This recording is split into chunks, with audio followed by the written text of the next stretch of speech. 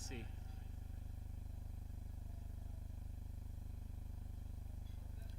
Yeah. Okay.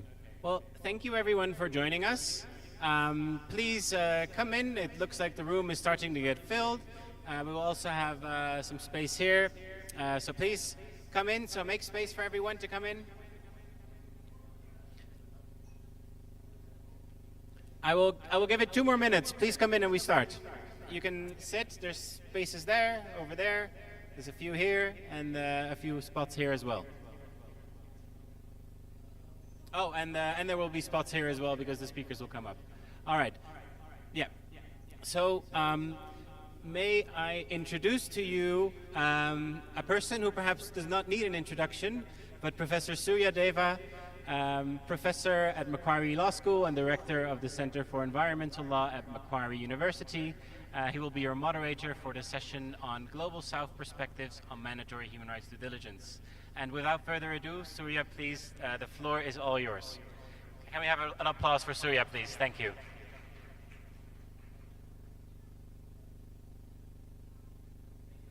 Can you hear me? Thank you very much, Kevin. Namaste, good morning to everyone. So let me now invite the four panelists. 3 are in person in this room, and the 4th one is joining virtually. So let me start with Mr. Pradeep Narayan. Pradeep Narayan is the director of an organization called Partners in Change. So Pradeep, you can join us.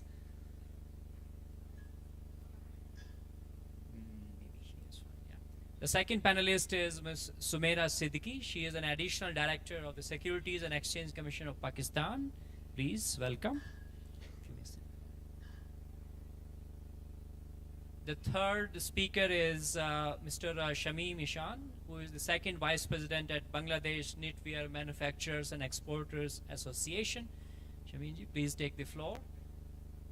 And the fourth and the final speaker is going to join us virtually, and he is Mr. Livio Sarandiria, who is the Global Advisor on Business and Human Rights for UNDP. I don't know, Livio, if you can hear me, but we definitely welcome you.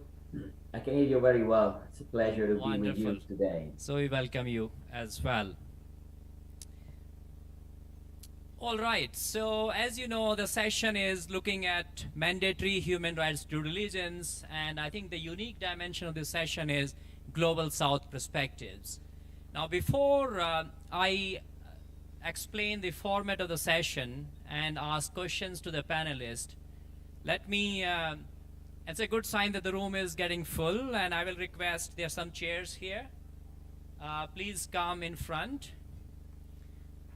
And you can also use the stage here to sit if necessary. There are chairs on this side as well. So please make most use of the chairs that you see on the front of the room as well. And there are chairs on that corner as well. So let me very briefly start with mandatory human rights due diligence, what it is and why should we be discussing it. And I will briefly talk about what is Global South and what is the relevance of Global South to this discussion. As you may know, Pillar 2 of the UN Guiding Principles talks about human rights due diligence. However, Pillar 2 is merely voluntary. It is a social expectation, and not all businesses are following that social expectation seriously. And that's why you see a trend of making human rights due diligence mandatory. European Union, or Europe generally, is the epicenter of this. So you can see a lot of legislation coming out of it. 5 countries already have such a law in place. France was the first one, and that was followed by the Netherlands, Germany, Norway, Switzerland. But more importantly, the European Union is considering to issue a directive which is known as Corporate Sustainability Due Diligence Directive. And once it is adopted, let us say by the end of this year or early next year, it will give 27 European countries 2 years' time to enact a national legislation. Now you may be asking, why are we talking about European legislation in South Asia Forum? And I think the relevance is that those legislation have extraterritorial effect. To simplify it, they will indirectly apply to not only South Asian companies with big footprint in Europe, they will also apply indirectly to the suppliers and supply chains of European companies in this part of the world. They are not targeting any country or any particular sector. They are cross-cutting, applicable to all. Though in the directive, there are certain sectors and industries are mentioned as high impact sectors. They don't call it risk, but it's basically high risk sectors that they're mentioned there. So that is a brief introduction about mandatory human rights due diligence legislation and why we are discussing it in South Asian Forum. Now let me talk about Global South. Now this Global South terminology is a contested terminology because we could have Global North in the Global South and we can have Global South in the Global North. But this is just a phrase to capture a situation in which we are facing a power imbalance, let me put it this way. And this power imbalance is about information, is about lawmaking, is about finance, it is about other asymmetries in power, which I'm sure my panelists will highlight. Now, this session should be seen a continuation of the preliminary session that Kevin moderated yesterday. So some of the issues were already exposed in that session, and hopefully we will dive deeper in some of those issues. And I want to highlight 4 issues to build the background, and then I'm going to start posing questions to my panelists. The first issue is about participation. When we talk about the rights of people with disability, there is a very important normative principle, and that principle is nothing about us without us. So if this mandatory human rights due diligence legislation is going to impact South Asia, are we being consulted? Are we participating in that process? So nothing without us, without our consultation, without our active participation. And I think that is a key question I would like to raise and reflect my speakers. The second is exclusion of many European companies. So this directive or legislation are targeting big European companies, which basically means they're targeting the supply chains of those companies in the Global South. But what about the exploitation taking place within Europe? Are we focusing on that?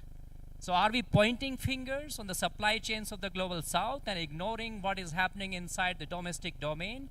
I visited 2 years back Italy, and I met hundreds and hundreds of migrant workers from Africa and South Asia trapped in modern slavery.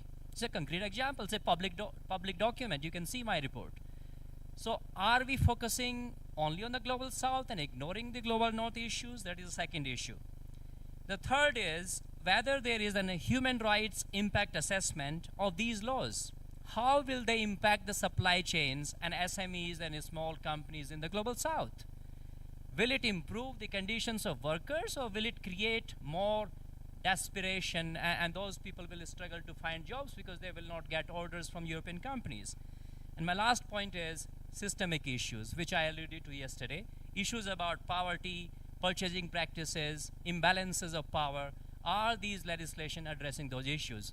So that is just to set the context. And with this background now, I would like to start with Pradeep, you first, because I read one of your recent writings, which was very thought-provoking, and you are talking about, if I remember correctly, 14 questions that you raised about decolonizing human rights due diligence.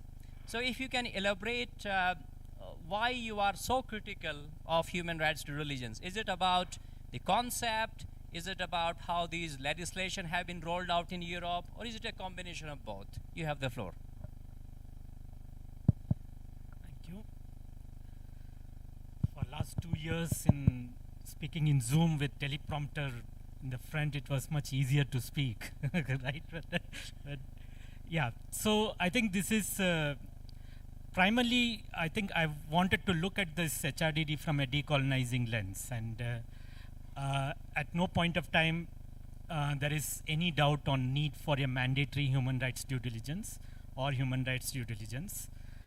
To that extent, it is something which is an important development. And I think there are 3-4 contours which I feel is important. One is the disclosure. MHRDD leads to a more greater disclosures, and as many regulators in India and other countries have come out with a wonderful BRRs, BRSRs and all, and you have a lot of disclosure about companies which will be in the public domain. And the second one, which I feel is important, is the the fact that human rights is now getting into the boardrooms of the corporates. So in a way, when capitalism is discussed as having served the investors, at least the dehumanizing part of capitalism will also be discussed in the boardrooms. So in that sense, it is an important development. And the third one, which I feel is actually a good thing as well as a challenging thing, is the definition of workspace. Probably this is the first time the company's shrinking workspace, which has been shrinking for last 2 decades from big factories to a small space in the global north sitting there, which is their exclusive domain. I think that is going to be challenged. To that extent, this mandatory human rights due diligence is a step further in expanding the definition of workspace for that. But in that expansion, how the expansion is happening through this legislation is the challenge. It is happening through a global north gaze, which is the major problem of the expansion. And how the global north gaze is that you are expanding the definition of workspace, but from a lens of you are asking in MHRDD from the global north company about global south, or you are asking from the global north company about or global south company about global south. There is a very little disclosure which is being sought on what is happening in the other part of the value chain, the global north part of the value chain, including say how the profits are made, how much investment is going on advertising, how much investment is going on marketing, how much investment is going on the loss sharing of losses or purchasing policies. There is a very little things on it. So this, I think it comes into the same domain, like the workspace, the way segmentation has happened in the last 4-5 decades is that the investors are in in global north, procurers are in global north, customers are largely in the global north, whereas the manufacturing is in the global south. So there is automatically a kind of a distinction or a segmentation has already made. And now we are not using the word global north, global south, but we use the word employer, supplier, we use the word camouflage that hierarchy through other names which looks very neutral, but they are not. So that is the problem. Only last point, I can come back later on. Only last point is, I think one thing which we need to create, which need to keep in mind is the hegemony of global north is not being disputed. Everybody agrees with it. So let us make it an assumption. And secondly, the opposite of hegemony of global north is not about global south participation. It is about removing the hegemony of global north. So in that sense, we have to, it's not about global north, global south. It is whether to engage with the hegemony or not is the question. So therefore, yeah. Thank you, Pradeep. And this hegemony that you highlight is also in the global south, right? So we have Adanis, our own Adanis, which are as good as global north, right? So I think we'll come back to those power imbalances within the global south as well. I mean, my apologies that you're not able to find chairs, and probably that is also an issue about how global south is given a smaller space in the forum, right? So we don't have, so probably we were thought as on the periphery in the forum, so we're given a smaller space than our counterparts. But anyway, that is just a light comment.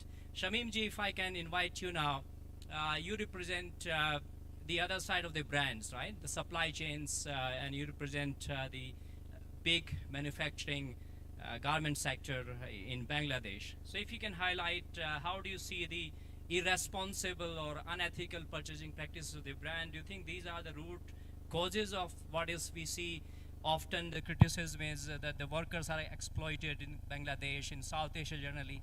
Do you think it is because the brands are exploiting you and you are passing on the exploitation, or you have any other different take on that? Thank you. Thank you. Good morning to all. First of all, I would like to give thanks to the UNDP for arranging such program, and of course allowing me as a speaker. Thank you to Ms. Deva. Yeah, it's a yes, and big yes. That's a very quick answer, huh? Yeah, because okay, whatever I say is my, and you can say Bangladeshi manufacturer opinion. Maybe other stakeholder might differ from my statement. You have all the rights to differ. And it could be much better if some buyer or brands representative should be here from the north. Then we can, deliver our intention or speech directly to them. But hopefully UNDP and you will, So probably next time we should do a session about Global South in the Global North. Right, right, right. Yeah. Yes. This is the not only the part. This is actually a major reason for because their unfair and unethical purchasing practice actually is the main reason for this type of. I don't say unethical, but it's a big challenge for us to maintain the minimum level of requirement for the human rights. It is becoming challenging for us for their unethical purchasing practice. I'm not only talking about the prices. The whole purchasing practice is unfair. From the north or from the buyer, whatever. Actually, he mentioned that we have different name of them, and we are facing challenges to maintain healthy well-being for the worker and also the environmental issue. Because that is also the reason that we are not getting enough space to take care of the environment because of their unethical unethical point to the environmental issue. They talk a lot, but in cases you see when the European war started, they started again their power plant with the nuclear. They started their coal-based power plant. So actually they talk a lot, but when it comes to the implementation, very less. So I think this is a major reason, their unfair practice. Okay, so walking the talk is something that you are highlighting as a major challenge. So these brands in the global north have very wonderful codes of conduct. They give good speeches that they follow the UN guiding principles, OECD guidelines, and ILO declaration and everything. But when it comes to the purchasing practices, they don't follow what they say. That's a big challenge. So thank you for highlighting that. So Sumera ji, if I can now move to you, you are part of the Securities and Exchange Commission of Pakistan, which basically regulates the corporate conduct in Pakistan. So very important role in terms of regulation. So how do you see this mandatory human rights due diligence laws coming out of Europe impacting companies and supply chains in in Pakistan? My apologies for that. And how do you see your role as part of the commission to promote business and human rights disclosure and reporting going forward? So how do you see this marriage? One, you see the push coming from Europe, and then you have a domestic role because you have a national action plan in Pakistan already. So how do you see this marriage between the pressure coming from Europe and your own duty under the national action plan to promote responsible business conduct? You have the floor, madam. Thank you. Thank you so much, Surya. First of all, I would like to thank for inviting me to this forum and talk about the regulatory requirements on the companies. You can be closer. Yeah, that's better. Okay. Yeah. So We have to be more loud. Yeah. Retaliate. Okay, as far as Pakistan is concerned, like we can say our business community and the corporate sector is very much aware of the responsibilities towards the human rights and businesses. So regarding the acceptability, I would say like it's nothing new for them.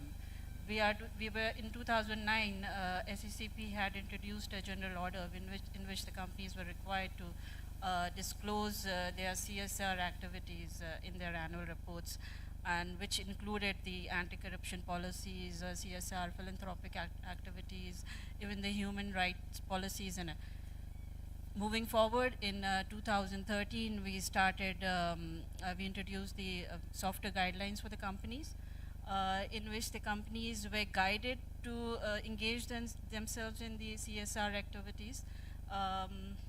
So the companies again, they knew what disclosures they were required to do and how, and this in fact was in line with the best practices. So, I would say it's nothing new. It's just we have to enhance with respect to the HRDD, just because we are also the part of the National Action Plan, and human and business rights is one of the agenda. So I would say we just have to enhance the regulatory framework to make companies be more aware of the requirements of and importance of HRDD.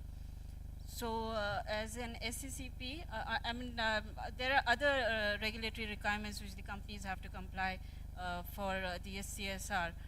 So, I would say regarding the supply chain the question you raised, I would say for a business to be conducted, we would have to support the businesses and accept the HRDD law if they want to do business in Pakistan with the European countries. So in that, SCCP would like to play its role, being the part of the National Action Plan also, since we have adopted it. We would collaborate with the other government agencies. We can make more detailed guidelines on this area. We can guide the companies in making these policies, and we could make awareness sessions and just facilitate the companies for their acceptability. That's what I think. So thank you for raising these points about raising awareness, supporting companies, providing them more guidance, coordinating with other government agencies and all that. But ultimately, you are playing the game on the terms set by the European Union, right? Because we have to. We have to support the business. So you feel helpless? We are not like you India. feel helpless that you, so you are a recipient of, so your role is just to implement the regulations rather than think what kind of regulations are needed for Pakistan or South Asia generally, I mean. So instead of thinking what kind of rules and regulations are needed to achieve this common goal, I think we cannot dispute the common goal. Common goal is that businesses should respect human rights, right? But the point is that how we reach there could be different pathways, and it seems the pathway imposed by European Union is becoming the dominant pathway. No, we can make some adjustments to the law, and that's what I've been told. Our ministry is doing it. We want maybe I'm not sure. I think we won't be accepting adopting as it is. Yes. We might make amendments according to our situation. So some pushback is you're ready for some pushback. Yeah, it's just an initial start. So right now I cannot say anything. What would be the end result? So yeah, but we are supporting the businesses, and we are in favor of it. Thank you, Sumeeraji. Livio, if we can get Livio on the screen, please. I don't know who is the IT person in the room, because I can't see Livio. Livio, can you hear me? Oh, I can see you now. Can you hear me, Livio? I can hear you very well, Surya, and I hope you can hear me as well. Yes, I can hear you now. Thank you, and we can also see you, Livio. So thank you for joining. And I don't want to put you in the spotlight, Livio. This is a very dynamic discussion we are having, Global North versus Global South. But I think you are the right person in a way. You come from Global North. You have been based in the Global South for many years, more than a decade, I would say, in Africa first, now in Asia. And you have engaged with a range of actors in the BHR space, both in the North and in the South. So you feel the pulses of Brussels and Geneva and Paris and everywhere to Bangkok and Dhaka and Senegal or wherever. So my point is that how do you react to these criticisms that we are increasingly hearing last couple of years, that these legislation coming out of Europe, they are not addressing the power imbalances. Rather, they may perpetuate power imbalances, in fact. And they are not addressing the root causes of human rights abuses. So what is your reaction to that? Thank you. Thank you for the question, Surya. And indeed, as you said, I have been very privileged to have been in the position to give a small contribution personally and through the work of the team that I coordinate in working on policies in various parts of the world, mostly, as you said, in the Global South, but recently I've been also very much in touch with various countries in the so-called Global North. And in these years, indeed, I witnessed, from initial policies such as national action plans, and initially again in the Global North, then in the Global South, and concerns over these not being strong enough instruments to prevent abuses by companies, how this process led to the development of various types and forms of what is generally referred to as mandatory human rights due diligence. And as I said, I have witnessed, I am a witness definitely of power imbalances. This is something that is before our eyes as we conduct our work between Global North and Global South, indeed, as well as, and I'm glad that you made reference to it, within Global South. We do see some much stronger powers, some much stronger businesses here ruling and influencing processes within the Global South with not enough attention to what those rules and what they also support will impact on the small and medium enterprise. Most importantly is this power imbalances that meant to the fact that progress that has taken place, that we all recognize has moved the needle, has not translated yet in enough change on the ground. I mean, clearly abuses are still happening in very high numbers across supply chains, and harassment, assassination of human rights due diligence. Importantly and very worryingly, access to effective remedy is still close to non-existing, unfortunately, in Global South, and I should say in the Global North as well. Now, I think we are still in this certainly important phase of awakening to the business and human rights discourse, but we haven't really moved to the more important step of the actual impactful change. But while I'm saying this, and yes, it's not a rosy picture that I'm giving you, I also think that the steps that have been taken until now were taken mostly in the right directions. In other words, I think we are on the right path, but the road ahead is still very, very long, probably much longer than some analysts of the mandatory human rights due diligence as a bit of a silver bullet are trying to claim. I'm quite convinced of that. And then if you want to perhaps continue on the metaphor of the road ahead, there are also many bifurcations on this road, which is pointing already to an opportunity to keep working on these laws and to the weaknesses that these laws have, no doubt. There are many dilemmas that will require to be solved to decide in which exact direction to go to address also some of the challenges that Pradeep was pointing. So let me be unequivocal on this. Inputs from people like Pradeep are absolutely critical, essential to this discourse that has not completed, and I think should be completed with inputs coming indeed from the Global South. We're all the more proud when we hear these things of being somehow instrumental to this discussion happening in a region like South Asia. So obviously, as essential are the inputs of hundreds of civil society organizations that in hundreds we know have been pushing for mandatory norms in the Global South, in the Global North, and indeed in the Global South, as I see happening, for example, in Thailand. Now, I like to see Pradeep, and I think he was very clear on this. So I like to see his views not as a red light on the road, but as rather as a yellow light to stop and reflect before we decide to go next. As you were saying, Surya, for example, the process of adopting the corporate sustainability due diligence directive is not completed, and there is space to feed inputs into that to make sure that the weaknesses that that contains are somehow addressed.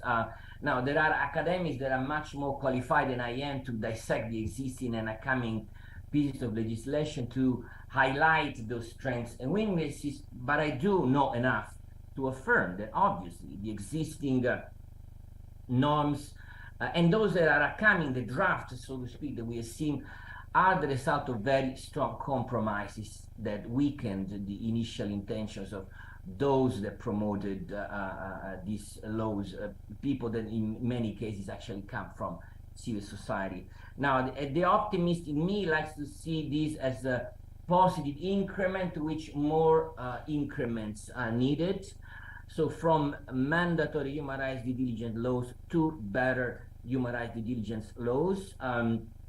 I like the reference that I believe you, Surya, or Pradeep made to impact assessments. When I was doing some work, again in the Global South, on drafting of legislation, I remember very well that we were investing a lot in what is called RIA. It's a bit of a technical issue. It's regulatory impact assessments that many countries have an obligation to conduct before a legislation is adopted. I do hope this is happening in all the countries that are looking at mandatory human rights due diligence. So to conclude, there's an expression in English that says, and here I'm making the life of the translators a little bit difficult. In English, they say, do not throw away the baby with the water. Yes, mandatory human rights due diligence norms so far are imperfect, have weaknesses, certainly do not take in consideration, have not taken in consideration enough the impact that this could have in the Global South, but hopefully there will be opportunity for these norms to be informed and be more mindful indeed of the consequences of adopting these rules. Many of us have a role in ensuring that these norms and policies become stronger and stronger, but perhaps I leave my reflections on how to on how to improve these norms and everyone's role when I'll be given the floor again later. Okay, Over so to you, Surya. yeah, thank you very much, Livio, for sharing these candid thoughts where we are and what needs to be done in future. And I wish you were here in the room. We could have more interactive dialogue, and hopefully that will happen in future. My panelists have been terrific, not only keeping within the time, but they also gave me the license to come back to you. I had a second set of questions, but I thought Global South has to be different. So I want to make it more participatory. So instead of asking more questions to the panelists, I'm going to go to you. So what questions, comments you have, and then I'm going to pose those questions to the panelists, and maybe even some more cons. I hope the consent was informed consent. Livio, I hope you don't mind, instead of going to you second question, I want to go to the floor here, in-person people in the room. So I don't know if anyone can assist me when, can you raise your hands first so that I see a sense? All right, so I will start this lady here and then come to here. So 1, 2, 3 questions. I will take 3 questions in a round and then go to the second round. So can you please identify yourself and keep it short? Thank you. Thank you so much. I'm Vidya Sresta Marjan. Can you hear me? I think, am I audible? I guess yes. I'm Vidya Sresta Marjan, Human Rights Frontline Defender. Thank you so much for such a wonderful panel discussion, and definitely the moderator, Suryaji. He was awesome. Well, my question is that the power imbalance between Global South and Global North. This is a very new terminology for Nepal. We haven't been hear this for long time. So how it is possible regarding mandatory of human rights due diligence? How to balance the power imbalance between Global South and Global North? Thank you so much. Thank you. Excellent question. I'm sure panelists should be able to address it. I think there's a gentleman there. Yes, in the first table, but just, yeah, you. And then I take one more question here. You also have a question? Okay, so I take both these questions on this table, and then I come here. Okay. May I? I will not be answering questions, okay? So give all the difficult questions to the panelists. They are good enough. Thank you so much, Professor Surya. I'm a law professor teaching in Tiruvallur University Faculty of Law. And I would like to say a small finding that I'm working on a project. It's called Mapping South Asians Bilateral Investment Treaties from the perspectives of HRDD. So as you all are representing different countries, I have seen like more than 116 bilateral investment treaties that we have in the regions. And considering the first generations of BIT and comparatively the new model that we are coming up in India, in Bangladesh, in Nepal too, we have seen a very few positive changes that HRDD is there in the investment agreements. My concern is how you as practitioners in the grounds are saying the possibilities of implementing and seeing these agreements compelling the foreign investors in a host state to be comply with these all investment agreements. Thank you for that question. So I take one more question from the same table and then I come here. And next round I will take more questions. Thank you. Thank you. Can I be seated or? Yeah, it's okay. Okay. My name is Prakash. My question is almost similar to the previous commenter.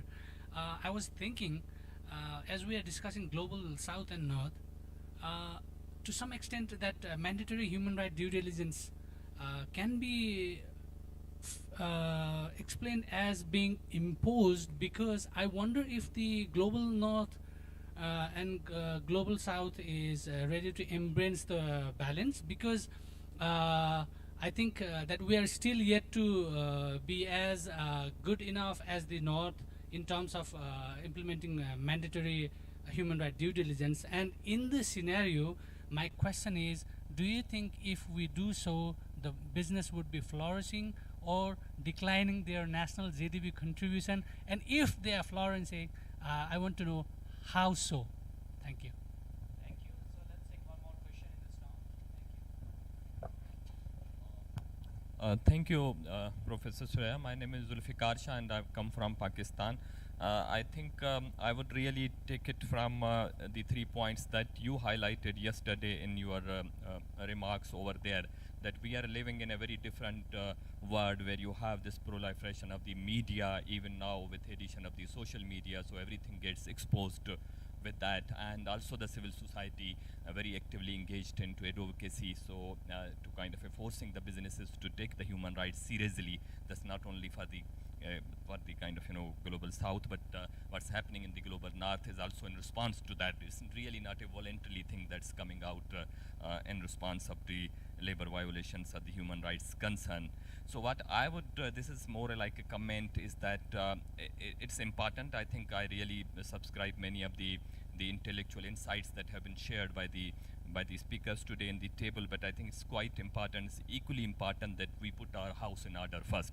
What I mean by that is that we really need to strengthen whatever exists at the national level in terms of the legislation policy framework, but at the same time also come up with some of the new legislation or policy frameworks that are required, and also to have some kind of a national platforms which are inclusive, which have all stakeholders together at national level. So I think that will be the response that you can really come up in response to what's happening as a mandatory due diligence at the North. So this is my Thank you. A very good point, that we should also self-reflect and try to improve what we can do better, and that may allow the global North to intervene less on our affairs.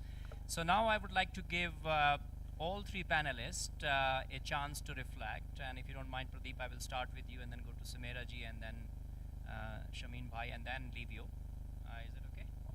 And if you can be brief, you can pick any question you want. You don't need to answer each and every question. Yeah. With respect to the overall, I think the power balance, I would say the issue here is about if you want mandatory human rights due diligence to be transformatory, it has to acknowledge the power balance.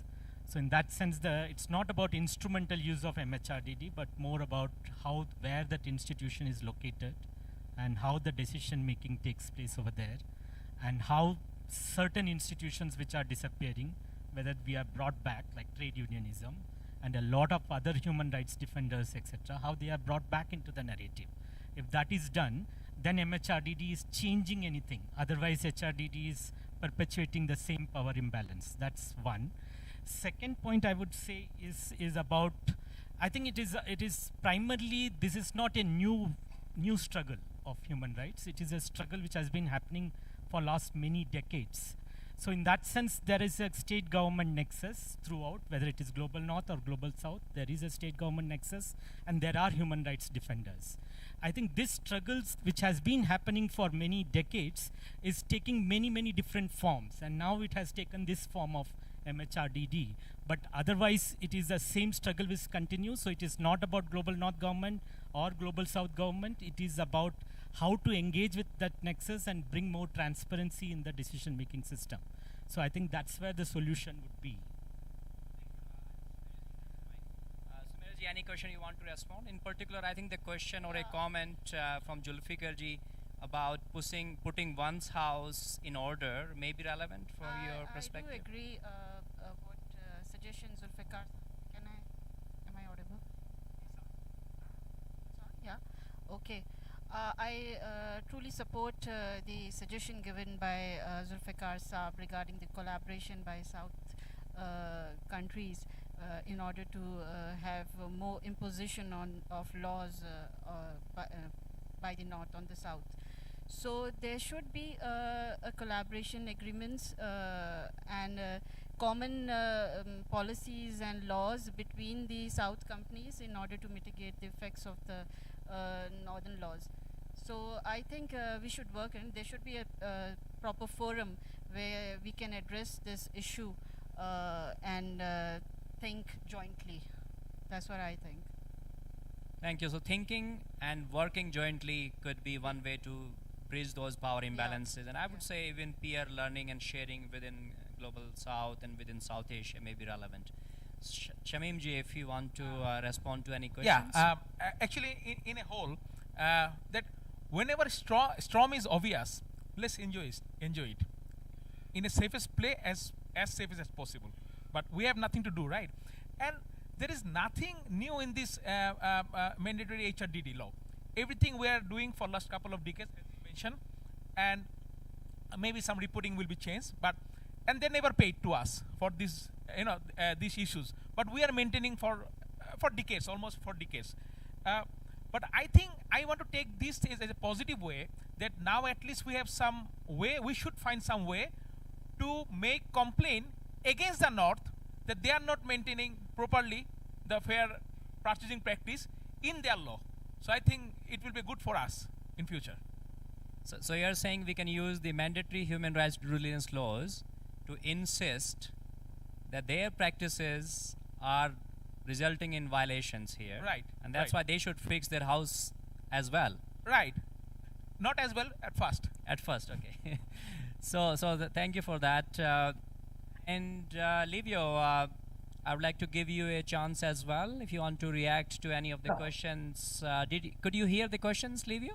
Yes, I could, and I share some reflections and that hopefully will respond to at least some of those questions. The first reflection I want to do is on what I like to call the power of coalition. We talked about imbalance of power, right? And one of the reasons why this imbalance of power perceived or real exists is because the voice of the global North somehow speaks louder.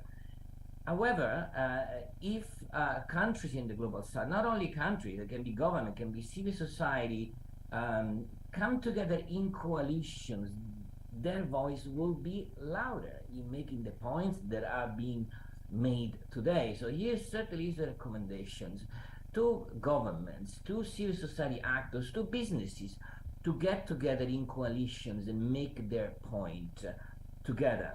That voice will definitely be heard louder, and more voices are always lead to better regulation. Second reflection, let us also not reduce the entire business and human rights discourse to mandatory human rights due diligence. Sometimes I feel that people really are given even too much importance to the mandatory norms when we know that business and human rights relies also on strong voluntary measures, starting from the UN Guiding Principles of Business Human Rights, voluntary measures, international voluntary measures, in this case UN measures that do not differentiate, of course, geographically. So let us use that as well to hold accountable those that are not necessarily being held accountable by specific norms of a certain country or a specific region. The third reflection, in encouragement to use all the opportunities that still exist to work on those weaknesses that were referred to today. Indeed, some of these processes are not completed yet. So there is an opportunity by making the voice heard to give directions to what, for example, the corporate sustainability due diligence directive should look like as opposed to as it looks at this stage. Another opportunity is the provision within that particular set of norms of the so-called accompanying measures, right? It's something which is a little bit too vague at this stage, but something which is designed, from my understanding, precisely to support those countries and those companies that will suffer strong consequences of having to be those that carry the biggest burden on compliance of companies across their supply chains. So certainly an encouragement there to push for those accompanying measures to keep in consideration all the worries that have been expressed today and by many others in other forums. I'll stop here, Surya. Thank you. Thank you. That is excellent. So I think you provided some practical suggestions, including in terms of the idea of having a coalition of governments, CSOs, trade unions in South Asia. So thank you for highlighting this. Now I'm going to open the floor for a second round of questions. And what I want to do is I'm going to walk in the room and come to you, because then I can know who to ask, who to give the microphone, and I want to have the gender balance also. So can I see the hands, please? Okay, I'll start here. And if you can be brief, identify yourself. Hi, this is Hien from Vietnam, probably the only participant from Vietnam today. I have two reflections, but also could be questions. Now, the first one is that I think we can all agree that there's some colonizing or colonizational aspect to mandatory human rights due diligence. And there is some imbalance, there's some imposing, there's something, a lot to do with Global South has to comply with what the Global North imposed to us. But is it really bad? Do we really have to fix this? Because in a country like where I'm from, Vietnam, we have, on human rights, we have to work on the low-hanging fruit. If you're talking about genuine human rights improvement, that's not going to ring a bell to my government or my businesses. What they want to see is what impact their pocket. And this mandatory human rights due diligence is one way that we can do so. And I'm worried that if we keep focusing on, balancing this relationship, we may divert our effort to something that we really could make an impact on the ground. Now that one part. The second part is that when we want to let me frame it a different way. It's so pressing. No, I forgive you. But so if we really want to take back some balance from the global South, one thing that I want to hear how you feel is a tool that we called in Vietnam that we are trying to do is investment screening exercise. Now that means that, if you want to do business with us, we do human rights due diligence towards you and not just with us. So if we do it well, in a way we're taking back some control. So those are my 2 points. Thank you. Thank you very much. So I think she is talking about from risk to rewards. Yesterday, if you remember, the Chief Secretary was talking about rights and revenue. Do you remember those words? And not talking about risks that are created and there could be rewards. So, okay, sir. Yeah. Thank you. I'm Simon from the Global North, but based in Nepal since a long while. The SARC process, as we know, is kind of a zombie, right? That man walking, right? The SARC. So it's not working. But still, is there a scope for a joint South Asian approach? Because, South Asia is much more beyond SARC. So is there scope for a joint approach for civil society or even the business, the enterprises, to provide, to come up with a joint approach? And how much have you been involved in these upcoming EU mandatory due diligence? Was the process inclusive? Did you get involved? There was a chance for you to provide feedback? Thank you. Very good. Okay, so. Yes, thank you, Surya Jojalaba. Thank you, Surya Jojalaba. Namaste, everyone. I'm Praveen. with the Community Empowerment and Social Justice Network and the Asia Indigenous Peoples Network on Extractive Industries and Energy. Very quickly, I think there's a general agreement in the room that mandatory human rights due diligence is important, and that it needs to be done through a process of coalition of different actors, including trade unions, civil society, governments, businesses, and whatnot. All the stakeholders. I personally don't see this as an issue between global north and global south, and I see this as a requirement for countries such as Nepal, where businesses play by the book. They do things only if they are required by the law to do, and they don't take any voluntary measures. So it's not about having this or not having this. The UN Guiding Principles also talks about a smart mix of voluntary and mandatory measures for countries such as Nepal, and I think it's a general case for other countries in South Asia too. Mandatory human rights due diligence definitely has to be a part of these business and human rights processes, whereby national action plans have failed or have failed to make have failed to include mandatory requirements. And just to make last point is if we see this as an issue between global north and global south, maybe the way to do this would be to push for a global framework on how mandatory human rights due diligence should look like, and that is already happening in the form of a proposed treaty on business and human rights. And indigenous peoples have been closely engaged in this, and I think that can be the way to go. How that can give a common framework of how mandatory human rights due diligence should look in a global standard and in the national standards. Thank you for highlighting the treaty process and, of course, the relevance of mandatory laws. But I think, Praveen, you would also agree that laws are already there and they're not implemented in all the countries, including Nepal. So merely making the law mandatory may not be also the silver bullet. Okay. Now, I don't want to pull the mic. I'll be short. Back, so my name is Priyanka, and I'd like to ask this question to all the panel. You can reflect on it.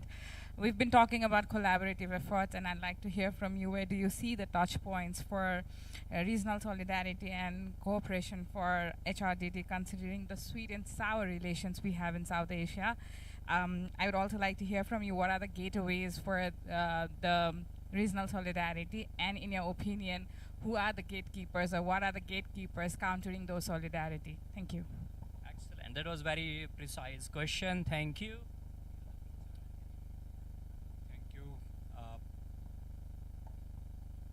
Hello, this is Zia from Pakistan. I have one comment and one question. Comment is regarding SARC. Since yesterday we have been hearing that we have solutions to our challenges with SARC. To me, SARC is an important body. We have not been hearing that SARC countries are meeting for the last 20 years. So we need to think about some other alternates. We need to think beyond SARC, particularly for this business and human rights challenges, because the countries in SARC are not actually meeting together even on economic issues. So this is one. The second, the global north is investing in the global south through foreign direct investments. So do we have any MHRDD framework for global north to follow while they do this FDI? Very good. I will take one more question in this part of the room, and then I go back to Okay, thank you so much, sir. I'm from Central Department of CU. I am a PhD scholar, Arilu Upadhyay. So I have just one question to how to address the the fundamental mismatch in southeast. But that means the digital gap between the industrializations and working group, and most the other implementing parts, legislatives gaps etc. So shall I get some information and some OAs out from these panels, and how to stay equal from this I think one friends already they mentioned hegemony. So this hegemony only from not only the south, from the north, both sides as well. Thank you. Thank you. A footnote question.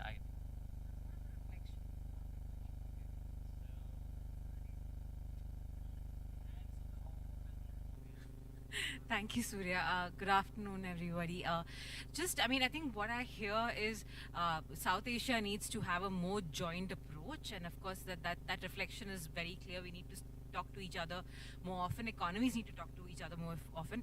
So I'm building on that reflection and the question by the lady, which I think was a fantastic one. What, in your opinion, and this is addressed to the panelists, is the biggest barrier to this coordinated approach, both of course at the regional level and also national levels? If you could identify these players and also give us a solution on, in your work, what do you think is going to solve this problem where we have an equal voice to speak with the global north? Because I don't see all bad coming from that end. I think we just need to have an equal voice.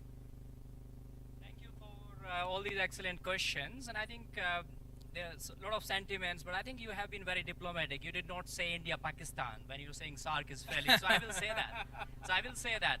And I will also say that we can't control the governments of India and Pakistan, but we control ourselves, right? So can we collaborate? If the governments are not collaborating, can businesses collaborate? Can UN agencies collaborate? Can trade unions collaborate?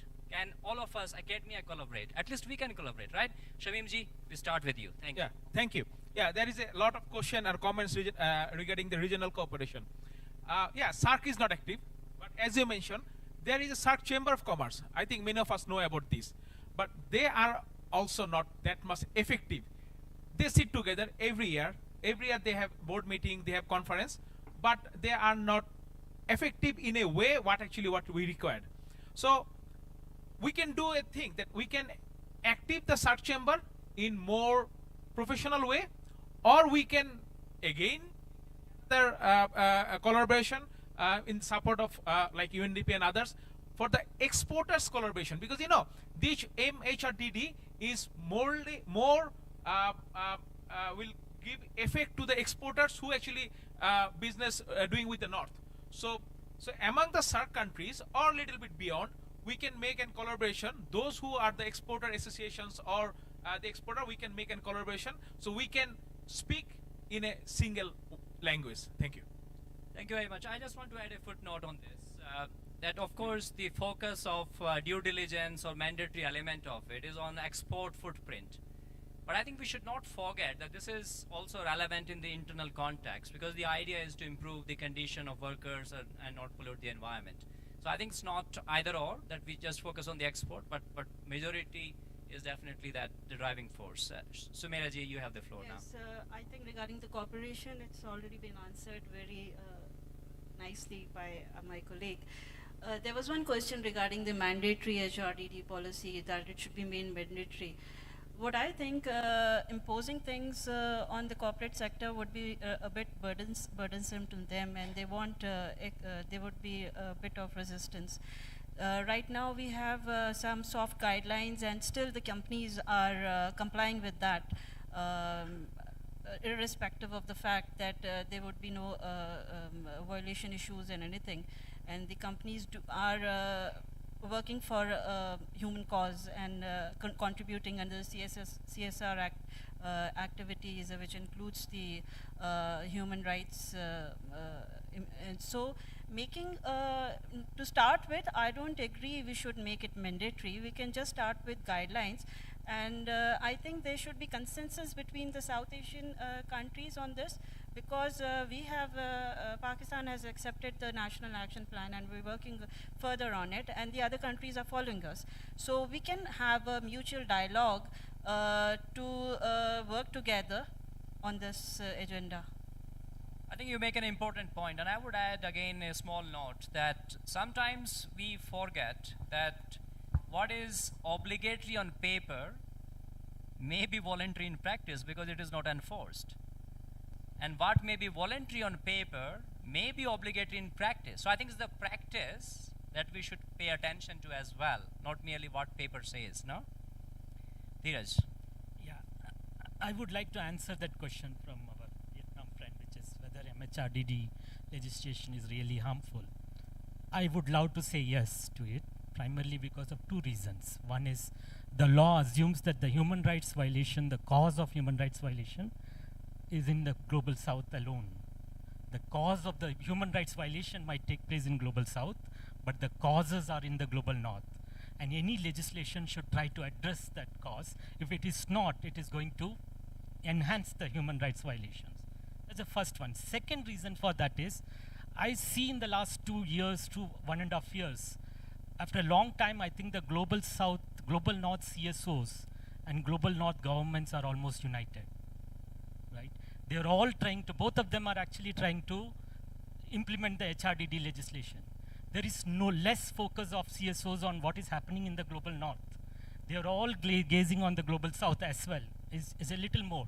So it will take another 1.5 years for them to realize this challenge of MHRDD, and then they will start going back to them. So I just want to warn them beforehand that it is important that they have a continuous gaze on the global north government, which is important. I think the South-South solidarity thing, I feel it's an important thing, and there are lots of avenues, but anything which is against global north will not be united. Anything which is against any power will not be united, so it is not going to be an easy thing. But one institution which I want to put in microscope, and it is important, is the UN. I think who has failed quite a lot is probably UN agencies in that sense, because I see the ease of doing business ranking did a lot of havoc in the global south. And I think the entire BHR debate was almost silent on ease of doing business. And World Bank is again going to come up with the ease of doing business index in another 2 years. Is there a way by which UN agencies can engage with it? Is going to be the litmus test of UN agencies, because I know in 1990, the Human Development Index, which UNDP came out with, was a turning point in terms of engaging with GDP way of measuring economy. So I would say it depends largely on whether the UN agencies is representing global south or global north. I think that's the question which we may have to ask. Or perhaps UN agencies should represent the human rights rather than north or south, right? And there are many in the room here. Livio, if you want to chip in very briefly. Yeah, certainly, and of course, please be brief. I agree very Thank much with you. The UN agency should represent human rights more than global south or global north. I wanted to use perhaps my time to try to answer or give a contribution to answer the question which I believe was posed by Nusrat. There seemed to be quite a bit of a consensus on the idea of the need to have coalitions. And Nusrat was asking, why is it that we don't have coalitions? Why is it that we don't leverage that power enough? Now, apart from obvious some political issues, I think that one of the reasons why we don't see the global south talking in a more consolidated form about those challenges has to do with lack of deeper understanding of what is happening. It's the awareness gap is still very strong. I mean, to be honest, how many people are really have the ability of understanding those norms that even to some lawyers are obscure, right? So somehow the technical aspects of these norms make it less accessible, especially to those who are most left behind for language barriers. So there is really a need to encourage coalitions to fill this knowledge gap, something again very humbly and perhaps in very small part, we are trying to do. So somebody was asking what should governments also should be doing. Governments should encourage, perhaps invest in making sure that these processes are known to people, are known to civil society, are known to those people even within governments that have some ability through the embassies, through their permanent representations at the UN or in Paris at the OECD, to make the point about how they feel about these legislations. And perhaps, if you can wrap up, Livio. I should say that opportunities like this, like the one we had today, or in general the forum, that does hopefully contribute in filling some of that knowledge gap, is interestingly funded by the very European Union or European countries like Sweden. So I just wanted to acknowledge that while there's a lot more, of course, that the global north should be doing. At least we should acknowledge the fact that through the projects that support these type of forums, the EU and the global north in general is at least open to facilitate some of these discussions. And Thank you, Livio. An important point. Probably we should have a session on this, what donors are doing and how that relates to their responsibility in relation to human rights. I will take two quick questions, and then we're going to give 1 minute each to the panelists to wrap it up. All right? Thank you. My name is Rup Sunar from Nepal, and when we are talking about human rights due diligence in Global South and Global North, we often tend to talk about gender equality and forgetting other intersectionality issues. For example, caste-based discrimination. Until last couple of decades, it was the problem of the South Asia. Now people have started migrating to global north, and the caste discrimination is equally exists there. You can see the cases of the Cisco. There are other discrimination, even artificial intelligence. AI itself. So my question is, isn't it the time we rather discuss about the inclusivity within the discourse of this larger topic? Thank you. Very good points about caste and generally intersectionality. Last question, Pushpa, you have the last words from the floor. I'm Puspa Pokhriyal, and I'm a PhD candidate at University of Hong Kong. I have a very small question. While we are talking about power imbalances between North and South, do we also have to worry about the power imbalances that we have within South itself when we talk about MHRDD? So that's the quick question. Anyone can answer from the floor. Thank you. Livio, I want to give you 1 minute only. Do you want to start? And I will be strict. The answer to this question. Or any question, or any final words you have. Certainly, 60 seconds, no, whatever you want to say. I'll use the minute to go back to the point that I made earlier, is that the process of ensuring fairness in the conduct of human rights due diligence process is a process that, in my view, goes on increments. And yes, the increments that we have seen until now are only initial. There is a lot more to be done, and unfortunately, it will take more time. But I am among those optimists that think that what we have seen until now are steps ahead, to which many more should follow, and many more should follow. And I want to stress this, informed by the inputs of all these affected. Surya, you started by saying, don't talk about us without us. We certainly commit to trying to give as much space as possible to all the stakeholders to contribute to discourses that will affect them in the future. I'll stop here. Thank you, Surya. Thank you, Livio, and we very much hope you will be our messenger to the Global North as well, because you have conversations with them all the time. So you heard the messages loud and clear from this room. Dheeraj, your 60 seconds. So I think it is, I would just echo the sentiments about the the caste, that issue is supremely important. In fact, one of the 14 questions which I asked was, in the time when the Black Lives Matter is at the, at the peak where people are talking about it, and MHRDD is coming out with it, and why there is no mention about anti-racism in that entire concept. And the fact is, in South Asia, it is about anti-racism, anti-caste, anti-patriarchy.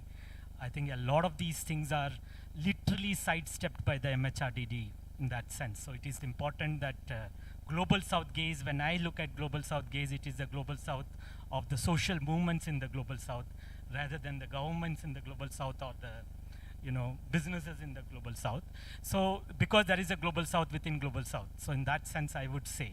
The last point I want to add is about I think when we are focusing on this HR, human rights due diligence, etc., I think we should look at it from within the trade debates are very important in that sense. We cannot isolate entire HRDD from the trade debates which are happening. So I would say larger, we should locate it in the larger macro. So Sumera ji, if you can just take 60 seconds, any final reflections? Thank you. Yeah, as you can see, the final takeaway from this session would be the South-South cooperation. It's a very important thing, and the UN agencies have to play a very important role in this, and arranging these sessions or whatever, or a workforce or whatever it's feasible for this. I would like to highlight another thing. We have our internal governments of each country has to play its role in sustainable development and promoting the SMEs and internal hardships, and they have to play its role so that we are more independent and not dependent on the Europe for our businesses. Thank you so much. Shamim bhai, if you can take 60 seconds to wrap up. Yeah, very good. As per your question, yes, power imbalance is present. That's why actually national action plans is required among our countries. And my last comments is, as North are united, so we should create a global South business collaboration for HRDD at least.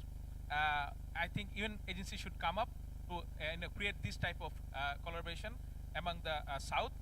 And when we are doing the NAP or when we work for the HRDD, we should not forget about the SMEs, because they are the most vulnerable situation. So we should keep them in mind. And thank you for your patience listening my rubbish talk. Thank you. And I think it's not very normal for a business organization to publicly say, oh, we should have a national action plan. So baton is to the government of Bangladesh. Normally businesses are not in favor of it. Here a business is taking an open position, so go for it. And UN agencies hopefully will support that. Yeah? Okay, very good. Excellent, excellent. So next South Asia Forum, we should hopefully have a draft national action plan, let's say, ambitious. Okay, now let me just conclude by thanking two sets of people. I would like to thank the organizers of this forum and this session, because as far as I remember, this is the first session focusing on the Global South. So they provided the space, so we should thank them. A round of applause for them. And last but not least, a round of applause for all of you for interaction and asking questions, and my panelists for cooperating with us. And thank you everyone, and let us continue the conversation over lunch. Thank you. Over to you, Kevin.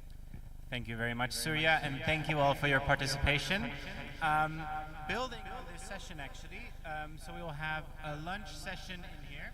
You can get your lunch and join us here. In this room, we will have the South-South Exchange on Responsible Business, examples from India, organized by the UNDP Country Office in India.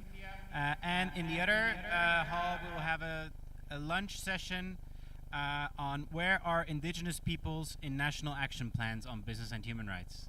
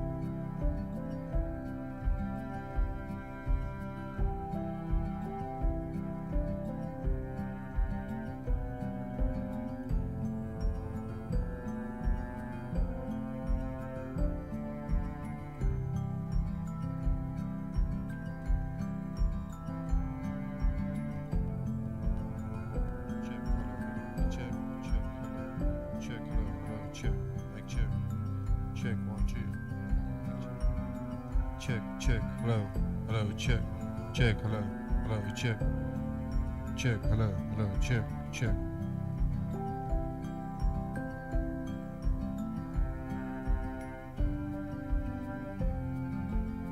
Check, 1, 2. Check, check, check, hello, hello, check, check, hello, hello, check, check, 1, 2, check.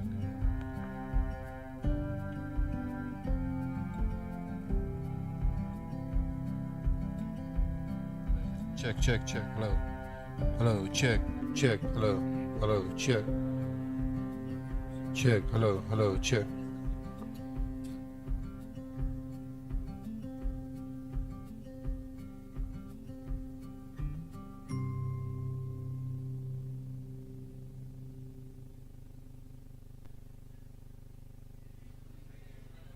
Check, 1, 2, hey, hey, hey.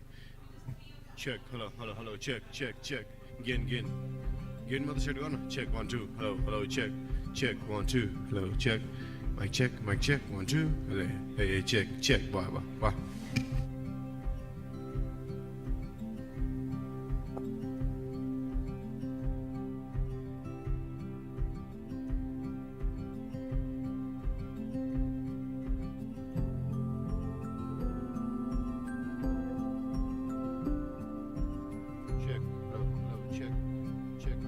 Check, check, 1, 2.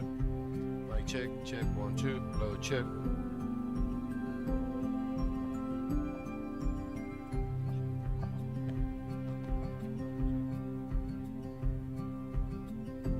Check, 1, 2. Hello, hello, check, check.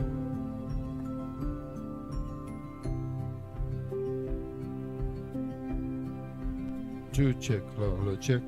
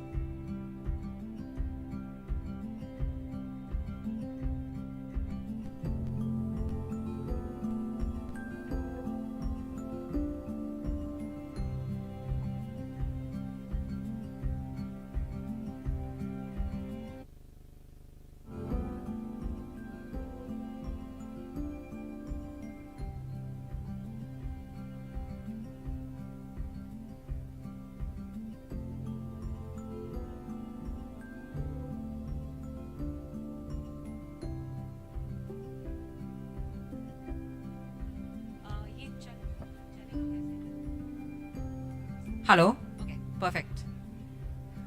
Good afternoon, everyone, and thank you so much for sparing your precious lunchtime. Never an easy thing. But something that the organizing committee wanted to experiment with was a brown bag discussion of sorts, taking us all back to university, where we're having a food and having a conversation also. I promise to make this a super chill and interesting conversation, nothing intense. Yes, first of all, to introduce myself, my name is Nusrat Khan, and I am the Business and Human Rights Specialist with UNDP in India. And very, very honored to be part of this conversation and bring some conversations from India to the forum. With me here are two very distinguished guests from India, Viraf Mehta, a well-known name in the business and human rights ecosystem for India, having pushed the needle on BHR for India on multiple levels. He is also an advisor to the National Action Plan Advisory Committee constituted by the Government of India, and also a founder advisor of Partners in Change, an organization working substantially on business and human rights issue. And we then also have Rekha Chakravarti, a very loud and strong voice on supply chains in India, working for an organization called CIVIDEP. And she is the director for business and human rights at CIVIDEP. With a lot of real life experience and engagement in supply chains, especially in the garment, leather sectors, so a lot of information there. Today's conversation actually is a carry forward, if I may say so, from the brilliantly moderated session by Professor Deva which just got over, something on Global South perspectives. It's actually called South-South Exchange on Responsible Business, and like I said, I wanted to bring some spotlight on India, a fairly large economy in the scheme of South Asia, and a leader in many respects, but also scope for improvement in many others. So to begin today's conversation, we want to just start with a 14 minutes documentary on business and human rights that we've produced under the program. The documentary is a compilation of interviews with many civil society, academics, and quasi-government institutes, and also the private sector working on the business and human rights agenda for India. The intention was to trace the BHR journey of India over the last decade or so, and to see how far we've come and what needs to be done next. Of course, very thankful for a special quote from Professor Deva also on the documentary. We wanted to actually shoot with him, but that couldn't happen for scheduling reasons. So without further delay, because I'm aware that this is a fairly short session, let's get straight into the documentary before we have some questions. If I can request the IT team. Thank you.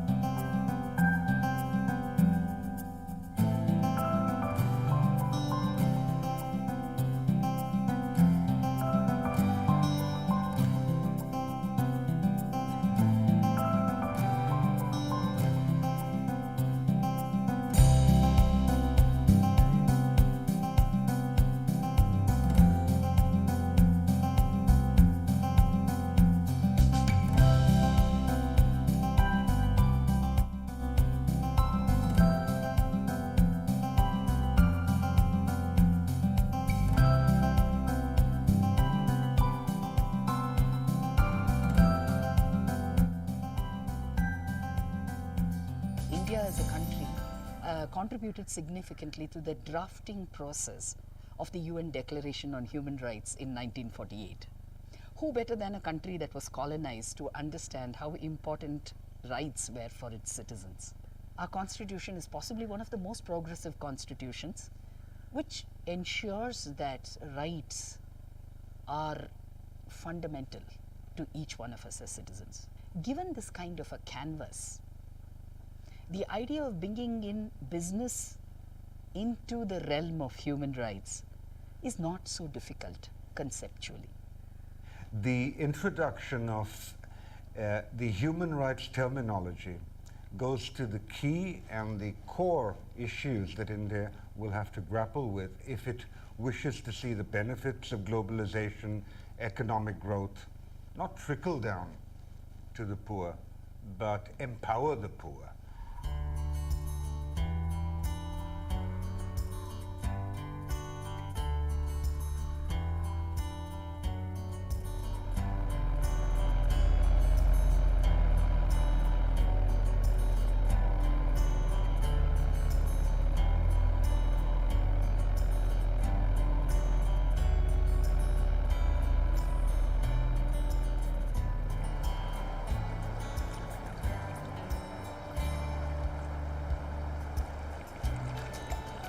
Business and human rights is a framework that puts together the responsibility of businesses towards the communities and human rights.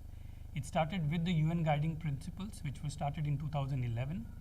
It puts a three-pillar framework which looks at responsibility of the government to respect human rights, responsibility of the private sector to support and contribute towards human rights, and then looking at access to remedy of people whose rights have been violated. If you look at the UNGPs and the global value chains or the global supply chains, somewhere they have really put responsibility for the first time on the companies. Because earlier the companies could get away by saying that, this is something which my supplier is responsible for. But for the first time we are talking about companies' responsibility in the entire global supply chains. I think in terms of the key actions, the Government of India, through the national guidelines for responsible business conduct, has made explicitly clear the 5 or 6 steps that every business, irrespective of their size, the nature of their business, is expected to do. And these range from creating a rights-aware organization, making a statement of commitment towards human rights, developing a human rights due diligence methodology to spot where the problems are and to improve them, and finally to communicate these. The business and human rights space has rapidly evolved in the last decade. We are seeing the move from soft law to hard law in a number of countries with human rights due diligence requirements. We are seeing corporate responsibility for its ESG impact. We are seeing responsibility go deeper in the supply chain. Corporate benchmarking becoming more and more granular, spurred by investor interest, and also the growing importance of business and human rights in international trade and investment.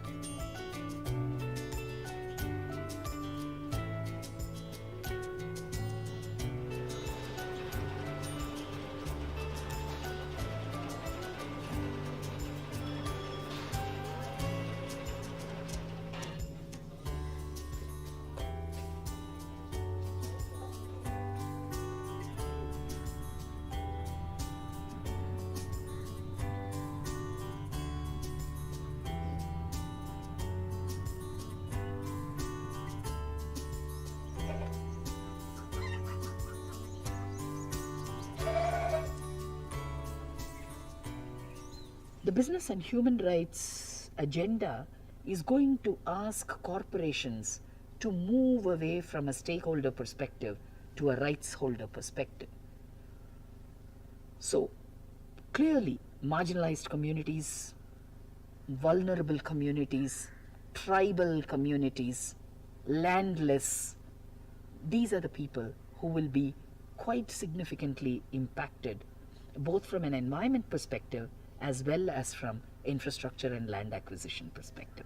Some key concerns, with regards to labor conditions and supply chains are, one is limited supply chain visibility, and because supply chains are opaque, it allows businesses to deny the responsibility in either identifying or preventing the negative impacts of their actions. Two, the precarious nature of work in supply chains. Now, precarious nature of work in supply chains does not allow people to lift themselves from poverty. 3, there is increasing informalization in supply chains. Now, increasing informalization also contributes to the precarious nature of work. Workers have no job security, they either have access to minimal or no social security benefits, and they are often trapped in the cycle of debt. Businesses should move towards paying living wages. This is very important because poor wages is a fundamental barrier to achieving decent work and better lives for all. We do see challenge that women workers are not represented and their voice is hardly even captured by the unions. Are there mechanisms in place that can protect exploitation of these workers? Do we have mechanism in place where gender-based violence at workspaces can be tackled and handled? So somewhere gender is coming out as one of the major challenges that companies have to be aware of. They need to have better policies in place that can take care of women workers at the workspaces. We all know that climate crisis has become real. Our cities are polluted, our water bodies are polluted. Industries have a huge contribution towards this pollution. Businesses often look at environmental and human impact in different silos, which is definitely not helping.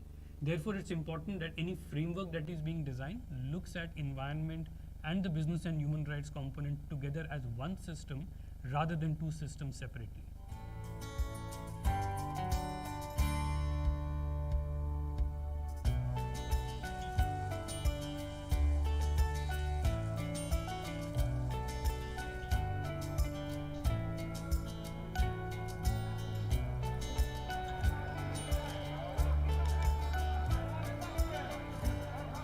Respect for human rights is not just a good to have, but a must have for business. It helps them in their growth, in enhancing their corporate reputation, and in driving long-term sustainability. Additionally, it has a number of advantages and benefits for business. It helps in their legal compliance. It helps anticipate and mitigate risks. It helps them get social license to operate, and it helps them meet their stakeholder requirements and expectations, those of their customers, consumers, of governments, of investors, of communities. I think we should recognize that businesses are not just economic actors. They also should realize their role and their impact in shaping the broader social environment. So businesses should also put in place effective human rights due diligence systems, and this due diligence system should be embedded into all of their core business activities as well as the entire decision-making process. Finally, one of the big problems in supply chains is also the poor access to effective remedy. So when we talk about access to remedy, there are questions of availability, accessibility and affordability of these systems. And in our experience, what we have been seeing that whenever any violation is being reported or whenever any case is being reported, the communities don't have very simple systems through which they can interact with companies or with regulators or other institutions that are there to safeguard their rights or their entitlements. So that has been a big gap so far.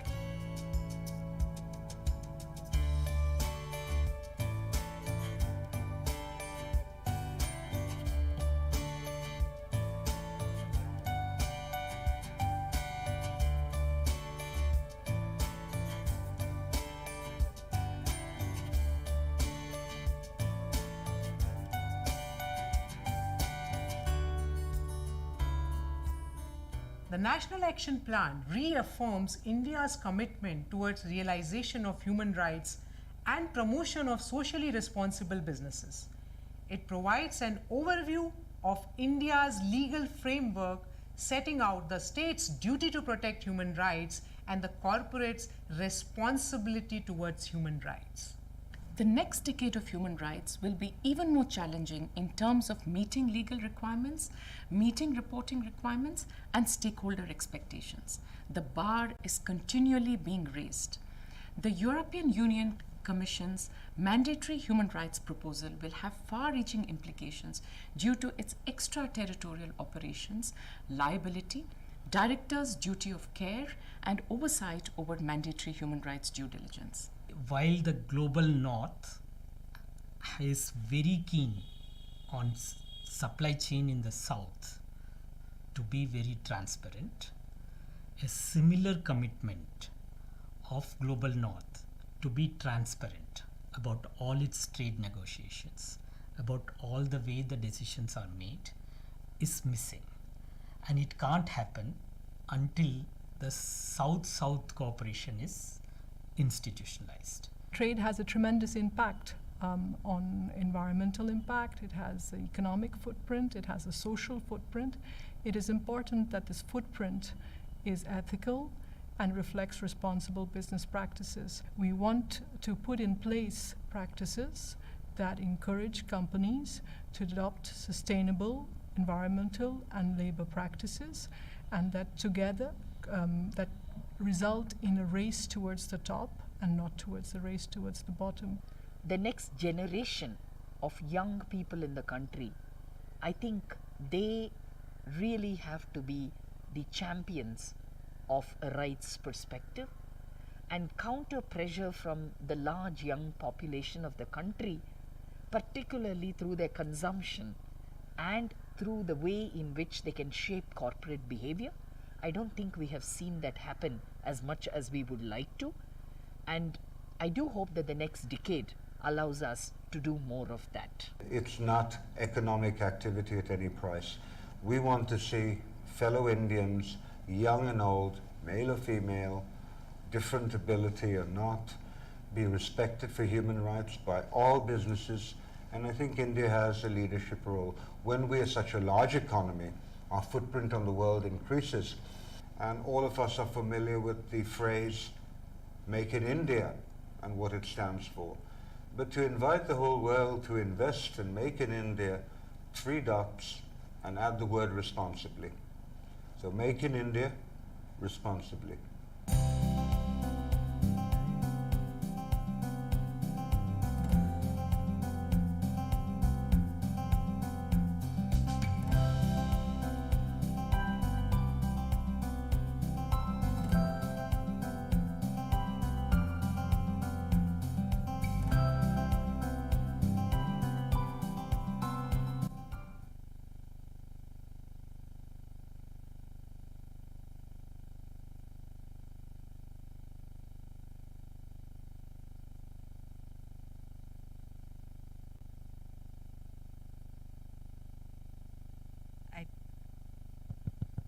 I think it's working.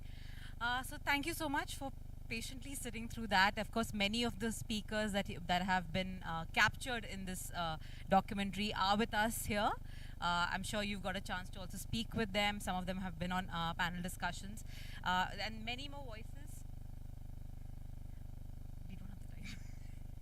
Yes, there's Pradeep here, of course, who was on the stage a while back. Dheeraj is also here.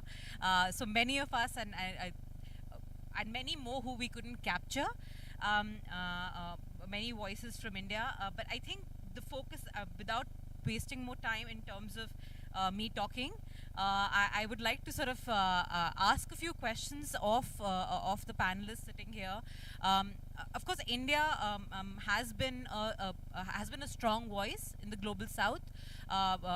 We've been a strong voice for many reasons. In the recent past, public health infrastructure has sort of emerged as a strength.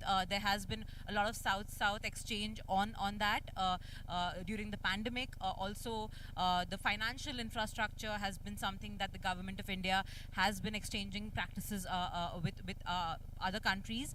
But while the good has happened, there have been certain challenges as well.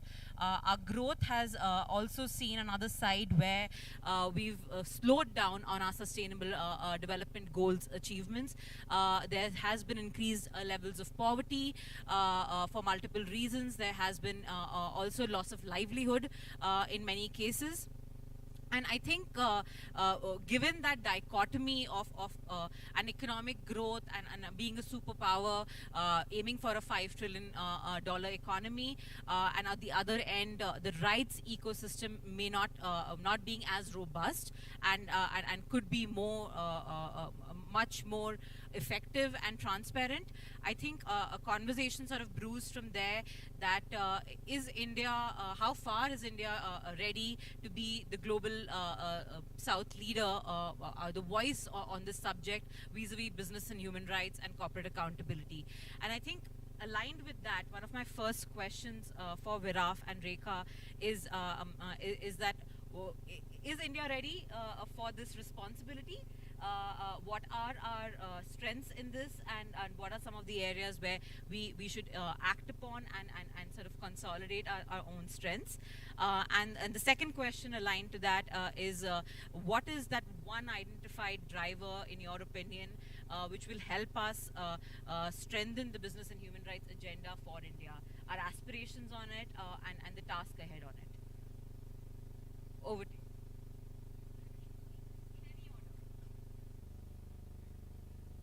Okay. Am I audible at the back? Yeah? You can hear me? Can you hear me clearly? Okay. Thanks everyone for being with us, and I hope we haven't interfered with your right to food too much in this session. In response to what Nusrat has asked us, is India ready? I don't think it has an option. It has to be.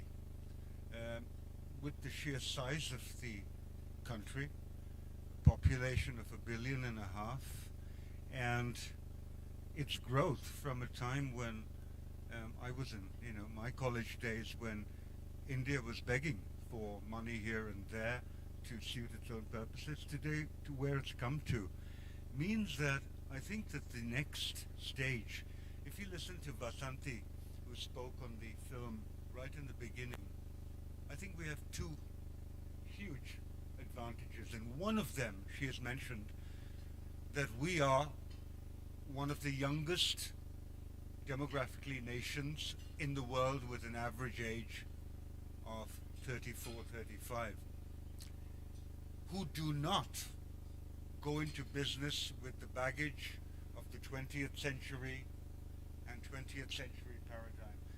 They are modern, they are rights-aware, they want to move forward. So India is not, I don't describe India as just being its government and the monolith and the states. India is her people. And for the first time in history, we have such a young population that can be influenced, talked to, and they are global citizens in so many ways. So I endorse, this is our greatest strength. We have youth. I think in terms of, are we ready for the leadership from the global south? I think we must be. We have to be, in terms of, once again, at least at the given architecture of the country, as a democracy and so forth, flourishes despite constraints and despite changes of dispensation in government. And our businesses, I think if you meet the best and brightest of some of the startups, some of the new businesses that are cropping up in India every other day, people are not sitting and arguing, should I do human rights and is it good, is it a break for business, as are people of an older generation, of an older time. They want to be told what to do and get about it. So I think this go-getting, this what do I need to do as a young business person in India, and lastly, the size of our domestic market allows for a whole range of experimentation, the different states and their levels of evolution in this discourse, that we don't have to be cowed down or overwhelmed by things like mandatory human rights due diligence, if at all it's being imposed on us. I think we have to see it as an opportunity to grasp. Thanks. Thanks, Viraf. I'm in agreement with most of what you have said. In terms of preparedness, I think India, does not have a choice. It has to take up the role of, being the voice from Global South on business and human rights. And as an emerging economy with a growing workforce, India also believes, it's often said, that it should have a voice in global affairs. And I think no one disagrees with this. India strongly believes that it deserves a permanent seat on the UN Security Council. Many also support this position. Businesses are looking for opportunities to tap into India's vast market potential, but what is unclear is that, what would India do with an international leadership role?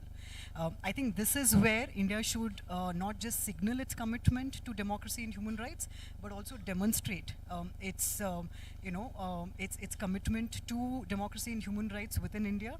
And again, not just keep signaling it, but demonstrate it. Because India is often seen as a fence sitter on key issues where peace and international security is concerned. It's often criticized that it does not take hard position on international peace and security.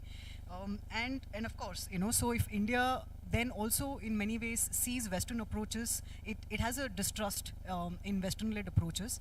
And if it disagrees with an interventionist approach, India has an opportunity to then provide alternatives. Right? Right now, I think it's quite reactive on many of its positions, even where business and human rights is concerned. But there is an opportunity to be proactive and show the world, what alternatives can India provide where business and human rights is concerned. And the key driver is India's aspiration. India's aspiration to be seen as a global leader, and that global leadership should not just be on economic leadership. It should be a leadership on commitment to democracy and human rights. So what I'm hearing is, I think we have no choice but to sort of step up and sort of strengthen our sort of resolve in delivering on this agenda of business and human rights, of corporate accountability, transparency. Of course, India has a very flourishing private sector. Many within the private sector have also shown lead on the subject, and many others remain uninitiated. But and of course, the string of informality is massive in India as well as it is in the rest of South Asia, and that brings with it its own challenges. Of course, one of the biggest steps forward in the recent past has been the market regulators' actions on non-financial disclosure reporting.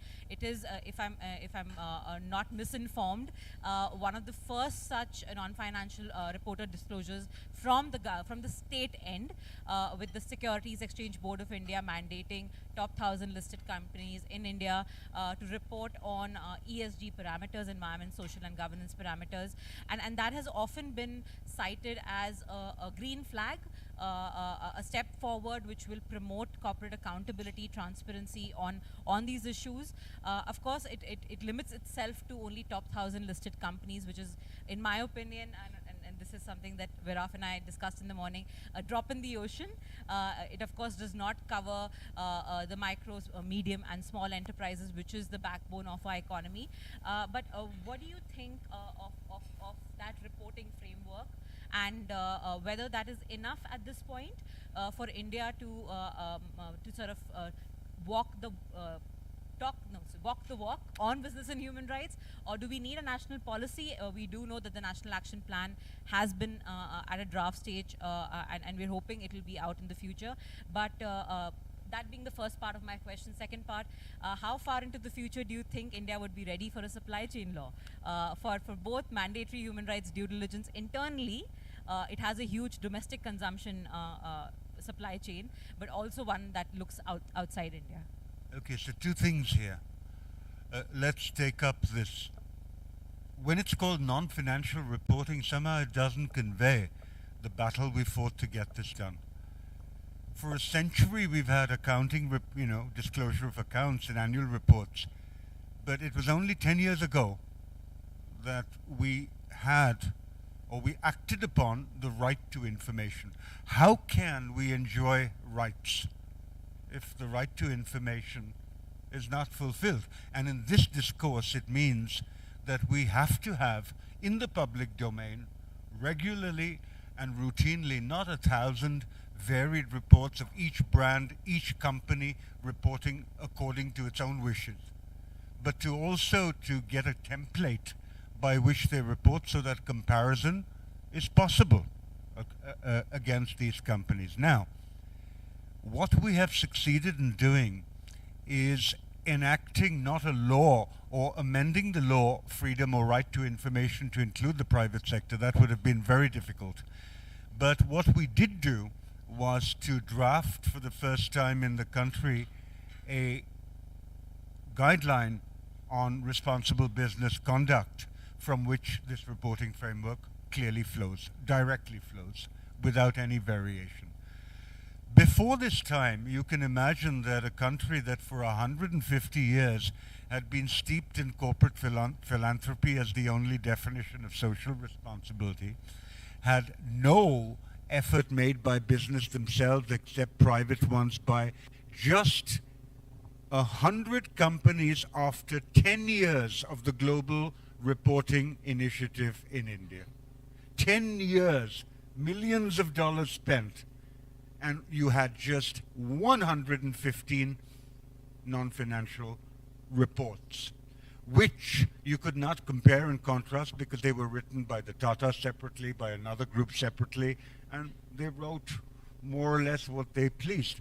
Neither had this framework been made in India, neither had stakeholders been consulted in this global reporting initiative. And when I see HRDD today, I'm mindful of the journey that corporate disclosure has taken, much in the same way coming from the West and saying, use it. Today, these 1,000 companies, number one, constitute over 85% of market cap in India. Number two, the number of listed companies in India is 2,700 or so, all the stock exchanges. And this year, by September, will be the first year you will have access to this data based on a framework that stakeholders have been involved in putting the content to. And the task of analyzing this 1,000 reports is enormous, but many of us will be seized with this. The benefit here is that I think that this framework contains 4 or 5 recommendations that you should see unfolding in the next 3 to 5 years. One, that it will extend to non-listed companies above a certain threshold level that's yet to be decided, maybe labor employed, turnover, sales, and so forth. Secondly, we will see sector-specific supplements, or work is already going on, that will give you details of a particular type of industry rather than a generic report. And thirdly, already in place is a formulation for small medium enterprise called BRSR Lite, which is about 1/3 the weight and the size of content of the main BRSR for the large companies. Final comment. In the national guidelines, and we hear very, very glibly today that companies should look after everything in their supply chains, value chains. And I've worked in business a whole 15 years in the Tata Group, and I know exactly how hard it is to even reach out, map your supply chains in certain opaque industries, to rationalize it for better control and better efficiencies, and to try to go beyond tier 1 to tier 2, 3, subcontracting, home workers. It takes a lot of money, it takes a lot of time, but I think our procurement professionals are up to the mark now, and this is beginning to happen. As an adjunct to this, our definition of business is you and your value chain. It is no longer you as a legal entity under the Companies Act. And this will take time, even for the best and brightest of companies, Indian ones who have not had the luxury of 20 years of doing this as foreign brands have, will take some time in terms of the way that they reshape their supply chains for better control and better transparency that you mentioned. But the ecosystem has called for this change. And your last question about mandatory supply chain legislation, I think the time is this year. In the face of everything that is happening in the world, and you've heard at other sessions, what does the supply chain law? It makes, for example, Indian companies take responsibility for conditionality, social, environmental in their supply chains. If I was asked at a personal level, I would prefer to spend the 2% that is mandated compulsory for CSR into cleaning up and to supporting small suppliers, home workers, and part of your key business audience, consumers, rather than taking it in a philanthropic way, 10,000 crores, 20,000 crores into the community. So resources are not the shortfall. So those are the opening 3 comments, Nusrat. Thanks, Viraf. I think Viraf has covered everything, most of it. But yeah, just briefly commenting on the non-disclosure, on the disclosure, space. I would say that this is only a start. right? BRSR is a start, and even the National Action Plan on Business and Human Rights is a start. And yes, India should have a national action plan on business and human rights, because that way it will be demonstrating its commitment and having a policy framework on business and human rights, and saying that it commits to certain key policy actions in this area, which will then also give strength to civil society actors and trade unions to then hold the state accountable. So I think these are all start. One, I think we need to ensure that private governance going forward, there will be a push for private governance globally as well, and that's been the direction in the last 10-20 years.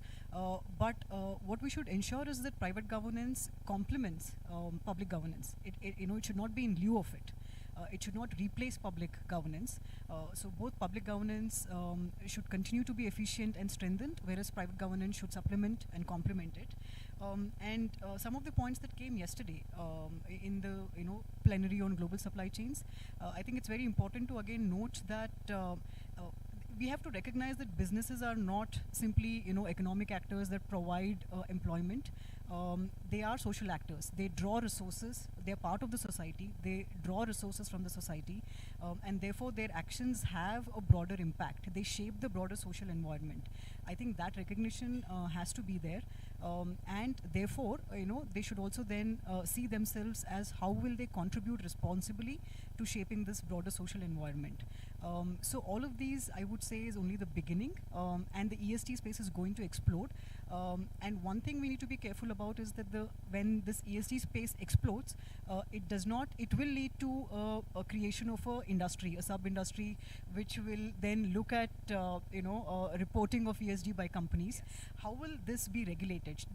I think this should be regulated. This space should be regulated. Otherwise, it will lead to creating of the auditing industry, which we all famously know what it did in terms of making compliance a tick box exercise. So I think these are some of the trends we need to be kind of careful about, and see where all regulation needs to be brought in. No, I think you raise a very important point. Is not making this an audit exercise. Of course, it sort of has the danger of creating that sub-industry, which of course already exists, where the big P4s, big fours sort of becoming the consulting agencies for filling up this template. I think we need to be very wary of that. We need to, as actors invested in the business and human rights agenda, we need to make sure that this does not become that corporate consultancy exercise.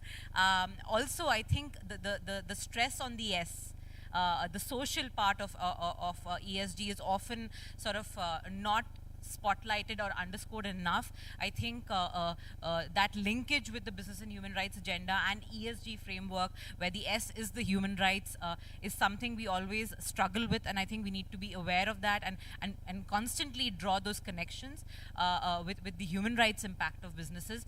And you're right. I think like Viraf said, a lot will be learned in the coming year in the Indian context. We will have a lot of information in the public domain from these top 1,000 listed companies, which is up for analyzing by civil society actors, by interested academics, to see where corporate India really standds at this point on business and human rights commitment. Of course, they will be interested because their interest also flows from the investors' interest, from gaining that access to capital is important for them.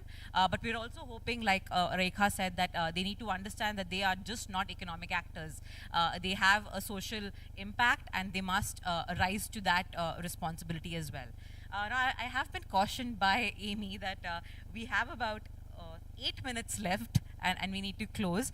I'm thinking, should we perhaps, if there are any reflections, comments from the audience, a question maybe, we'd be happy to take those up. Yes. Okay. I'm just going to walk up to when I see a hand raised. Hello. My name is Wasim Zakaria. I'm from the Bangladesh Garments Manufacturer and Exporters Association. And I have a question for you, sir.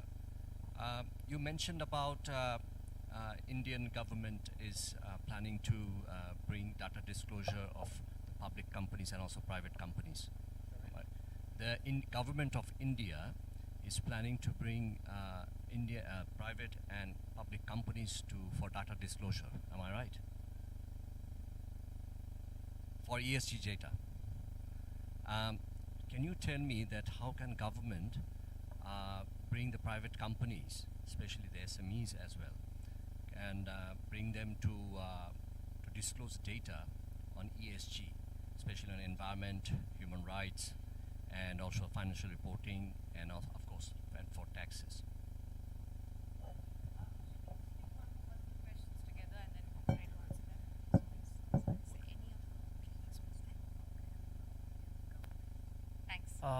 Namaste. Me Anil from Nepal. I have just simple questions to the friends here. Like the India is emerging power in like the from the corporate side, and we are talking about the global south. So so we are in the south block now as well.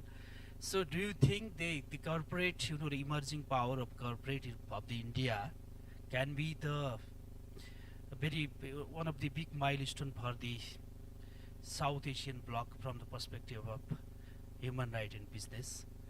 So what would be the key indicators for those things that like India have the next couple of like the years with the roadmap for that? So my question is, if you have some reflection for this, Tom, from your side, especially from you, sir. Thank you.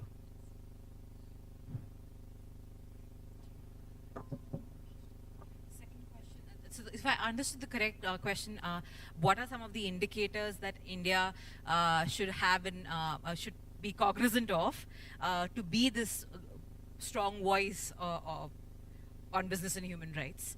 That was the first one, and the second one was on disclosures. Yes. Thank you for your question.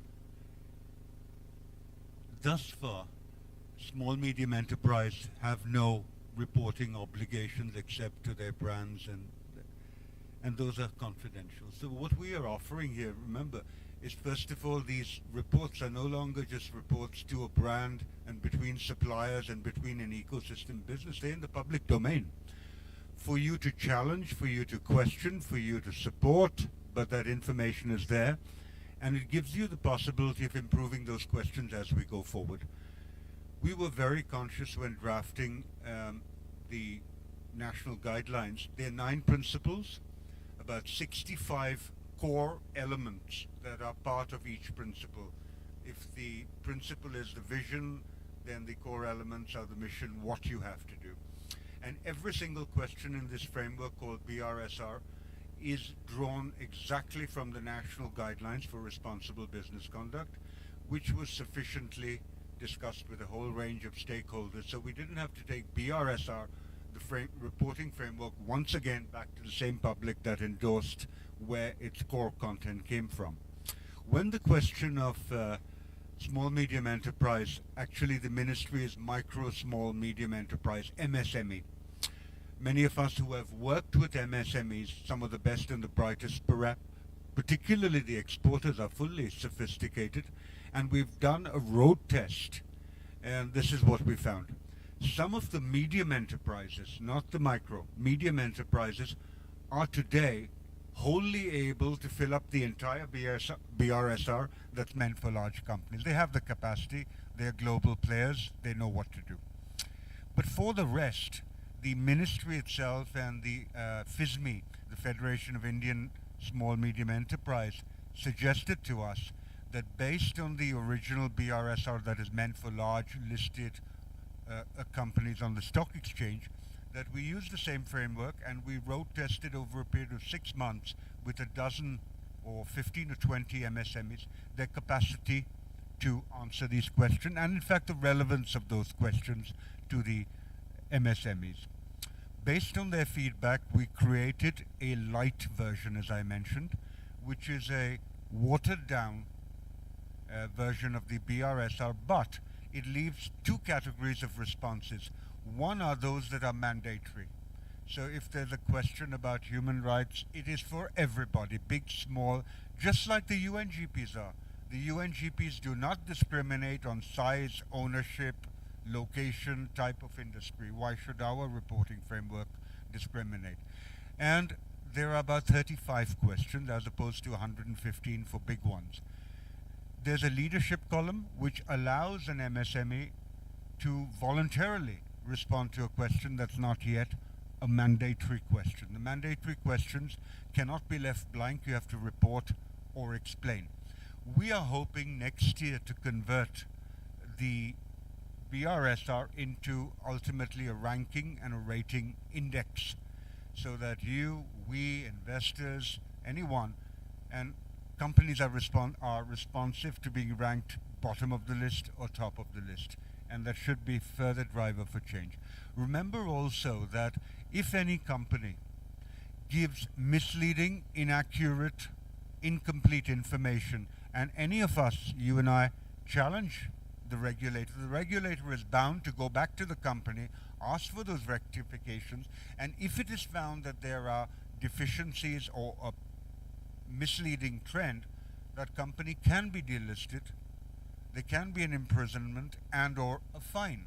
This is extremely serious in the way that you present information. We are also conscious of the fact that many of these informations will be claimed by companies to be proprietary and confidential and cannot be shared in the public domain, and that's where we actually transact. For example, the question of caste in India and caste-based discrimination was resisted by companies, saying we don't measure caste, we don't know where anyone comes from, and we should not be asked. But we are also asking what percentage of your workforce are people with other different abilities, and they're answering that. So there's a battle in certain questions. But overall, I think that this coming year, with the BRSR being made mandatory and the first 1,000 reports coming out in September, we're planning series of events over 23-24. And at that time, we're inviting some of the big companies, these top 1,000, to at least pick up 50 of their tier 1 suppliers, guide them, handhold them, support them, even fiscally and otherwise technically, to produce these reports. So I think Thanks, over the next Viraf. 6 months we'll see these. Talking to Viraf is always a pleasure. He's a powerhouse of BHR knowledge. I have been told to end now, but any closing remarks from you? I think just to Rekha? address. I know. I'm sorry. Just to comment on the second question very quickly on what corporate India, should do.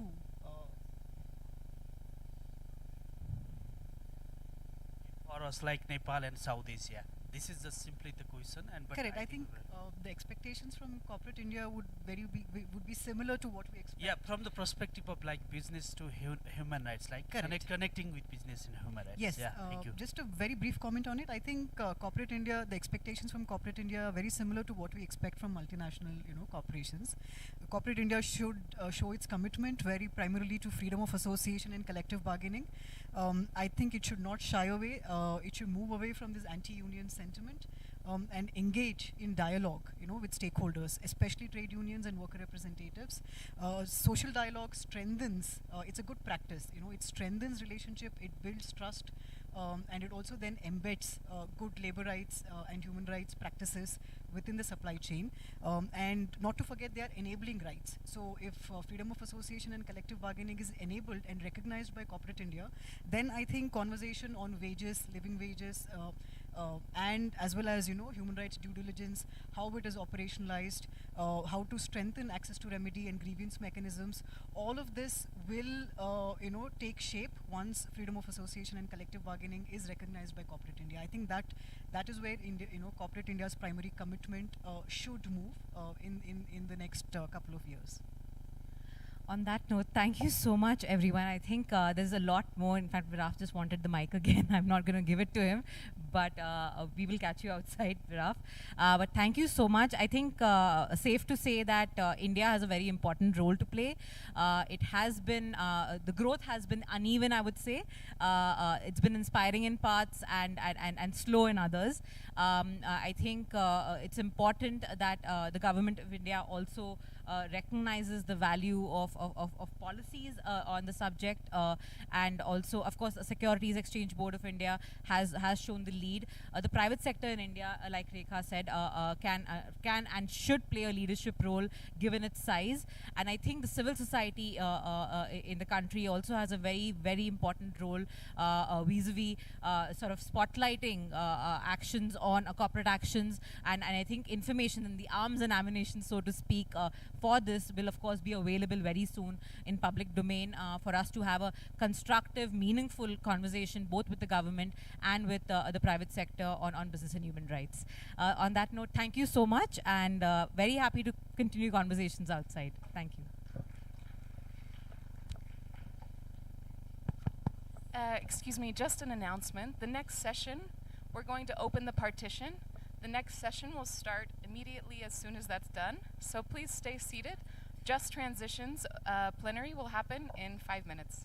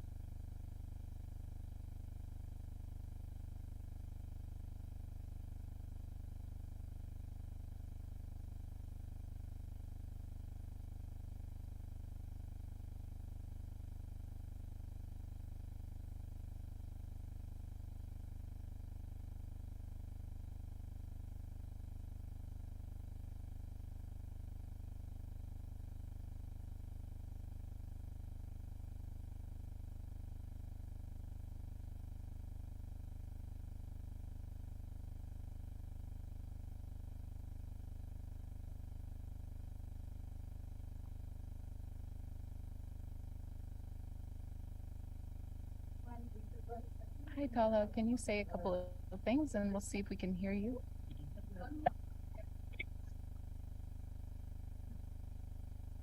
Go ahead and say a few words. The sound is not coming. It's not working. Now it's coming. Now it's coming. Okay. Probably just need to stay a bit close to my mic. Okay. Hey, Tala. Can you say a couple of things? Is it working now? Go ahead and say a few words. Yeah, I think it's working. Oh, perfect.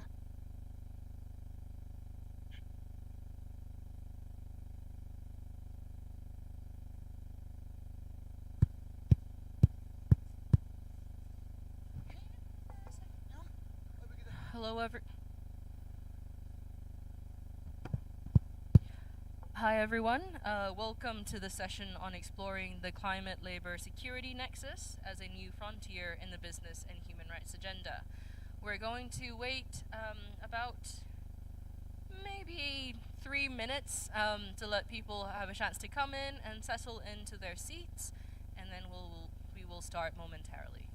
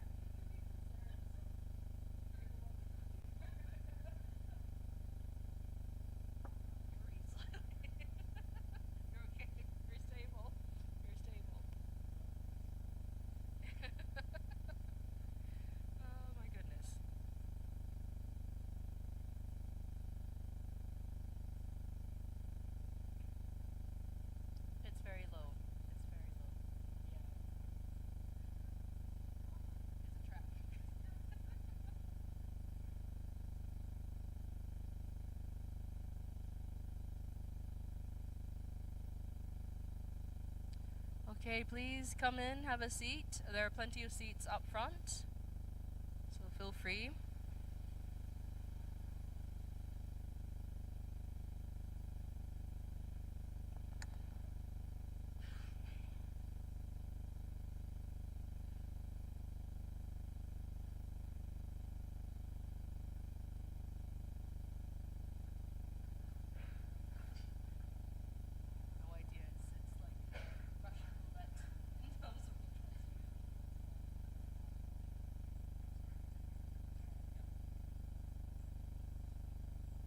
There's plenty of seats in front, so please feel free to come in, have a seat. All right, please come in, everyone. As we start this session, let me hand it over to Dr. Pitchamon Pantong, Chair of the UN Working Group on Business and Human Rights, who will then introduce you to the speakers. Thank you, Pitchamon. Thank you, Kevin. Welcome back, everyone, to this yet another exciting session on a very new and emerging topic, I would say. So really the idea for this session started when I actually read a very good report from the ILO that really highlighted the implications of climate change on migrant workers. Welcome everyone, come in please. There are plenty of seats up front as well, feel free. I feel like we should wait a little bit, perhaps. I'll start again, yeah.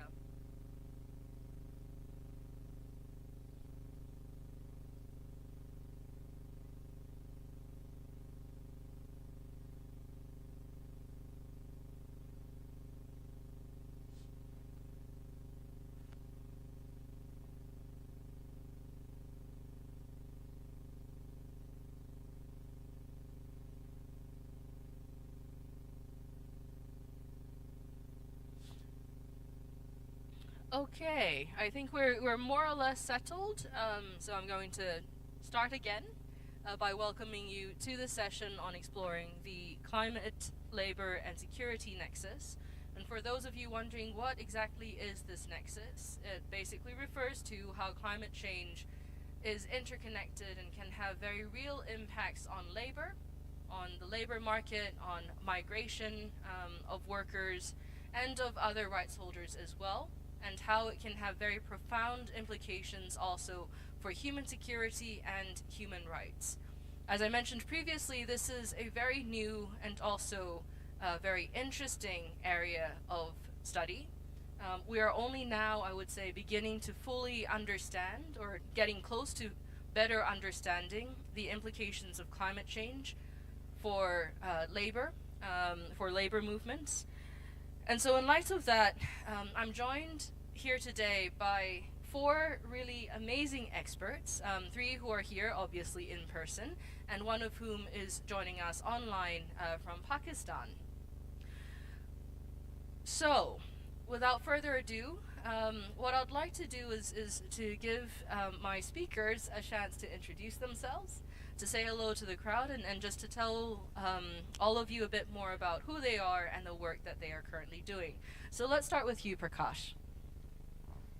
So hello everyone, my name is Prakash Bhatrai and I'm currently associated with an organization called Center for Social Change. It is a Kathmandu-based social think tank working on issues around labor and migration, governance, and civic engagement. And I'm busy in this field over the past 20 years. Initially, like I was mostly focused on doing research and advocacy on labor migration issues, but over the years, we are trying to understand the nexus between climate change and migration, particularly in the context of Nepal. So thank you. Good afternoon, everyone. My name is Geertra. I work for IOM, the International Organization for Migration. I'm based in Bangkok, where we have a regional office for Asia and the Pacific. And I'm the Senior Regional Specialist for Labor, Mobility and Social Inclusion.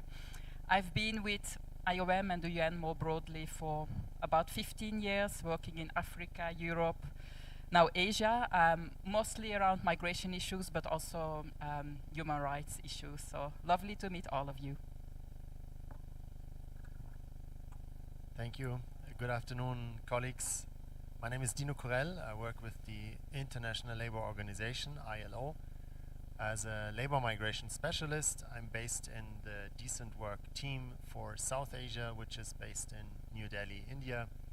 And previously, I worked also with the ILO in Nigeria and West Africa and in North America. Thank you. Thank you for that, Dino. Tala, online, would you like to introduce yourself and tell us a little bit about your work? Thank you. And Pichman, just let me know if you can't hear me. We can hear you loud and clear. Okay, brilliant. Well, it's great to be here. Thank you so much for the invite. My name's Tala Khan. I'm the CEO of a nonprofit called Pakistan Environment Trust, where we're focused on establishing platforms to mobilize finance at scale to tackle the climate crisis. We're convening the National Net Zero Coalition. We're developing the carbon market in Pakistan and focused on ecosystem restoration projects. And prior to this, I was working with McKinsey in London for many years. I was leading a lot of transformation work within the green transition for large-scale infrastructure companies as well as sovereign wealth funds. Great, thank you. Oh, sorry. No, go on. I just said it's great to be here. Oh, great. Thank you for that, Tala. So, now that you are acquainted with our speakers, let me start the discussion. Talha, actually, let me throw it over to you first. Given the extensive work that you've done in terms of understanding the impacts of climate change, would you be able to help provide us with some context in terms of what climate change means for human rights and human security in the South Asian region? And I must say it's quite a complex topic, to be honest, to capture. And so let me just frame the narrative from a Pakistan perspective. I mean, if you think about the recent floods in Pakistan, almost 33 million people were impacted through those floods. somewhere roughly between 8 to 9 million people have been exposed to a health disease, to healthcare issues after that has impacted many livelihoods, as well as sort of the human security side of it as well. And then roughly around the same number of people have been pushed below the poverty line in the context of the recent Pakistan floods. And this is just from a recent report by World Bank. If you look at some of the McKinsey reports as well, that are looking at the impact of climate change, roughly speaking, around 50% of the global population will be impacted by one of the climate hazards, either water stress, heat stress, drought, or flood in the next decade or so. So the numbers are quite frightening when we see the impact that climate change will have on human lives. And we're seeing that happen in Pakistan right now. We're seeing that happen in many of the other regional countries as well. But what I'd love to do, just to set the context, is to look at the drivers of the drivers that lead to the impact that climate change has on human lives. And I believe there are three drivers that'd be interesting to speak about and discuss in more detail in this conversation and beyond this panel discussion as well. I think one of them is the global decarbonization journey, the global net zero ambition. That I think would be important to sort of dig deep, look at the human aspect of it. I think the second aspect that'd be important to look at is the population growth, because while our existing population is going to face the impact of climate change, I think population growth will further exacerbate the impact that climate change has on our lives, as well as the impact it has on different aspects of human rights as well. And I think that the third aspect to look at will be the economic side of it, or the financial capital side of it. How are the finances flowing in different directions to tackle some of the issues that, some of the impact that climate change has on our lives? So let me just spend a few minutes on each one of them to share my perspective, and I think some of the thoughts that I've had, and I'd love to sort of hear from the rest of the panel as well as we go through this discussion. And if you're missing any other driver that they believe is. So if I could quickly share my screen, and I want to sort of actually, before I show you the screen, I'm going to refer to, when it comes to decarbonization, I want to refer to another McKinsey study that looked at the impact of global net zero transition on around 70 countries across the globe that contributes roughly between 90 to 95% to global GDP. And what they were looking at two aspects of it. They were saying, when the world moves towards net zero, what will happen to the economy of these countries? How exposed will these countries be to this global transition? And the second aspect they looked at is the economic strength of these countries to actually cope with the transition. The whole global net zero transition, where we're trying to sort of bring the emissions down to pre-industrial levels by 2050. So if I could just quickly share my screen and just let me know if you can't see my screen. Go ahead. So what you're looking at is, on the left-hand side, you're looking at the transition exposure. And at the bottom, you're looking at the GDP per capita. Transition exposure means that how much are these economies exposed to the global net zero transition? I'm sorry, is that the right thing that you're looking at the screen? I'm just seeing, probably looking at the wrong page. Let me just reshare.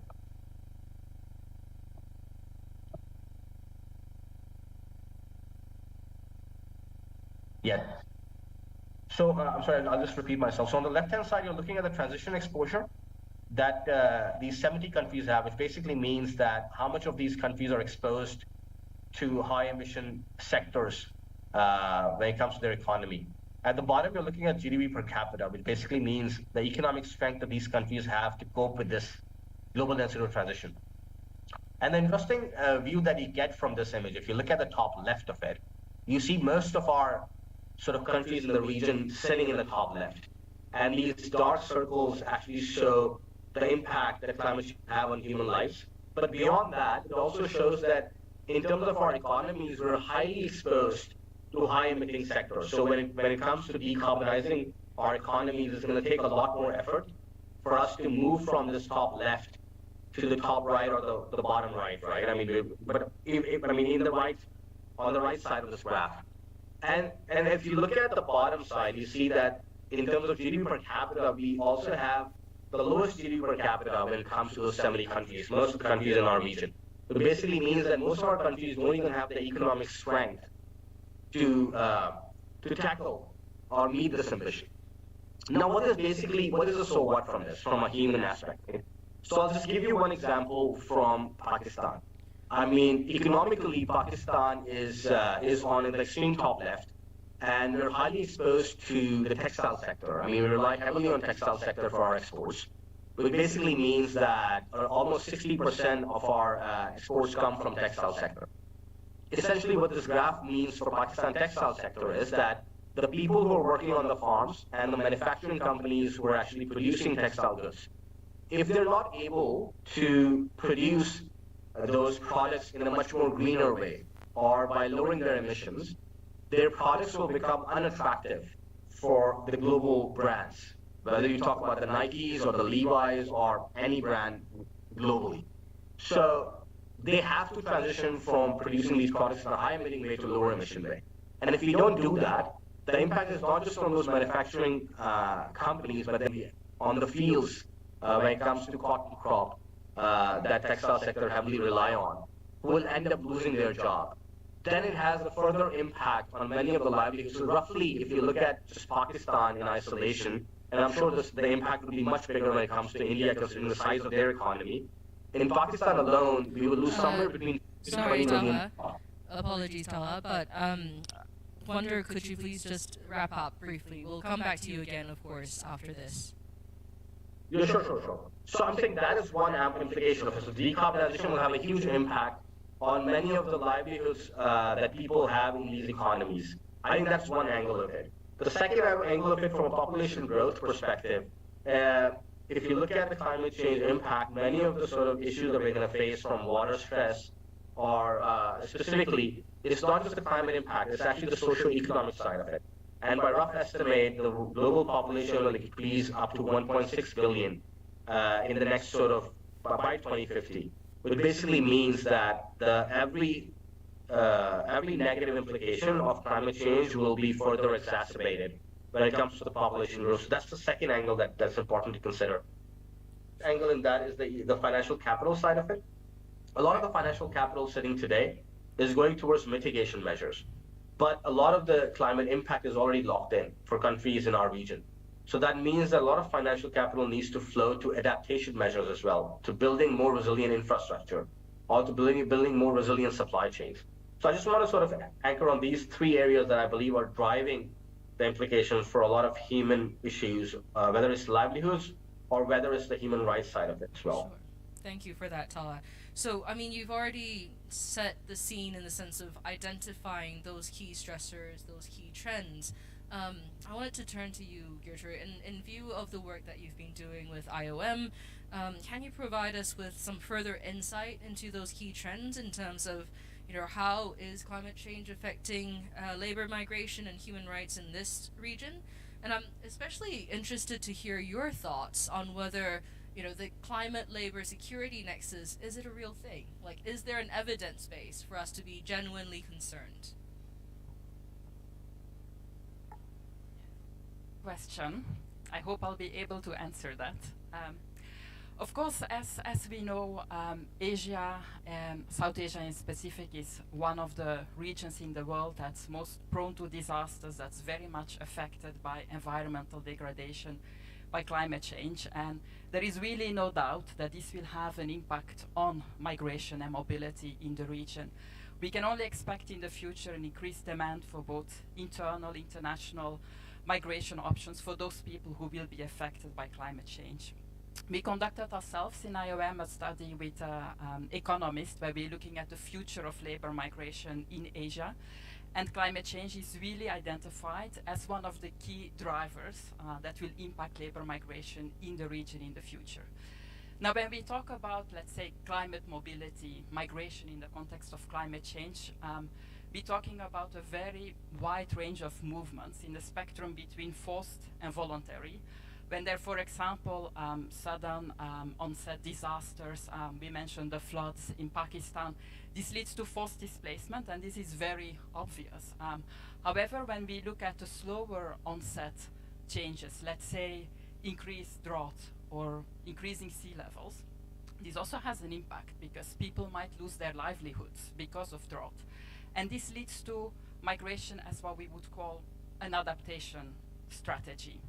Now the issue is that here the evidence is, much more difficult to collect because of course climate change wouldn't be the only driver for people to migrate.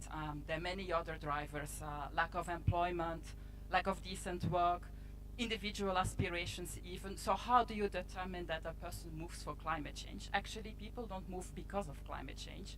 They move because of the impact that climate change has on their livelihoods and on their well-being. And this is difficult to make that causal link. Now, looking at the human rights impacts of this, what we do see also through other research that we've conducted with the Stockholm Environmental Institute, that there's also a link between climate change and human trafficking, labor exploitation. Because what happens is that people who are affected by climate change, who lose their livelihoods, they're already in a more vulnerable situation. They might not have access to legal migration opportunities. They might see irregular migration as their only option. And this is particularly true for example, women or children. So there is evidence that this leads to increased forms of human trafficking, to forced labor, to indebtedness, which then leads to that bondage, etc. But again, here there is really need for more research to establish these links between climate change, human trafficking, other forms of exploitation more clearly. Perhaps the last element to consider is that a lot of the discussion around migration, environment, climate change is about, how climate change would lead to more migration. But let's also not forget the impact that climate change and environmental degradation has on migrants who are already working abroad. Because it's for sure that, let's say, increased temperatures, increased heat waves, these affect the working conditions of migrant workers in agriculture, construction. There is evidence that more heat leads to more injuries, for example. So this is another area where I think more research is needed to explore. But I'm hoping the other panelists will also share from their research findings. Thank you. Absolutely, thank you so much, Gitru. I think, thinking back to the graphic that Talha shared just now, it mentioned that South Asia, of course, will be subject to a lot of heat, right? And you already touched on that in terms of people being driven to migrate and even going into irregular migration because they have no other options. So it's not climate change per se, it's the impacts, the manifestations of climate change that are potentially driving these trends. I also appreciated how you really highlighted how climate change is that force amplifier. It's enhancing the kind of the multi-dimensional vulnerabilities that we see across different social groups. So let me turn to you, Prakash, because I understand you've been doing work in this space and you also have a lot of ground-based observations to share with us. Who do you see as being amongst the most impacted by the impacts of climate change? And do you see this whole climate change-induced migration as an emergent trend for South Asia? Thank you. Let me begin my, thoughts presenting you some of the facts based on, our research and gathered from different sources. So, according to the Ministry of Finance published report, in the first 6 months of this fiscal year, the issuance of new labor permit for foreign employment increased by 64.6% compared to the last year. Likewise, the issuing labor re-permit has been increased by 9.5%. So that means there is an increasing trend of foreign labor migration. The second fact, in Nepal, in 2022, nearly 245 disasters events were recorded, and out of that, 32,000 people, have been displaced. And one of the ADB reports also project that on average, 96,000 people could be displaced in any given year in the future by earthquake and riverine floods. So climate change and low levels of human development have increased the risks of disaster displacement. The third fact that I want to present here is the estimates of Nepali workers in India that varies from 2.5 to 5 million, and most of them are from Western Nepal and Tarai, and many of them are seasonal migrant workers. So the reason I'm presenting this fact is that there is a high volume of migration happening. It is, and the fourth important fact that I want to present here is the increasing urban population in Nepal. So that means could be a domestic or cross-border international. The migration is happening, and it is rapidly happening. So I think based on that data, we could say that there is a nexus between migration and climate change. And I have identified, these 5 important area, how, to understand the nexus between, migration and the climate change. The first one is, in the past, when labor migration was happening from Nepal, initially it was considered as a conflict-induced migration.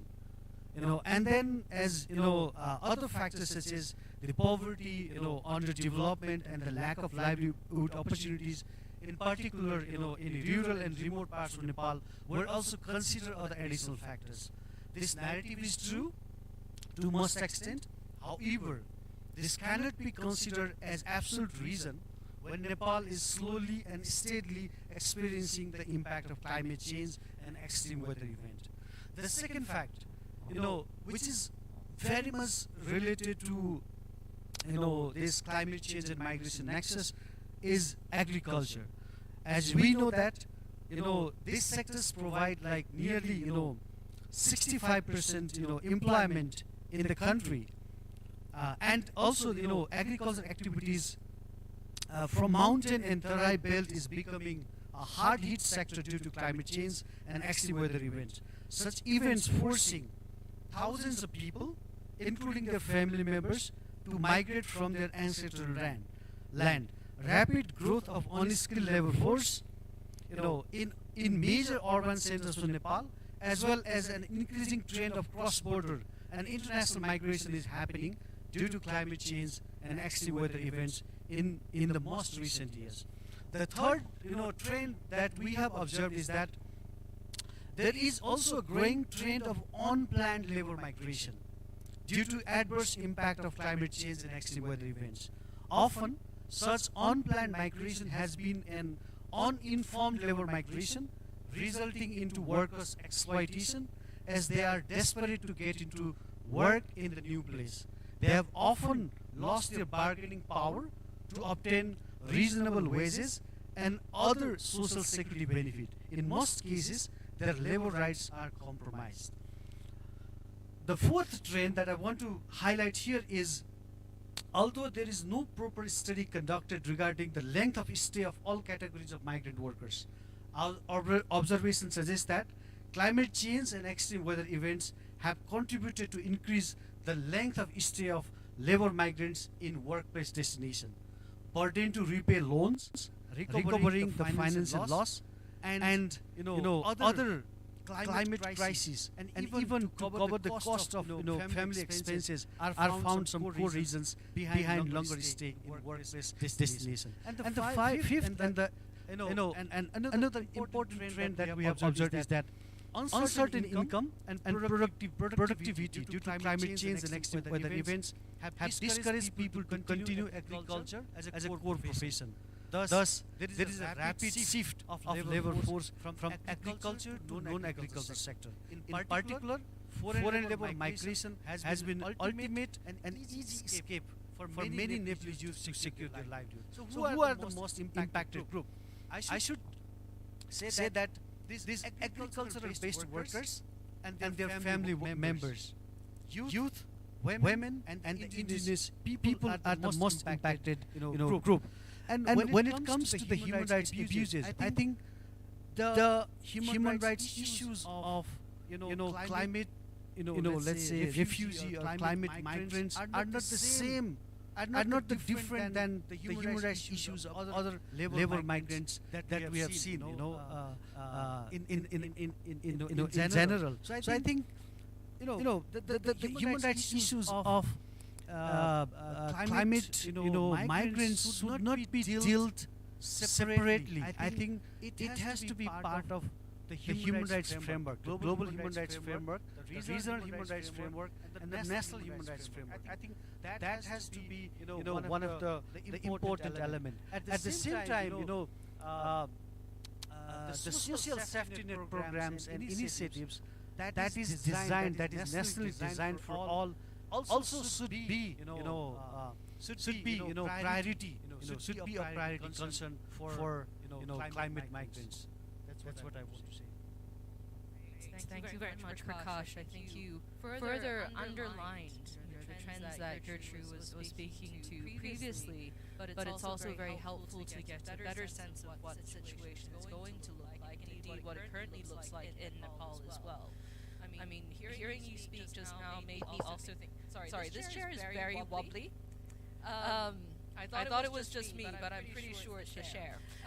But hearing you speak just now just made me think of a conversation I recently had, and it's not in the South Asian context, but more in the Latin American context, where an indigenous family was saying that they feel like they have to migrate, or that their young have to migrate because there are no livelihood opportunities anymore, because the soil is degraded, and it's too hot, and there are no other options available.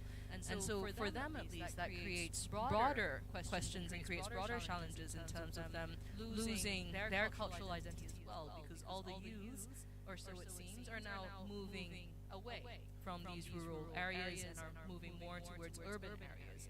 So there seems to be a cascading effect there, and it's clear that these trends that you are all speaking to aren't also confined to just South Asia. So this is a very long-winded way of me trying to get to the question I had for you, Dino, which is, what currently exists at the global or the regional level in order to help mitigate or prevent the heightened precarity and vulnerabilities faced by workers, but also other stakeholder groups when it comes to migration in the context of climate change.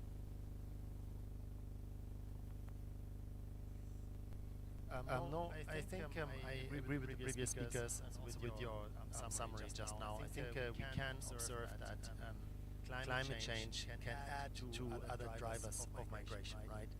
And the consequences of climate change may add or inform the decision to migrate. But at the same time, of course, these climate variables interact with other drivers. A number of them have been mentioned already, also by you just now.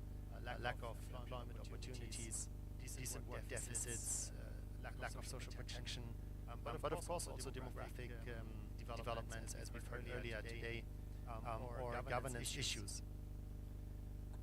And I think that's also one of the reasons, as you said, why it is sometimes not so easy to really quantify those trends, right? Because the reasons for those movements are sort of like numerous, and in addition they happen gradually, except for, let's say, when it comes to really sudden onset disasters. At the same time, I think what we can say is that unplanned and unsafe migration that happens because of climate change does present a number of challenges, both to migrant workers and their rights, but again also to the environment. If those movements are taking place into areas that are already congested, for example, they might be ill-prepared to take on the climate migrants, and that then again can lead to additional challenges related to climate change. I think what we can say and can observe is that there is a need for regular migration pathways. Creating opportunities for decent work at home or sort of like in areas of origin, and I think we've heard that this morning as well in other sessions, can make sure that migration is not a necessity but a choice. But of course that might not be possible everywhere. and where people have to or do take the decision to go on the move, it might indeed be an adaptation strategy for individuals, for the families, or for entire communities. Regular migration pathways for those who are on the move due to climate change impacts can make it possible to ensure that their rights are being protected. And in this regard, such pathways can perhaps should be considered in national climate change adaptation planning, but can also be considered in regional or national dialogues. Labor mobility schemes can be a way to ensure that migrant workers or migrants first and then migrant workers are in a position to meet their basic needs. But it can also help businesses if these movements take labor shortages into consideration from a perspective of matching labor supply and demand.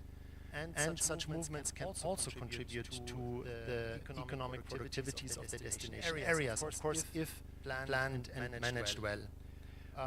In summary, just to say that I think orderly and well-managed, well-governed migration movements can help to mitigate some of the impacts and perhaps serve as a climate resilience strategy. And with that also have positive development outcomes. Let me leave it at that for now. Thank you. Thanks very much for that, Dino. I mean, everything that you've said until now really spotlights how this kind of climate, labor security nexus, the set of issues that this nexus presents,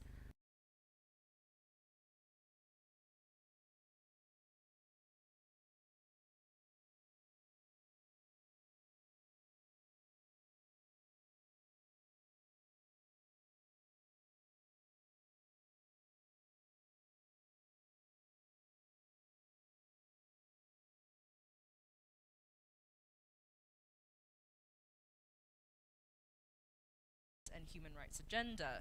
Do you think we're doing enough? Or what more can we do to take into account all of these emerging dynamics? How can we lift our gaze to pay more attention to this nexus? And alongside it, the other vulnerabilities and the other trends that we're witnessing in this region. I think I might go over to you, Tala. Would you like to comment or share your thoughts on that question?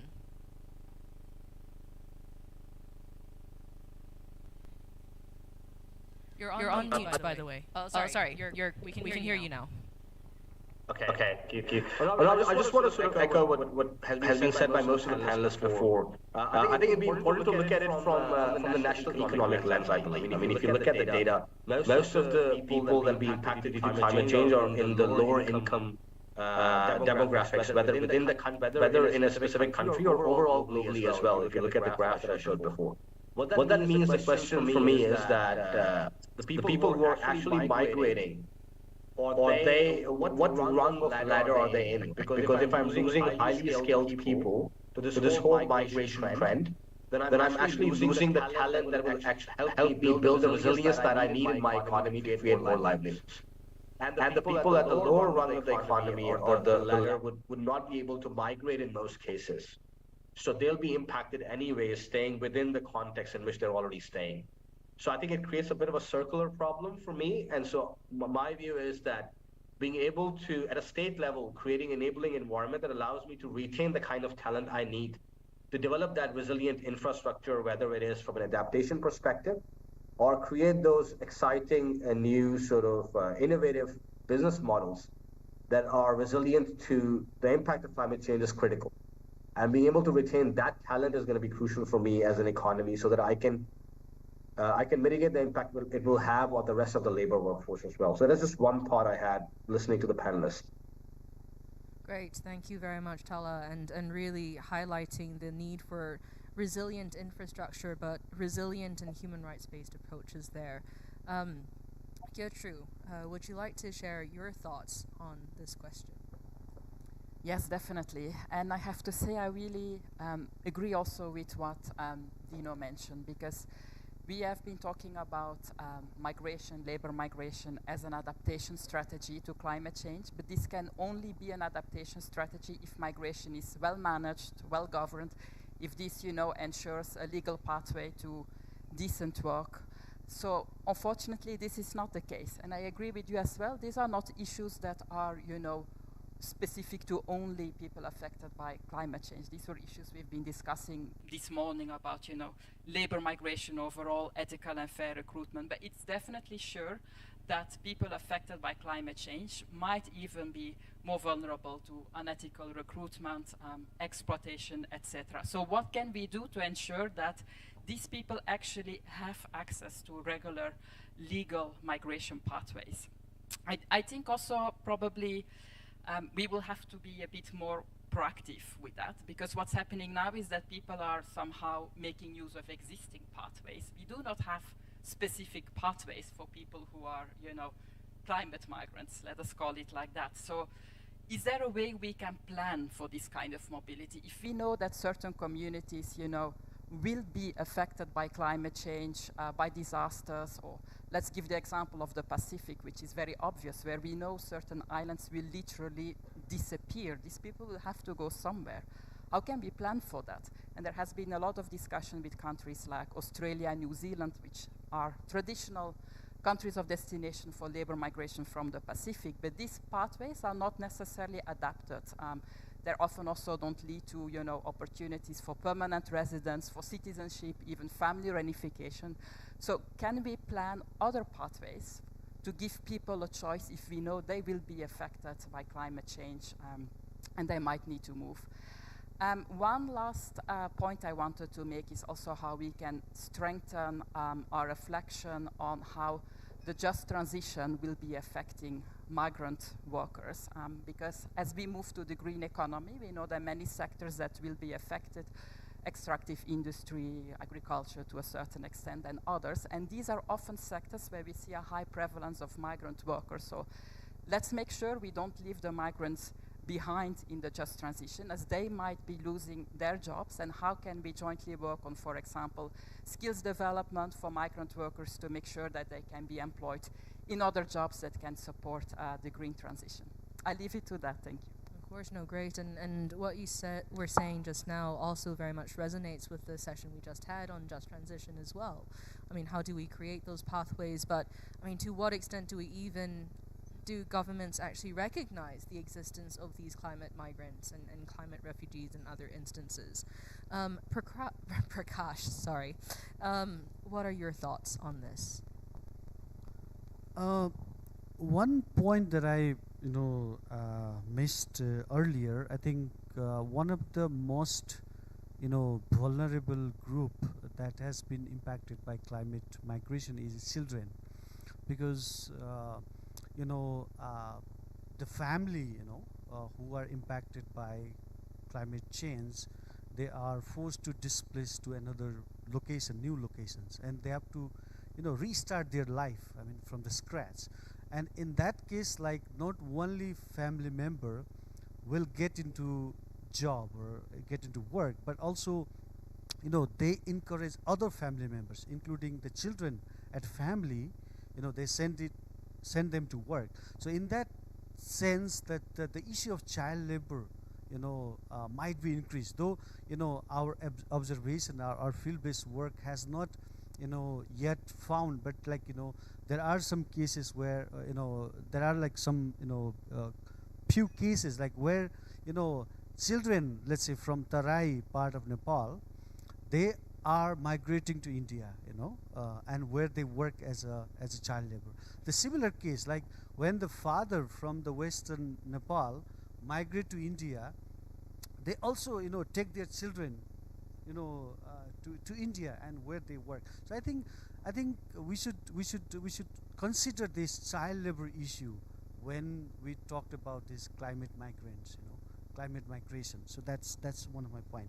And if we look at this, our development work, that is happening over the past, let's say, 2 decades, particularly in Nepal, where we don't see these private sectors doing it responsibly. one of the factors, why landslides are happening, why flood is happening, I think it's because of our, unplanned development work. It's very much profit-driven kind of development work. And until and unless we address that problem, and until and unless our business community is aware, or sensitized on that matter, then I think we cannot solve this problem. So I think where business community has to be responsible and where the human rights of the people needs to be respected. And definitely, there is an ongoing debate in Nepal and elsewhere that migration governance need to be strengthened. It has to be, restructured and everything. But I think in the discourse of, let's say restructuring migration, I have rarely heard that, this climate change issue has to be incorporated. So one of my proposal would be like, in the future discussion on issues around, migration governance, I think, this climate change issue should also be there, and it has to be incorporated, in that discussion. So that's, and like, definitely, there's, like since Nepal has this 3-tier of government, there's federal, provincial, and the local level government. So this kind of intergovernmental coordination, is very, very important. And it's not just about coordination, but also this transparency, and accountability is more required to implement the robust climate change financing at the grassroots level. Participation of women at the mainstream level is foremost important, while lived experience of indigenous and marginalized group in climate change and migration discourse could be better pathway to integrate migration governance as broader climate action. So I think, those who are most impacted has to be part of the discussion, It has to be a very inclusive process, So I think that would be the one way to address this problem in an effective way. Thank you. Thank you very much for really spotlighting that need to focus on those who are impacted and ensure that they are at the center of discussions moving forward. Dino, I mean, you touched on some of these issues already in your earlier response to the question of, what currently exists and what more can be done. But I suppose your perspective on the current BHR agenda, do you feel like we're, in one sense, are we even taking into due consideration, like enough consideration, this broader question of climate change and its impacts? I mean, what more should we be talking about? What are some of the research areas that you helped to identify some already? What more should we be focusing on and looking at?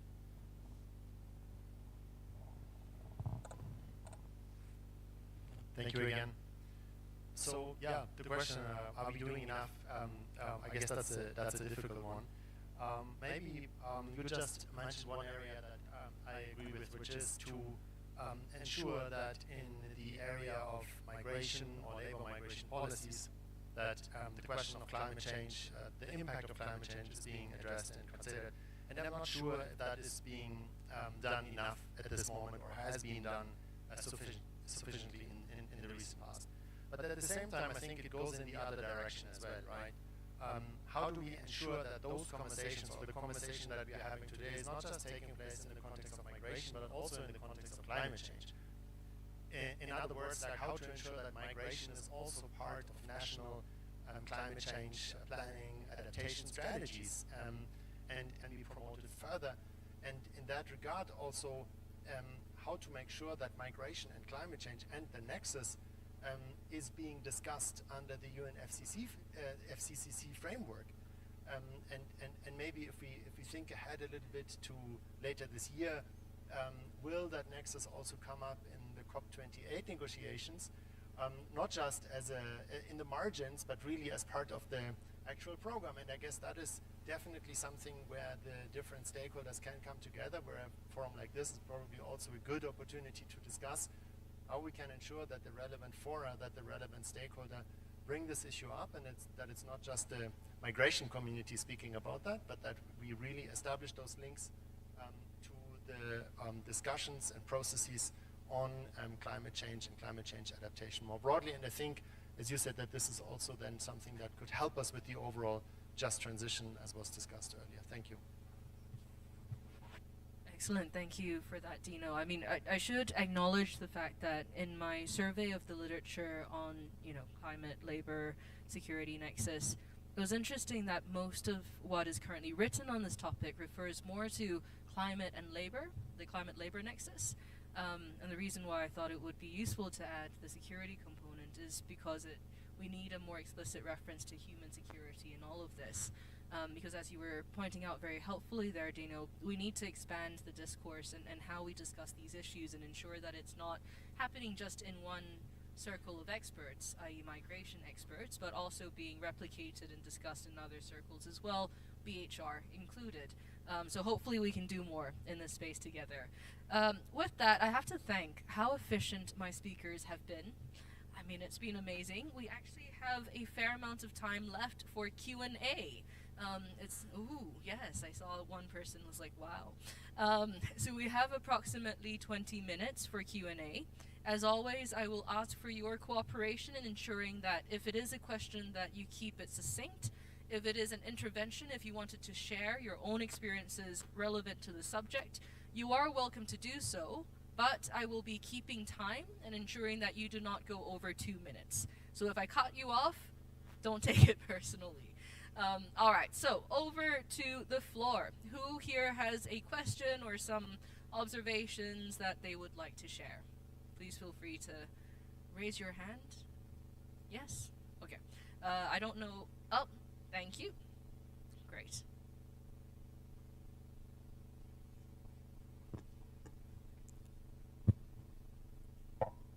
Thank you. I'm Sarosh Thapa, representing from Nepal. In my view, to control or to manage all kinds of natural disaster, right allotment of resources, that means there should be allotment that these are the business area, these are the industrial area, these are the agriculture area, and these are the residential area. So if we classified the land, then unplanning development not necessary. In case of Nepal, there is a residential area which is very far. So we have to manage for those residents road access must be need. Then natural disaster like landslide, flooding is risk for the area. So I asked the Nepal government what's the further planning for the classification of the land which may be control or manage such types of natural disaster, and environment could be conserved. Thank you. Thank you for that question, which, if I may sum up, and hopefully I don't have it wrong, the question centers on natural disasters and also, in one sense, land planning and ensuring that indigenous communities don't lose access to their land, and that there are adaptation and mitigation strategies in place when they have to also encounter natural disasters. All right, I saw another hand. Yes. So I think you had your hand up first, so we'll go to you, and then we'll go to the lady at the back. Go for it. Yeah, so my question is, how can SMEs incorporate climate resilience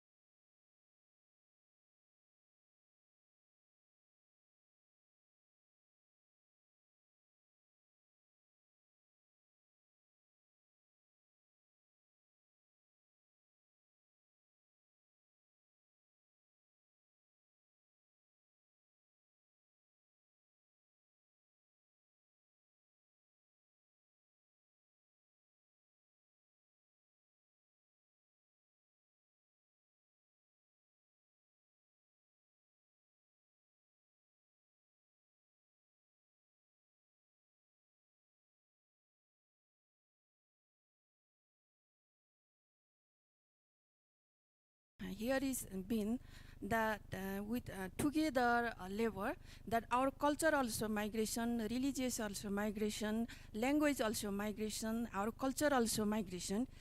How can help the in the sense of human rights to mitigate that? Thank you. This was.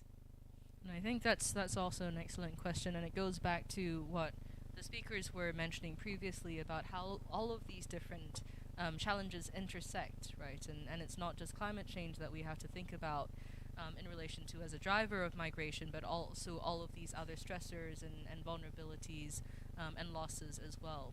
So I note that there is a hand up over near to the front, but what we'll do for now is turn to the speakers to get their insights, and then I think we have time for another round of questions.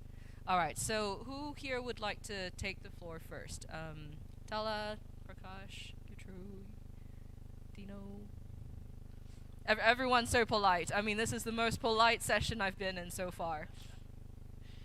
Yes, I was hoping the others would have some answers. But maybe just to start with the last question, because I understand that you're also saying, okay, people, might need to migrate because of climate change or impacts of climate change, but this also has an impact on, their culture, their language, etc. And I can only agree with that. And again, to go back to the example of the Pacific, that's a real concern, because sometimes communities are afraid they will lose their community, they will lose their culture, because they're all migrating, to other communities, to other cultures. And this is even more the case when migration is not just temporary, because often we see also that, let's say, people lose their livelihoods because of drought. They participate in more circular, seasonal labor migration schemes, so they do come back to the community of origin. But if it's more permanent, this is definitely a risk. And it's definitely something that's also been discussed in, the broader discussions around migration and climate change. So thank you so much for highlighting that. And then on the role of the business, you're totally right. This is something that should have been mentioned, and businesses, whether SMEs or bigger companies or brands, can play a very important role in that. They may be already asserting, how is climate change impacting, first of all, working conditions of migrants and other workers more broadly, but also within your supply chains, do you maybe see risks that relate to human trafficking or others that might have been exacerbated by vulnerabilities due to climate change? But I'm sure the other speakers have more answers. Thank you. I think Gertrude just very diplomatically turned it to you, Prakash. I think there are two ways to to address this climate migration crisis. So one way is to come up with robust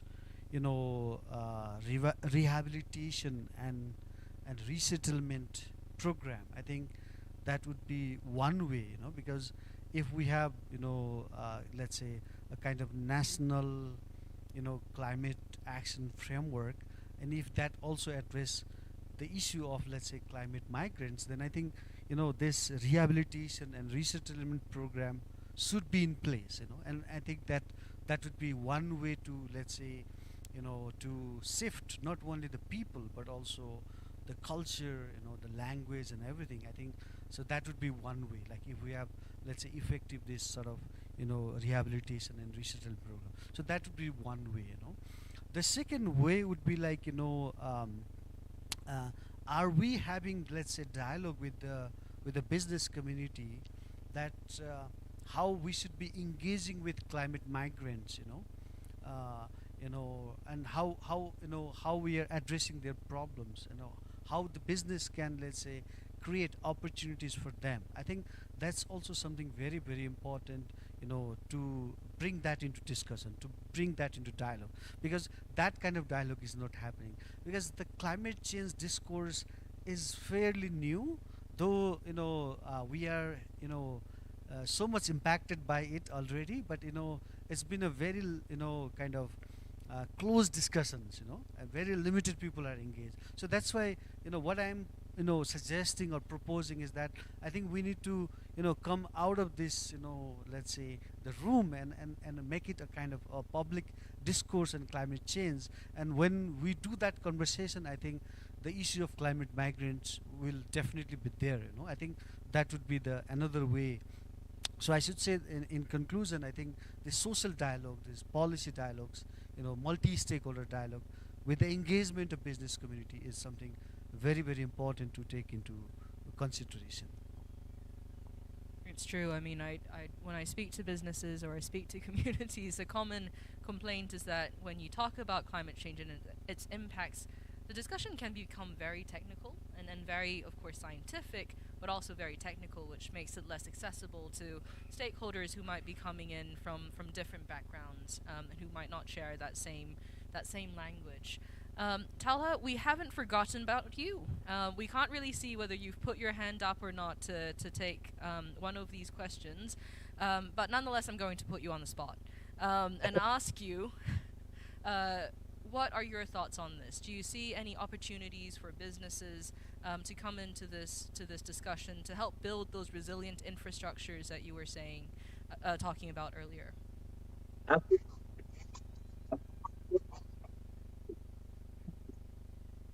A bit different, which is I believe climate change is a massive opportunity for businesses to really innovate themselves. And I strongly believe, I think we're talking a lot about dealing with the migration problems. I believe migration is not the ideal outcome we want in this output anyways. I mean, in some cases, probably the migration is the only outcome, which Guthrie was talking about, the Pacific Islands. I mean, there is no way out. And then migration is the only solution to that problem. But I believe the first step before we talk about migration is actually how can we create that environment that doesn't force people to migrate, whether it's climate change or other socioeconomic factors as well. And that's where businesses play a huge role. I mean, if you look at the numbers by different researchers, there is at least in the quantum of trillion with a T dollars that the world needs to spend every year to actually decarbonize the economies. And most of that money is currently sitting in the developed world, and that needs to move towards the developing world, to the countries that we're speaking about, right? Nepal, Pakistan, India, Kenya, Nigeria, all of these. And so it provides a huge opportunity for businesses to innovate themselves. So think about things differently, right? If I give you example of what's happening in textile sector in Bangladesh, in Vietnam, in Pakistan, and other regions, companies are investing heavily in energy efficiency projects. They're investing heavily in agriculture and producing cotton in a much more lower emitting way, primarily because that is the premium that the brands are willing to pay. I think the challenge for SMEs is a bit more complicated because the SMEs typically don't have the financial capital to invest on the green premium or these green products, and that's where the role of the government comes into play heavily, right? I mean, there needs to be subsidies or there needs to be incentives for companies to decarbonize, to lower their emissions, to produce products. There needs to be focused on capability building for SMEs to create awareness, how to do these things. Because I agree with you that the conversation becomes very technical when we talk about the climate change and the carbon side of it. And I think the last part I want to add is there's a lot of innovative financial products out there as well. So we need to explore the carbon market, right? In terms of how can we really galvanize the carbon economy to bring that capital that allows us to build these resilient infrastructures. So I believe there's a lot of opportunities. I think we should not talk about migration before we've done talking about creating more resilient economies. And then migration is something that if we have to deal with, then we should figure out how to deal with it. Great, thank you, Talha, and thank you for making that important point. Indeed, we should be thinking not just about how to fix the problem, but how can we prevent the problem in the first place. I mean, we do have two migration experts here on this session. Do you think it is possible for us to prevent it further exacerbating the situation of workers who feel compelled to migrate? I'm looking at you, Dino.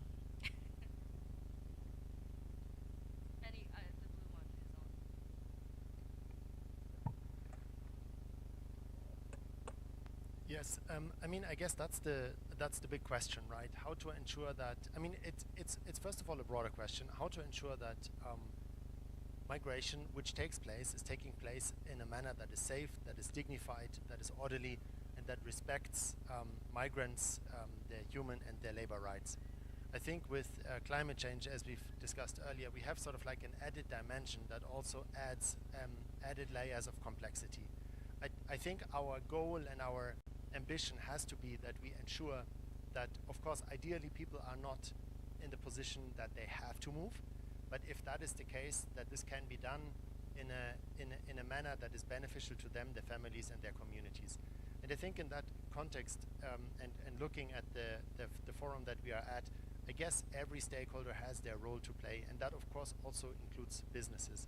I think the transition to a greener economy is a broader objective, but also in this regard I think can be critical. And there I think business of course also has its contribution to make in the broader sort of like goal and objective to transition to a more sort of like sustainable and greener economy. Of course these dynamics interlink, and as we discussed earlier, there are a lot of challenges definitely, but there can also be opportunities within that context. And if you look at sort of like some of the opportunities that the green economy presents, of course we can also anticipate some of those developments. Maybe this also goes back to a point that was raised earlier on skills development, upskilling, ensuring that people are actually prepared to take up some of those opportunities, whether that is where they are currently or where they might be moving to, but that we are not just reacting in that environment, but that we can also anticipate some of those movements. Not just those movements, but some of these developments and challenges as they occur. And I guess there can be sort of like opportunities both from a business perspective, but if we manage it well and if we find ways to govern migration and labor migration in a way that it is not harmful to those who are on the move because of the impacts of climate change, then I think there is a chance that these dynamics, these processes can take place in a much more organized and dignified manner than we see sometimes today. So I would say yes, but a lot of work needs to be done, and I guess all the stakeholders that we are talking about, that we have in the room here today, will need to contribute to that. Thank you. Thanks for that, Dino. So I did say we have enough time to do a second round. We have 5 minutes. I know that there was a question or a point earlier and another one at the back. So, and one more. Okay, so this is, how should we do this? Please try to keep your interventions or your questions to just 1 minute. I will ask for the understanding of our lovely speakers that they will provide very succinct responses in view of those points. All right, so please, to the gentleman in front.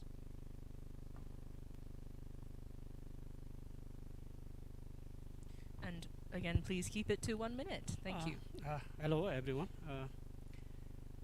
This is Tok from Nepal. I want to add another issue regarding the climate migration. Not only the migrant workers as I know that the Green Economy Fund, which is working in order to mitigate the climate change impact, and also the benefiting indigenous peoples and local peoples. Ultimately, we know that indigenous and local peoples residing in the ground of enclosed natural resources as well as biodiversity. So, and also the indigenous and local peoples, they are the one who is the direct target of the impact of climate change, such as any kind of natural disasters. We can call it landslide, floods, heat stress, whatever it is. So their voice is how can they benefit from they can benefit from directly from the Green Economy Fund, and also the loss and damage fund coming soon, which is recently adopted by the COP27 also. So we need the people who are living in the grassroots levels, enclosed with the natural resources and biodiversity. They are losing their whole everything. They're losing their life in their life. So they need, their voice is how to get directly benefits from the, they want direct benefits from this type of resources. And my question is the respected panelist, Mr. Please make it 30 seconds. I'm a terrible timekeeper, by the way. I forgot his name. But how do you think, as you have been working since long time in the climate change impact, or in the issues of climate change impact, our Nepal government, is there any specific or significant initiatives or measures which can directly benefit the indigenous people and local peoples on this regards? Thank you. Thank you for that. Okay, so onwards to maybe we'll go with the lady in orange first because you're closer. Thank you. Yeah, thank you. It's more of a comment than a question, so I'll make it quick. My name is Roshni. So our speaker from IIM was talking about forced and voluntary migration, forced being when there is a natural disaster, and voluntary being when there is, for instance, a long and prolonged drought, people choosing to migrate. I think we're losing one other type of migration in between. So I've seen from my work that when we are implementing climate change mitigation measures, for instance, like establishment of protected areas to protect the already existing forest, or like afforestation programs, people are displaced from those reasons. And these people, when they are displaced, they lose their livelihood. Even if the government gives them some form of resettlement programs, they lose their livelihood and they migrate to other places in search of work. So I think one thing that we need to keep in mind is this kind of migration that's happening because we are trying to mitigate climate change. So they may not be directly result from the climate change itself, but I think they should be taken into account. Thank you. That's a very interesting observation indeed. All right, to the person. We have another session? Oh, darn. Okay, so my apologies to the person with the hat, because we do need to then get your responses. So can I give you 30 seconds each to quickly respond to those queries? I don't have anything to respond because I'm not so familiar with all these different processes. So I think I can just say that I fully agree with the lady in the orange sweater that it's always a wide spectrum. That's not something as saying this was fully forced and this is fully voluntary, and a lot of that is mixed, So yes, agree, and thank you for making the point.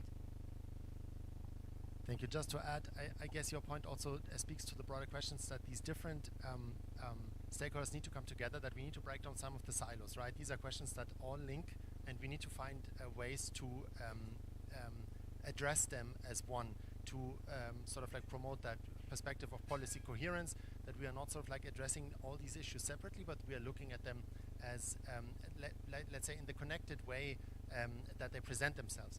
And to your question, I can also only agree, those programs, the responses need to be as well thought out as any other program, to ensure that we are not creating a problem by sort of like addressing another one. And as I said earlier, if people who are on the move, sorry, I'm stopping immediately, going to areas that are already affected by maybe climate change or other challenges such as demographic developments, then we might not really be solving something, right? We are just shifting a problem. So I also agree with your point there. Thank you so much. Yes, please come in. Tala. Nothing else to add, guys. You covered everything. Great job. Thank you for that, Tala. Can I just point out, Kevin, that we had to start a bit late as well, so, in terms of equity. I'm sorry, but we have Annie who will be moderating our next session on environmental human rights defenders, yeah. So Very good, so we can continue the discussion. And we no, can break silos. We can break silos indeed. Well, thank you so much, everyone. I'm so sorry to those who can't, that we didn't have time to hear your questions or your observations. Please join me in thanking our fantastic panel.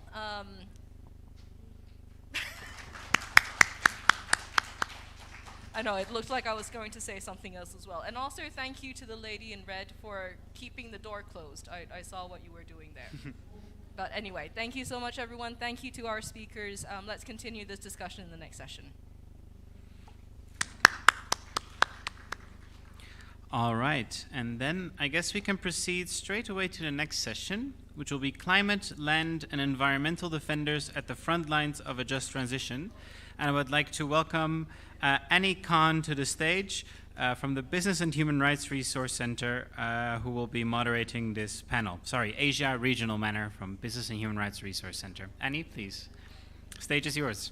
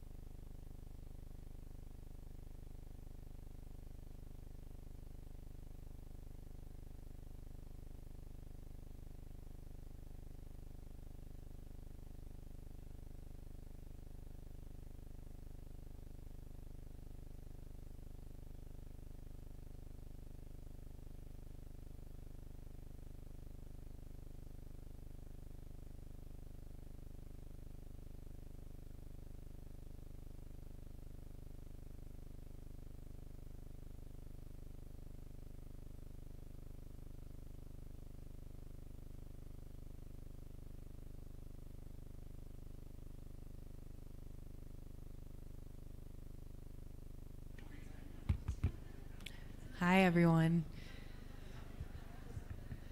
I think this is the last session of the day, so bear with me a bit. I know it's a bit tiring at this stage.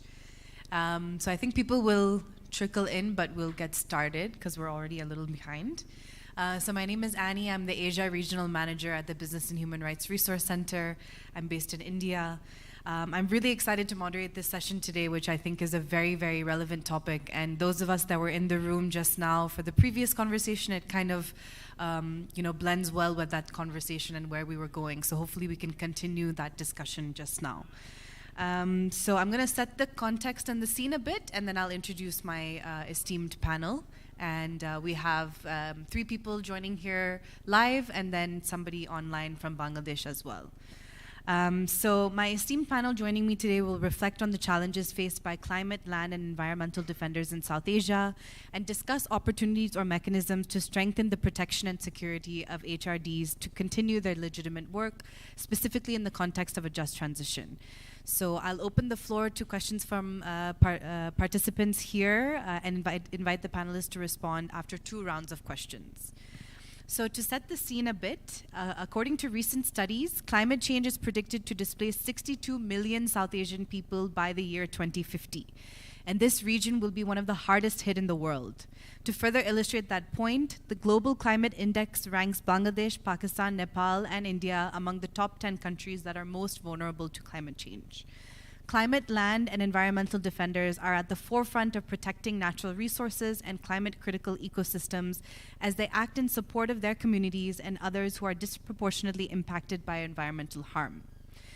Business and Human Rights Resource Center, my organization, has researched and tracked attacks on human rights defenders, and our work has indicated that among the nearly 600 attacks linked to business and human rights that we tracked globally last year, nearly 75% of those attacks were against climate, land, and environmental rights defenders. And Asia and Pacific, the region that we're sitting in today, is consistently one of the most dangerous regions. India is also the 2nd highest country for a number of attacks globally.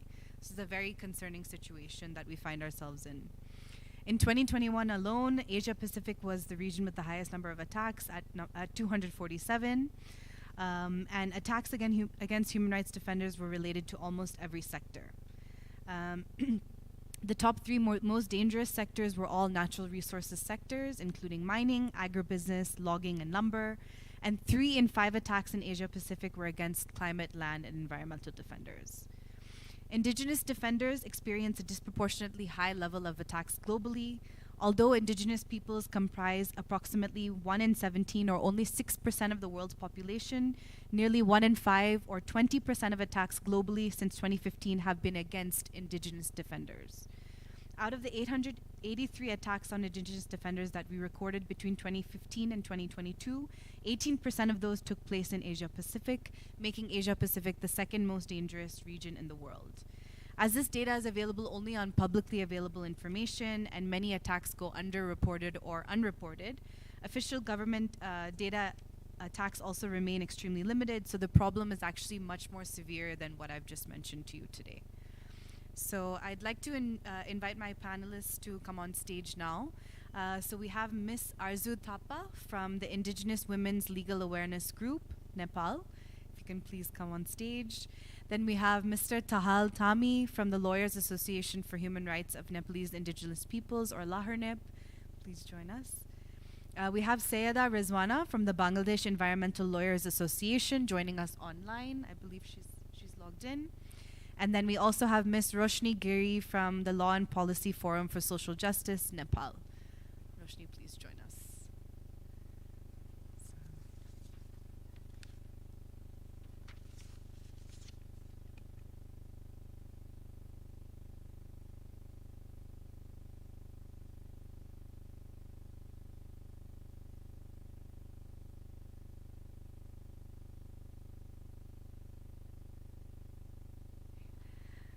Hello.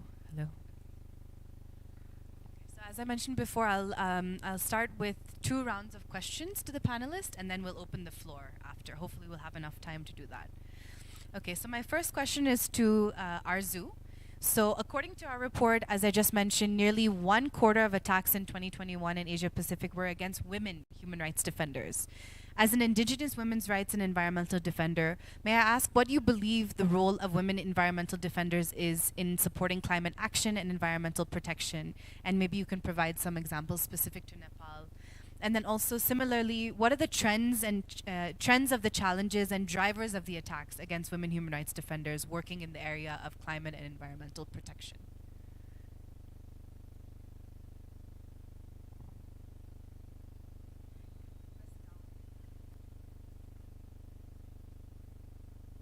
Okay, thank you, Annie. Thank you, first of all, for this opportunity to express our experience and the views that we are facing in these situations or when we are working as a human rights defenders.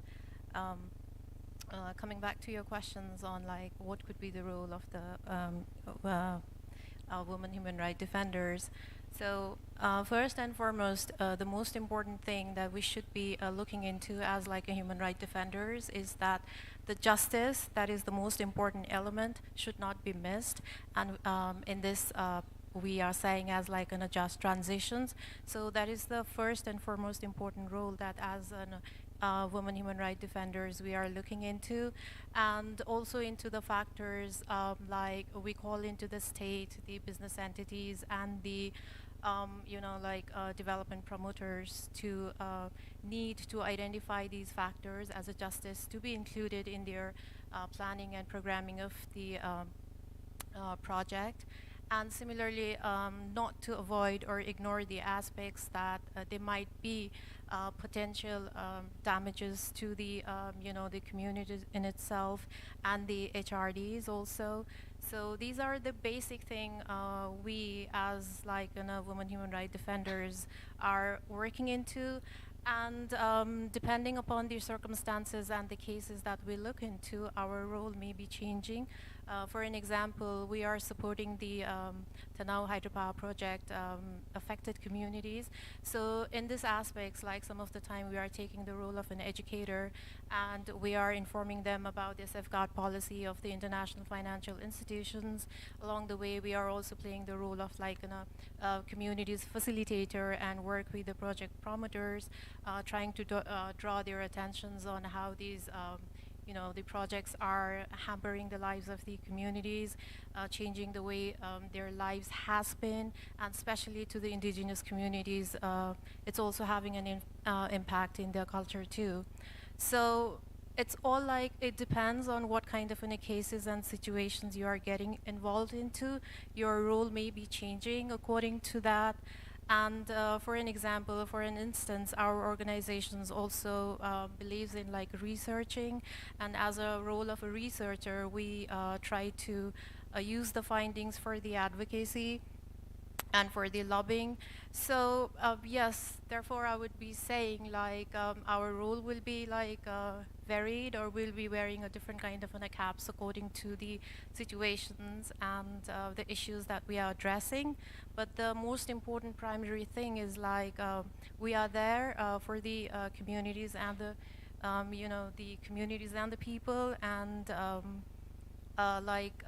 we are there and we ensure that their rights are being like protected, and they have they get access to the deserving justice that they are entitled to. So I think this will be my answer to your first questions, and going on to the second questions of what are the challenges.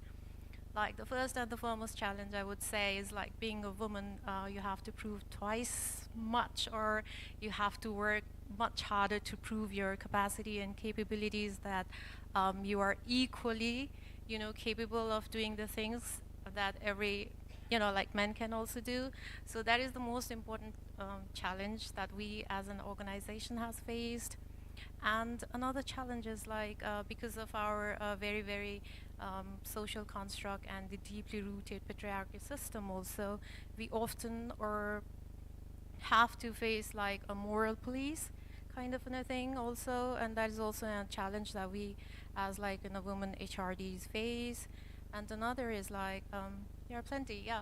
I just remember an incident in a way like because we work through an organizations, and organizations are required to have a certain legitimacy, and some of the times the oppositions may be in a subtle way through, I mean, giving you a hint, like in a way, in a saying, like, are all your papers and things, you know, intact? It's a subtle way of, like, you know, dealing, yeah, in that way. So that is also the experience we have had as an organizations. And in the larger scale, if we move to the Asia or the Asia Pacific or the Southeast Asia, then the situation is, like, I think very, very alarming as compared to our country, Nepal. I would like to give an example of one of the environmental defenders from the Mongolia. She was just like supporting the community that were like being affected by the hydropower project, and all she was doing was asking for the legitimate kind of like environmental informations, and asking the promoters just to include the communities in a meaningful and a participatory way in the decision-making process. But just for asking these things, like, she was criminalized. Yeah, and in our own neighboring Bangladesh, I read, like, they are using the Digital Security Act in 2018. That act is used against the women right activists who are trying the online platforms to, you know, voice their opinions. So they are using that law against these HRDs. So in a way, yeah, the situations is not so very bright, or, like, you know, we could be say like a very, very alarming for the HRDs, like WHRDs. And yes, so, and in our country, the thing is, like, we do have, like, you know, we will be saying, like, we have absolutely fine legislatures, act, and you know, policies, but the most important challenges for us is, like, you know, implementations of it, and the persons are responsible for implementing it also are not serious, or, like, because these are the issues concerning the women, and I think that is the result of also the patriarchy, or the system where we are being, like, nurtured or, like, cultured, because in that way we have been brought up, and so that kind of a mindset is also, like, hampering or are the challenges for the WHRDs, I would say. So I would like to stop here. Thank you. Thank you so much, Arzu. I think you've highlighted a number of points, and I'm really glad we're discussing the gender constructs and you know, the patriarchal systems that many of our countries have, and it's a big challenge in all of our work. And I think the delegitimizing, you know, issues that happen, for example, if you're an organization, for people to take you seriously, there's often, you know, a lot of questions that are attached to that. So I'm really glad you raised these points. You mentioned also about, like, working with IFIs or educating about IFIs, and I'll come back to this question later. Yeah, international financial institutions who are quite involved in a lot of, for example, hydropower projects in this country. So maybe I'll come to Tahal for that later. So moving on, I'll ask this next question to Roshni. So in October of last year, the current Special Rapporteur on the Rights of Indigenous Peoples highlighted the correlation between secure Indigenous land tenure and effective conservation, as well as the integral role of Indigenous people in sustainability. He also expressed concern about proceeding with fortress conservation initiatives that treat humans as separate from nature, and this can result in violating the individual and collective rights of Indigenous peoples, sometimes in some cases by forcibly evicting Indigenous peoples from their lands. I know you've been working at the issue of displacement here in Nepal. So what are the main issues you're seeing in this regard, and have you been able to engage with the business private sector at all, and what have those experiences been like? And then similarly, what role do you see Indigenous defenders having in this?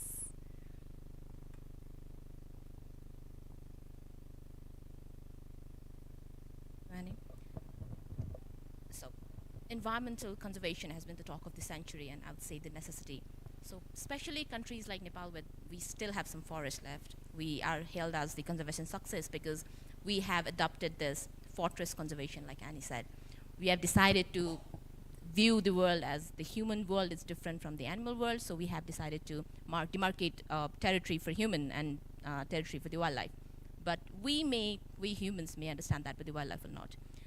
So when we have adopted this fortress conservation approach, what we have done is we have created a life of misery for the displaced community. So when you actually go into a national park, not for tourism purpose or like enjoying wildlife, and you see the community that have been living around, that were actually might have been living inside the park area at some point of time, you see that their life is beyond miserable. It's a life that is lack of dignified life. I wouldn't call it dignified life in any sense. So recently I've been working with a national park.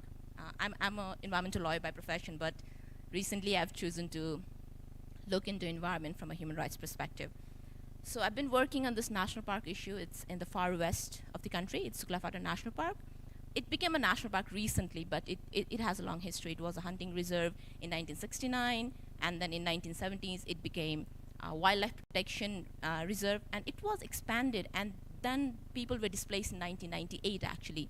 And even after 20 years of displacement, a lot of people are still landless. These people are living inside the core areas of the national park, in the elephant corridors. Imagine the threat they feel from the wildlife. The elephants pass by their land through their houses. The elephants kill them. The elephants destroy their crops. But they do not have anywhere else to go. That's why they are forced to live in these areas.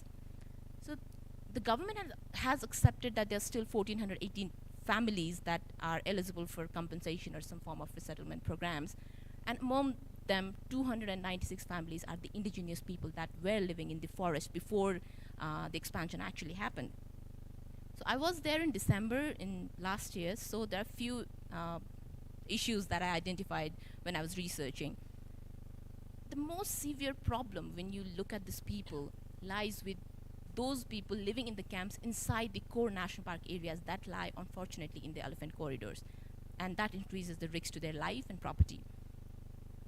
These people, they live inside the forest, but because our law prohibits it, they cannot collect any firewood from the forest, the dried firewood. They cannot graze their cattle. They cannot have any kind of cultivation because our law forbids it. So, and they cannot have any electricity. Imagine a life without electricity because our law forbids it. And yeah, and most importantly, a very interesting case, and a lady came to me and she said that my house inside the national park, it was destroyed by a fire. It was burned down to ashes, and now she cannot rebuild that house because under our law, you cannot have any structures inside the national park area. So now she is not only displaced, now she has become homeless. So there is a constant threat to these people from continuous animal and human conflict. As I said, it destroys their home, it kills people every year. They're not allowed to access the forest. So there are two kinds of people who are displaced from this forest. One is living inside the forest, and another who is living outside the national park area, but some kind of government-owned forest. So they are not allowed to access forest as required by the ILO Convention. So there is a delicacy in these communities that is, they call me, I never knew of that. That's a putpute mushroom. It's some kind of mushroom, they say, that grows when there is lightning. So they cannot collect this kind of mushrooms. They cannot collect any kind of medicinal herbs that they traditionally did. They cannot collect any kind of, let's say, edible ferns that they cook as vegetables. And they cannot even cut grass that they use as roofing for their homes. If you go to the western part of the country, you will see that they do not use concrete, or they do not use any kind of metals for roofing. They rather use a special kind of grass that is very durable, so they use it as roofing, and we see how sustainable those houses are. So even after 20 years, a lot of people remain landless, and even those people who received land from the government as a part of compensation program, their livelihood has been destroyed, the community dispersed, a lot of people, a lot of families are living separately in different camps even after 20 years. Unfortunately, we have a law, the National Park and Wildlife Conservation Act, which has a blanket prohibition on accessing any kind of forest. So it's a fortress. You cannot enter forest. There is one incident where it's in a different national park and the surrounding forest where elephants have to pay to get inside the forest. And it was heartbreaking for me to understand how capitalist have we become, that we are charging the wildlife just to get in the forest. And there is another alarming thing for these people. There is a continuous threat of eviction. They've already been evicted once, displaced without consent, without prior informed consent. So there is a continuous threat of eviction because they are living in an area which the law prohibits. The law considers them as encroachers. They are not displaced people anymore, they are encroachers. in their own land. In some generation, it was their land. So, but they are encroachers under the legal definition now. For now, the park authorities have accepted a kind of mutual coexistence, but it is only up to the extent of political and bureaucratic tolerance. So once some politicians or some bureaucrats have that motivation to evict those people, they have all the legal grounds that they need just to evict them without any proper notice. Under the Nepalese law, if you access the forest, if indigenous people decide to access, for instance, go and collect some mushrooms, it's criminalized and they can be penalized with up to 50,000 fine and up to 1 year of imprisonment. So they are not only displaced from in the name of conservation, that we have decided to create a national park, we have decided to say that, okay, we'll increase the number of tigers, which is good, I'm not saying it's bad, but at the same time, we have decided to overlook this human aspect of what has the conservation led to the life of these people. About your second question, Annie, this particular line of work that I've been undertaking, it does not really include any kind of private sector or private stakeholders, because it is the government who decided to establish a national park, and it is the government who actually displaced those people. So, but I've been working with some local organizations that work in this. So there is one called the NTTPI, and there is one very interesting mediation team, that is the Sambat Samoa, that has been working wonderfully to ensure that these people do not come to the roads and protest for their rights. So they've been trying to establish a line of communication with the government and try to resolve this issue more amicably. In this issue, I think the problem with national park and this fortress conservation approach is the lack of ownership of the people, because these people do not feel that it's their forest anymore. They do not own it for them to conserve it. So when I was talking to the warden, he said that there are numerous examples in single day that a lot of people would sneak into the forest, take whatever they want, maybe take more than what they need, because it's not theirs anymore. So they feel that the government owns it and they want to take a piece of it because it is their livelihood, and maybe they do not want to do it sustainably anymore because it's not there anymore. So I think one aspect that the fortress approach has failed to understand is that the community should have the ownership of the conservation for it to work, because it should be beneficial not only to the humankind living in the far west or any other place of the world, because that is how environmental conservation works, but it should benefit the community, and if the community gets something in return, then only they will have this feeling of ownership. Otherwise, there will always be a conflictual relationship.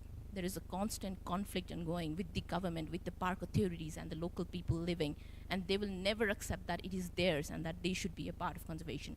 That's why we see a lot of poaching cases in national parks, because the communities have not accepted that wildlife is beneficial to them. It's a nuisance for them because it destroys their crops. So I think we should take that into consideration. I'll stop there. Thank you so much, Roshni.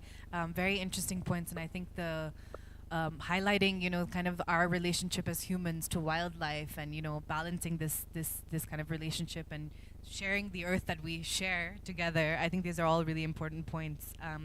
You touched upon government compensation or lack thereof. Maybe we can expand on that a bit later and kind of understand what kind of compensation we're talking about, because often government gets away with, so to speak, saying, oh, we offered compensation or relocation to another area, but taking somebody from their ancestral land and placing them elsewhere, giving them a small sum of money, that's not really good enough, right? So maybe we can expand on that a bit later. And then, of course, the principle of FPIC, free, prior, and informed consent, which is an international enshrined in international law. That's something at the very basis that should be respected, but oftentimes is not. So I think that comes up in all of your work. So maybe I'll go now to Rizwana, who's joining us online from Bangladesh. Hi, Rizwana. Thank you so much for joining. This question is for you. As we all know, Bangladesh is one of the most vulnerable countries to climate change, despite accounting for a mere 0.56% of global carbon emissions. Thus, managing adverse climate risks needs to be critical to Bangladesh's development and growth. what are the trends of challenges and drivers of attacks of human rights defenders working in the area of climate and environment protection that you're seeing in Bangladesh? And as an environmental lawyer, what are the means for remedy that is available in Bangladesh? And do you feel that impacted communities are able to use them? Thank you very much. In terms of environmental performance, the rank of Bangladesh is 179 out of 180 countries. We have the worst air of the world, and our capital is one of the most unlivable or least livable cities of the world. So in a country like this, and the fact that you have just said about climate change, that we are one of the most vulnerable countries due to climate.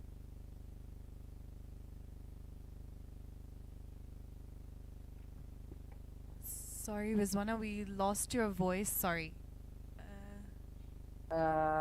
Okay, you're back now. Sorry. So with that sort of statistics in hand, we would assume that any country would welcome environmental activism, will be working to defend the environmental justice advocates. But I'm getting the feeling that the trends here in Bangladesh are changing. Development is being interpreted very narrowly, and it's mostly imposed on the population. There is hardly any scope for us to participate in the decision-making process. And the way development is being interpreted as if it's something that has to be done at the cost of environment and natural resources. As if you talk about protecting environment and natural resources, you can't be talking about development. So that's number one trend. The other factor that's important in the context of Bangladesh is how its democracy is functioning. I just give you one example, not getting into the debates that are there in the society about how the elections are taking place. We have got 300 seats in the parliament, and 182 out of these 300 seats are occupied by business persons who have turned into lawmakers. So 61.0% of lawmakers are elected lawmakers are business people, and perhaps the rest of the 300 have already joined business after becoming lawmakers. So the interest of the lawmakers and the function of the interest of the business people and the function of the lawmakers have essentially merged, and often it gets very difficult for us to understand who is doing what. The third trend that I see here in Bangladesh is downscaling the importance of environmental law. There was a decision 2-3 years back that if the Department of Environment does not grant environmental clearance in the legally stipulated time, then it will be assumed that clearance has been given. So whether the Department of Environment is on justiciable ground not giving the clearance is not something that the government will take into consideration. Development first. The other trend that I see is denying us access to information. So when we apply under the Right to Information Act for copies of environmental impact assessment report of politically blessed but highly contentious development projects, we are often getting the response that you can't be given a copy of the EIA because EIA is intellectual property document. The other thing is the general governance scenario. There is a law that regulates the function of the NGOs. The NGOs who are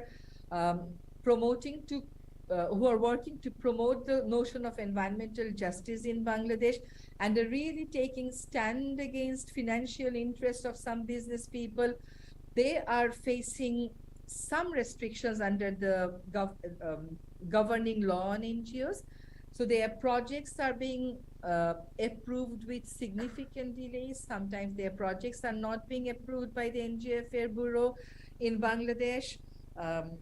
Under the RTI, you would notice that the NGOs are bound to disclose information, but the business are not. So we are not operating on, level playing ground. When we file application for permission of the NGO Affairs Bureau, we have to tick whether our projects comply with the government's policies. So if I am, as an environmental activist, want to oppose the energy policy of the government because it's biased towards coal, I can't do that. Your project will not be approved. So there is, shrinking space for the NGOs to work so that the government policies towards energy and development change. You have to be always in compliance with the government's policy. For the individuals who are environmental activists, the government has other set of law. It has Digital Security Act, which says that if any person posts anything in any digital form that is malicious, that is, that can be deemed as attacking the goodwill of a person or reputation of a person, that person can file case against the person who has given the post, and the person will face jail and others. And we have seen that in one particular a person opposing a given coal-based power plant was taken to jail in a case filed under the Digital Security Act, despite the fact that the Supreme Court directed that no person protesting the coal-based power plant can be arrested. So despite a High Court order, the Digital Security Act case prevailed as if, and the person was attacked. We see that the environmental human rights defenders are being physically attacked. They are being prosecuted with false cases. They are being sent to jail. Their bails are being denied. So many sorts of attacks are there. With independence of judiciary in Bangladesh being questioned, projects that are politically blessed, you can't challenge those before the judiciary. Because you are under the fear that you may not get the relief you're asking for. The defenders are, of course, when they're arrested, they're seeking bail. They're going to the court so that they are not harassed any further.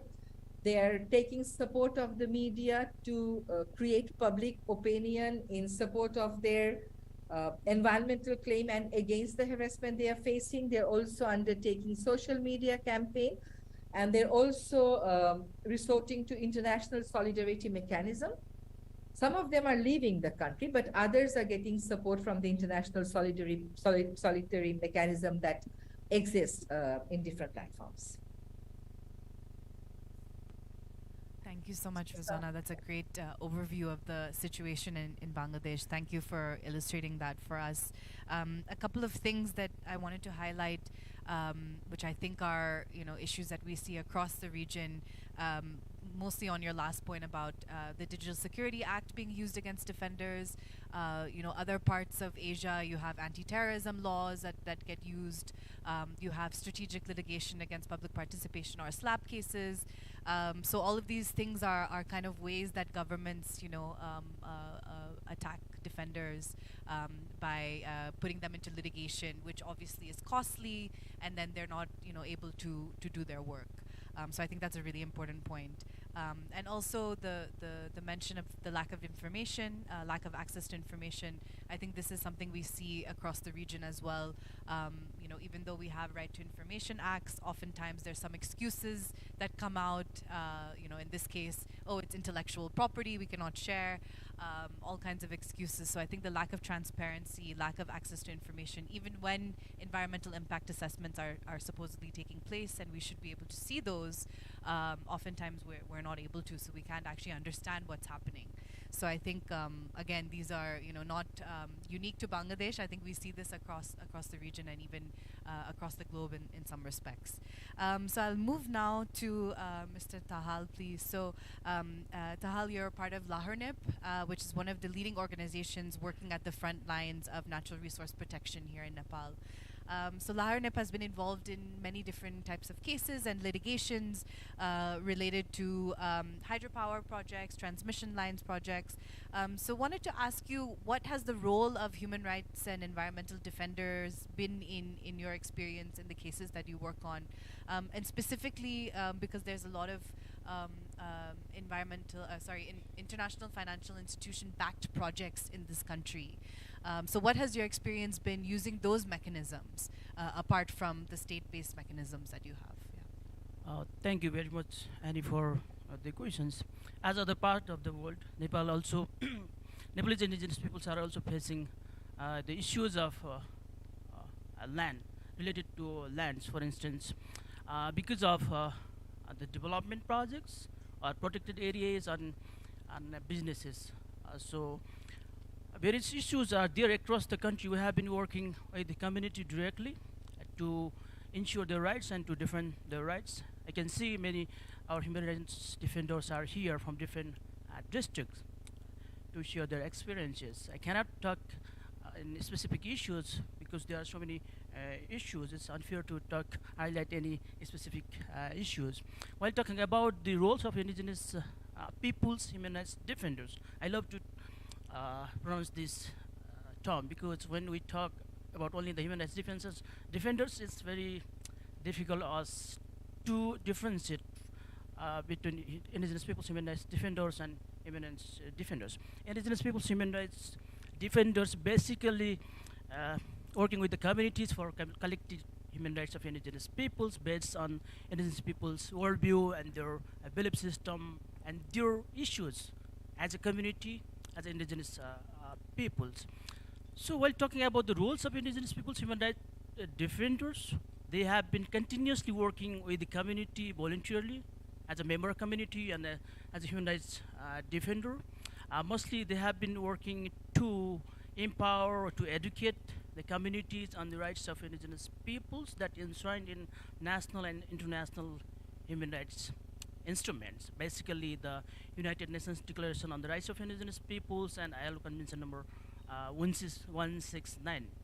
Apart from that, they are also engaging into document the cases of human rights violation across the country, and also they have a crucial role to play to lobby and advocacy at local, even at national level and international level as well, to create congenial environment for defending and protecting human rights of indigenous peoples.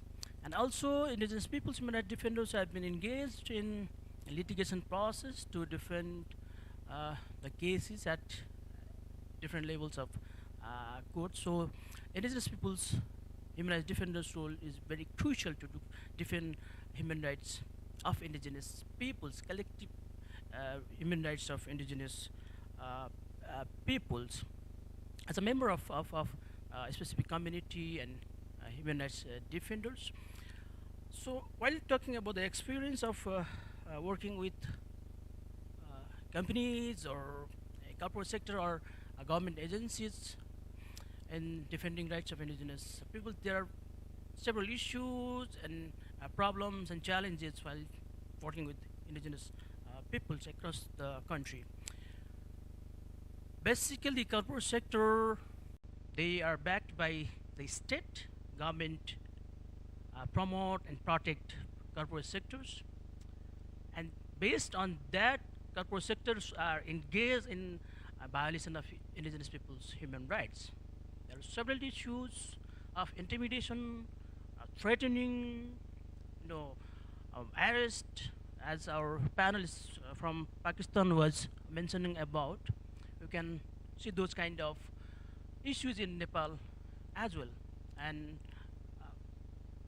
cases against indigenous human rights defenders, cybercrime cases, public offense cases. So many cases are also facing by indigenous human rights defenders in the cases, and also the various threats from state authorities, security forces, even the action of political parties at the community level. They are also actors to create adverse impact or environment for indigenous people's human rights. So apart from that, the indigenous people's human rights defenders and communities are also facing difficulties to access the information of the projects. It's very difficult to get the EIA reports or IAEA reports or SIA reports.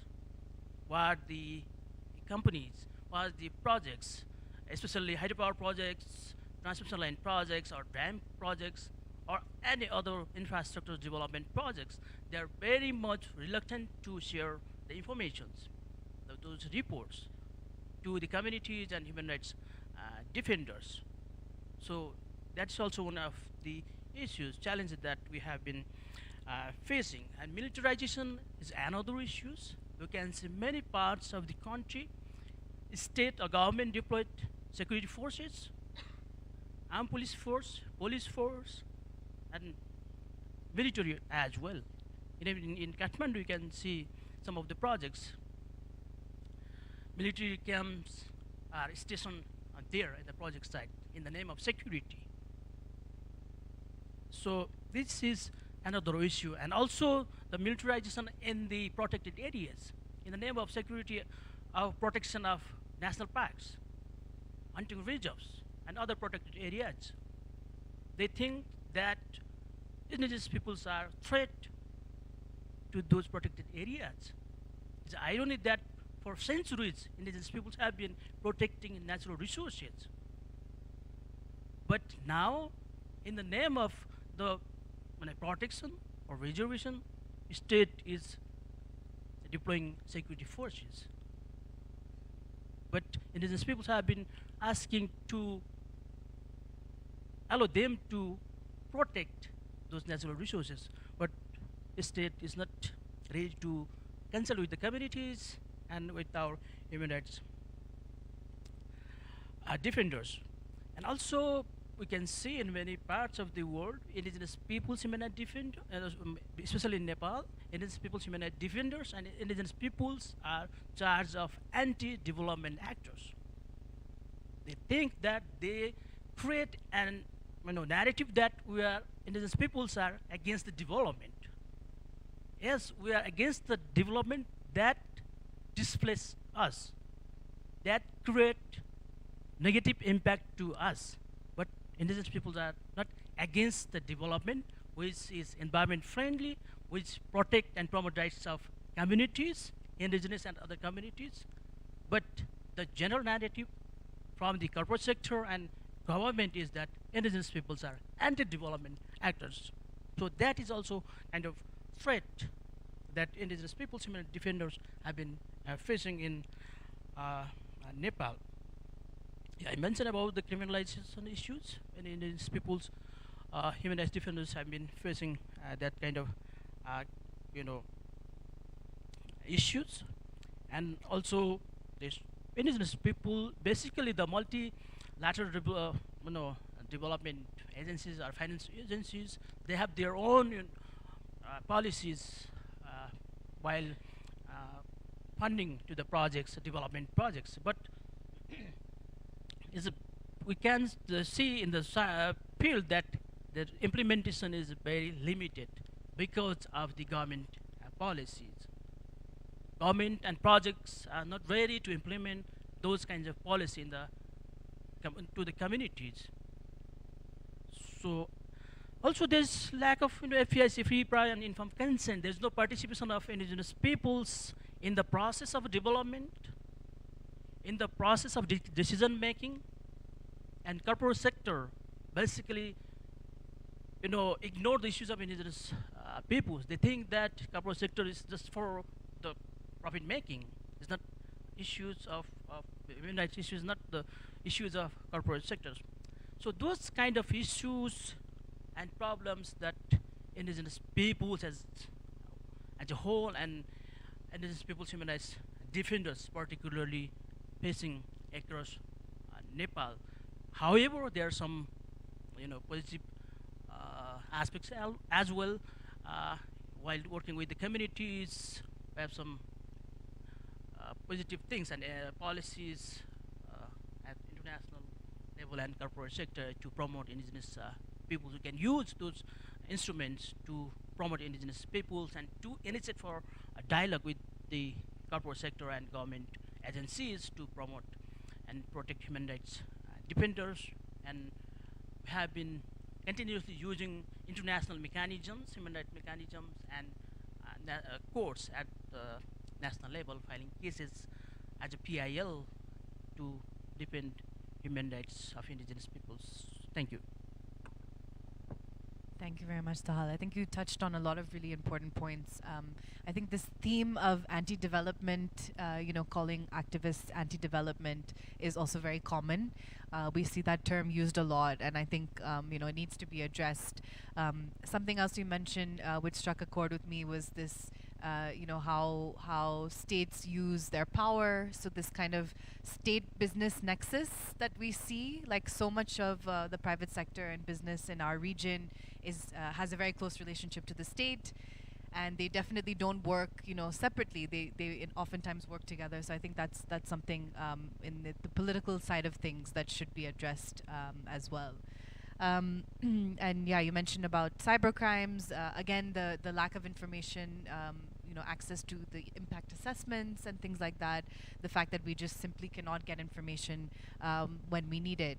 But great to hear also that there have been some positive changes. You've been able to use some of the international mechanisms. And I think the hope is that with the National Action Plan that we've talked about throughout this forum, and also the EU mandatory human rights due diligence law, and perhaps other mandatory human rights due diligence laws that may come into effect in the future.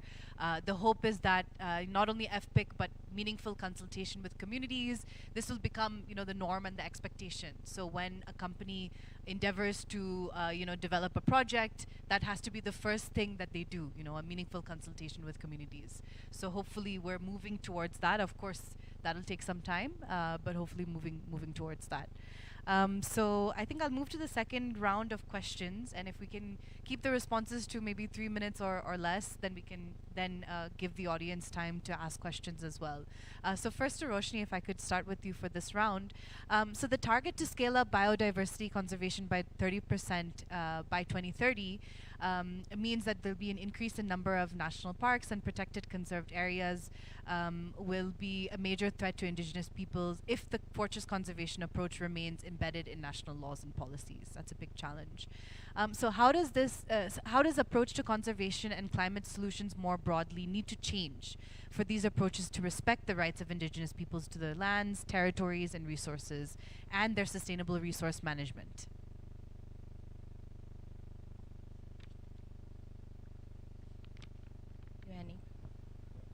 For me, the most important change in this fortress approach would be for us all to change this existing paradigm that the indigenous practice, or like human activities, all human activities are actually against the nature, or like actually harmful to the nature. Because as our previous speaker said, indigenous people, or like humans as a whole, have coexisted with nature for a very long time, for centuries and millenniums.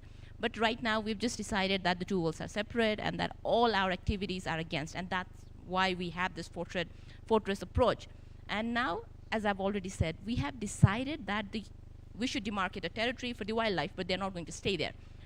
So one very important thing that should change is that the conservation approach should be socially acceptable.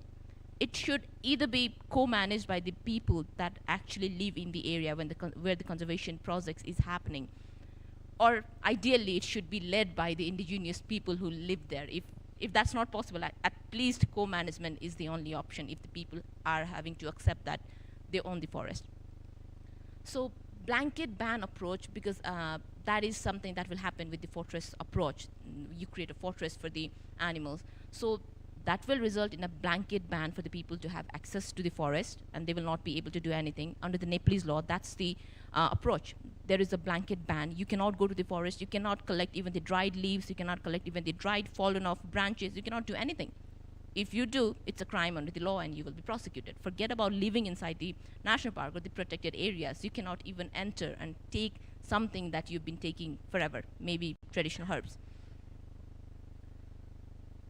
So blanket ban is something that has not worked, because we saw in the Aichi target that in 2020, none of the Aichi targets in biodiversity protection were met. So we again having that similar kind of target for 2030.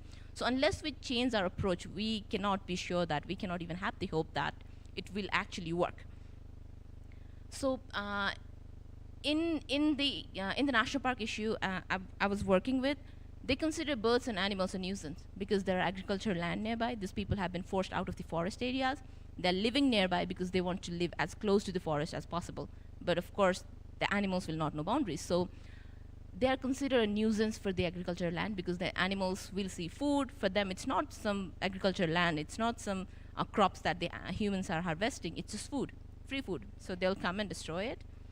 Not destroy, actually, sorry. They will come and eat it. So the approach should always be beneficial to the community. The community should actually get something because the conservation has affected their livelihood in some forms. In national park, the Suklapata National Park that I was working with, when it was expanded, there was a royal directive because we still had monarchy. So the royal directive was pretty comprehensive because it said that the community as a whole should be moved as close to the forest, and they should be moved together, and that they should get the same amount of land. It didn't talk about the access to forest because it was prohibited by the law even back then. But that was, even if the state was using its power of eminent domain and reclaiming the land for public good, I think that's the least the state can do, is have access, give access to the indigenous people to the forest that they have been using. So conservation practice for me would only succeed if rights knowledge system of the indigenous people are actually used, because indigenous people are not only the victims of climate crisis or biodiversity loss anymore, they are also drivers. They can be a very important tool for us to reverse the climate crisis, biodiversity crisis that we're having today. For now, what I see is when I went to the field, there was a lack of trust to any kind of people. I went to one of the informal settlements, they call it themselves camps. So it was in the elephant corridor. So it is necessary to move them, because if not, there will be threat to life and property. So it is necessary for them to move. So when I went there, I was a new face. So there was a mob of people. They came towards me very hastily, like walking and angrily. I was very afraid, and I didn't speak the local language. Thankfully, I had some counterparts who kind of settled the issue and said that I was not representing the government, that I was not there to evict them again. So there is a lack of trust with the government side and the conservation. Now they see that the conservation is not beneficial for them. So they think that the government should move the elephant corridors. They don't understand how it works. But for them, it's a nuisance. The conservation has not been beneficial to them. And there is another very interesting case, actually, that was the talk of the town when the Supreme Court decided on the Nisgar International Airport case. I was one of the litigating lawyers. And we were labeled as, even in my own family, with this is the dispute that we haven't settled yet. We are anti-development people. So, and some of my friends' families, they had actually bought land around the airport from the indigenous people, because these indigenous people have been forced out by people, the elite people who went there, bought the lands in pennies. So now they've been moved out, and now there is like very important business aspect for them to construct the airport, because now the rich and elite people have bought lands there. So, and in Nisgar International Airport case, what happened was when the court decided that there was like a very long decision, and then the court decided something, and the media was very important. Media played a very important role. The media decided to distort what the court said. So they decided to take some paragraphs from the court decision and said that the Supreme Court, the Nisgar International case is a green signal for them to construct. So I think in that we had some confrontation. So you see that the conflictual relationship that I was talking about, there is a conflictual relationship, there is a lack of trust, but as well, like our previous speaker said, there is a lot of business interest, which is backed by the state itself, because the state is adamant that we will construct the Nisgar International Airport case even at the cost of 2.4 million trees. I'll stop there. Thank you, Annie. Thank you, Rashni. I forgot to mention that this round is more focused on solutions and kind of recommendations, which I think you gave. And I think the trust issue is very important in all the conversations at this forum and the business and human rights movement in general. You know, we have to build that trust amongst all the stakeholders in order to even start the conversation. If there's no trust, you know, then we're not really going to get anywhere. So I think that's a great kind of recommendation and start for this. So I'll move now to Arzu, if I could. So disregarding the rights of local communities and silencing of defenders in the race to a decarbonized economy is very short-sighted, and this will continue to fuel opposition and violence, and could also derail the transition to green energy. So how can governments in the region ensure that human rights defenders, and in particular women human rights defenders, are not harmed during the energy transition and instead are actively included in shaping it? And more broadly, what are the main policy elements in supporting a rights-respecting energy transition in Asia in the future?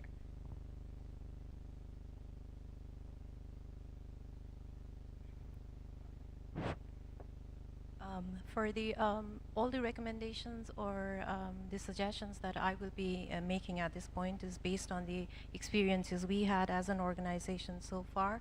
So recommendations or the like the policy how it should be is entirely upon our experiences. So I'm not crossing over anything else.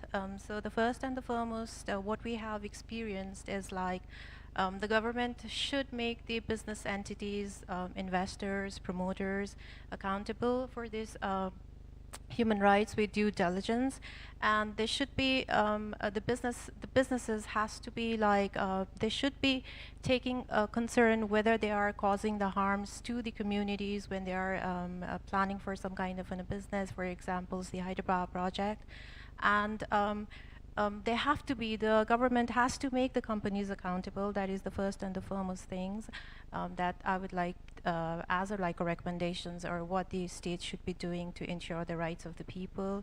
Second is like we do have like in the National Human Rights Commissions, and we believe or like we feel like this commission should be let free, and it should be allowed to work on its own without any kind of like a political pressure or any kind of like pressure of any sort from the political parties, from the business parties, or any kind of pressure. So it should be allowed to work on its free will without any coercion. And the sad part is like I think like the country is not able to provide a report. The National Human Rights Commission has provided a report only before the 2015, that is in the 2011 and 2012. So for our country, the National Human Rights Commission is not able to submit the report as it's supposed to be to the human commissions that we are supposed to provide. So as in a case like I've read, like our NHRC, it has been degraded from the list of A to the B. So that is a very, very alarming and a sad situation for every human rights that is concerning in our country. And the most important part, what we feel as an organization is like the states should like be serious about the UNDRIP, the ILO that it has ratified, and it should make the companies and the investors align and actually, take the FPIC that we have been like consulting or discussing so far, to take it very, very seriously. For an example, I can give you an example. We are supporting the Tanao Hyderabad project community, and the main concern and the complaint of the community is like they were called just for like they were briefly called just to share the informations about the Hyderabad project. Their signature was taken at that time, and later on that signature was taken as a consent from the community for the project. So that kind of like activities is going place and taking place, and the promoters are like just it's easy for them to manipulate. So they are not taking the meaningful participations as the FPIC supposed to be. It has to be a free, it has to be prior, it has to be informed consent from the communities, which is absolutely lacking. So that we seriously want the state to imply and to make it like accountable to all the business investors that is happening around here. So I think like according to our experience so far, so I'd like to say like this much. Thank you. Thank you so much, Arzu. Yeah, I think the investor point is really critical, and it's come up in a couple of other sessions, but investors, I think, are increasingly a very important stakeholder in the BHR movement, and we need to put pressure on investors to study the different kinds of projects or businesses or companies that they choose to invest in, to actually see what kind of company is it and how do they operate. Yeah, and on the Tanahu example, we actually at the Resource Center we engage in company response mechanism. We reach out to companies, and we had reached out to the Tanahu hydropower company back in 2020, and at that time their response was, we are engaging with the community, we have brought them to the table. So exactly to your point, maybe on paper or for maybe a minute they spoke to them and took their signature, but is that no? So I think we have to push back on that. They cannot just get away with saying, yeah, we brought them to the table, we spoke to them. That's not enough. What was the engagement like? What was the quality of the discussion? And would they consider that meaningful? And is that enough? So, my last question before we open to the audience, to Tahal.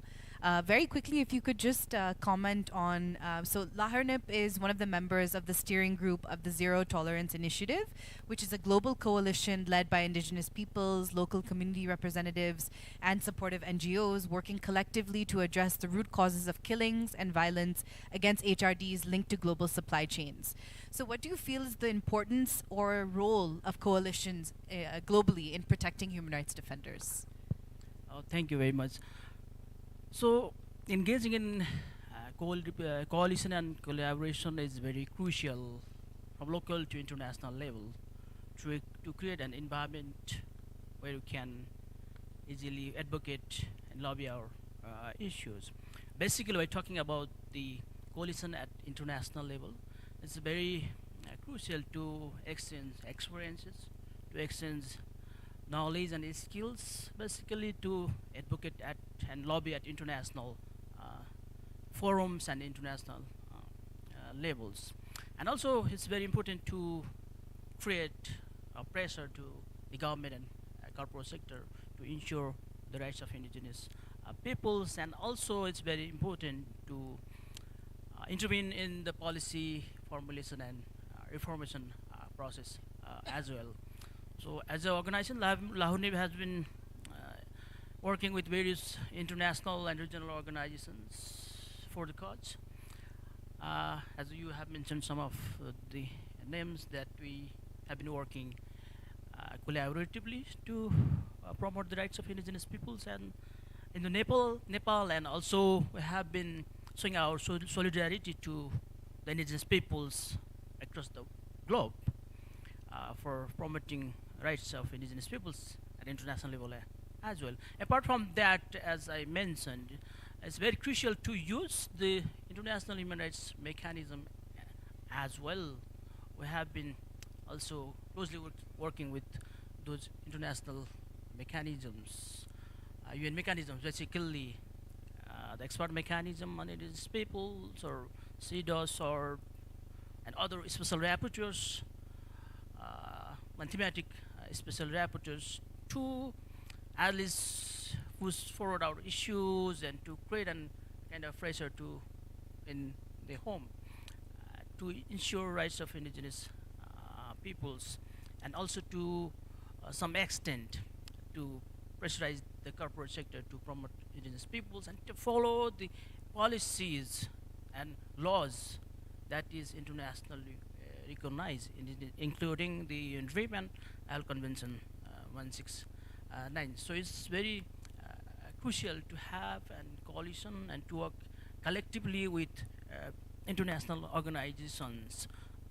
because they have their own expertise and area of expertise and skills that we can use in our context to advocate indigenous people's rights. In many cases, we have been working, collaborating collectively with those organizations. I can see so many representatives from Kathmandu Road Expansion Project and Jarsing Paua case, transmission line, Kokana, as even from Lomjung or western part of Nepal, and other in the entire center, Kathmandu.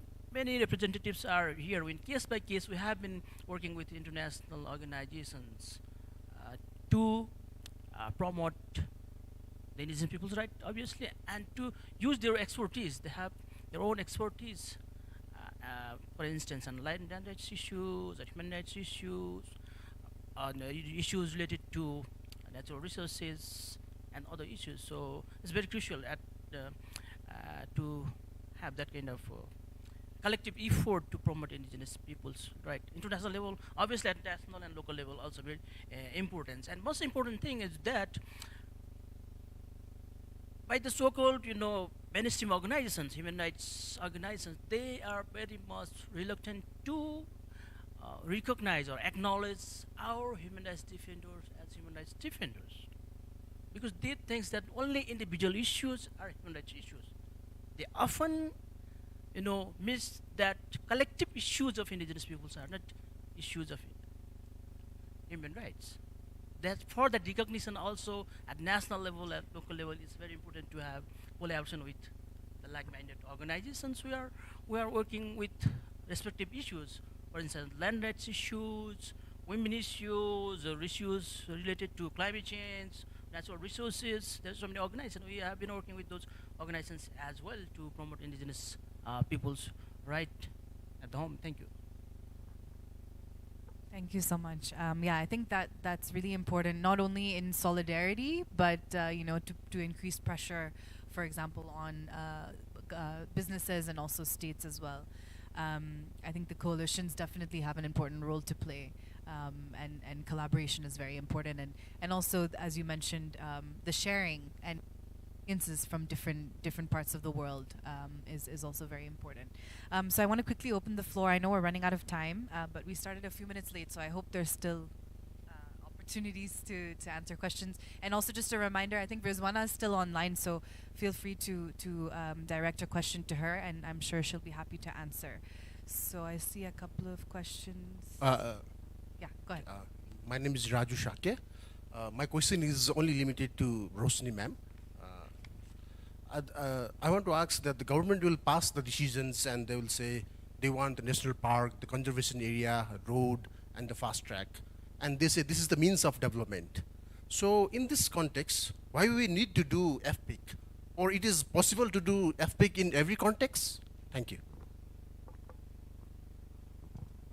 So we'll take a few and then we can. Thank you. Me Santi Devi Rai. I represent from the INOLAC, and my question is, now we are talking about the base of the indigenous people. No, yes, right? So indigenous people are more in the rural area, urban area. So we are talking here about the ILO, UNDRIP, FPIC, NHRC. But those people need to the human rights, the lens of human rights. They are not including in this session or here, maybe. In my view, I observed that. But in this case, how we can supply this knowledge, this lens of the human rights to them?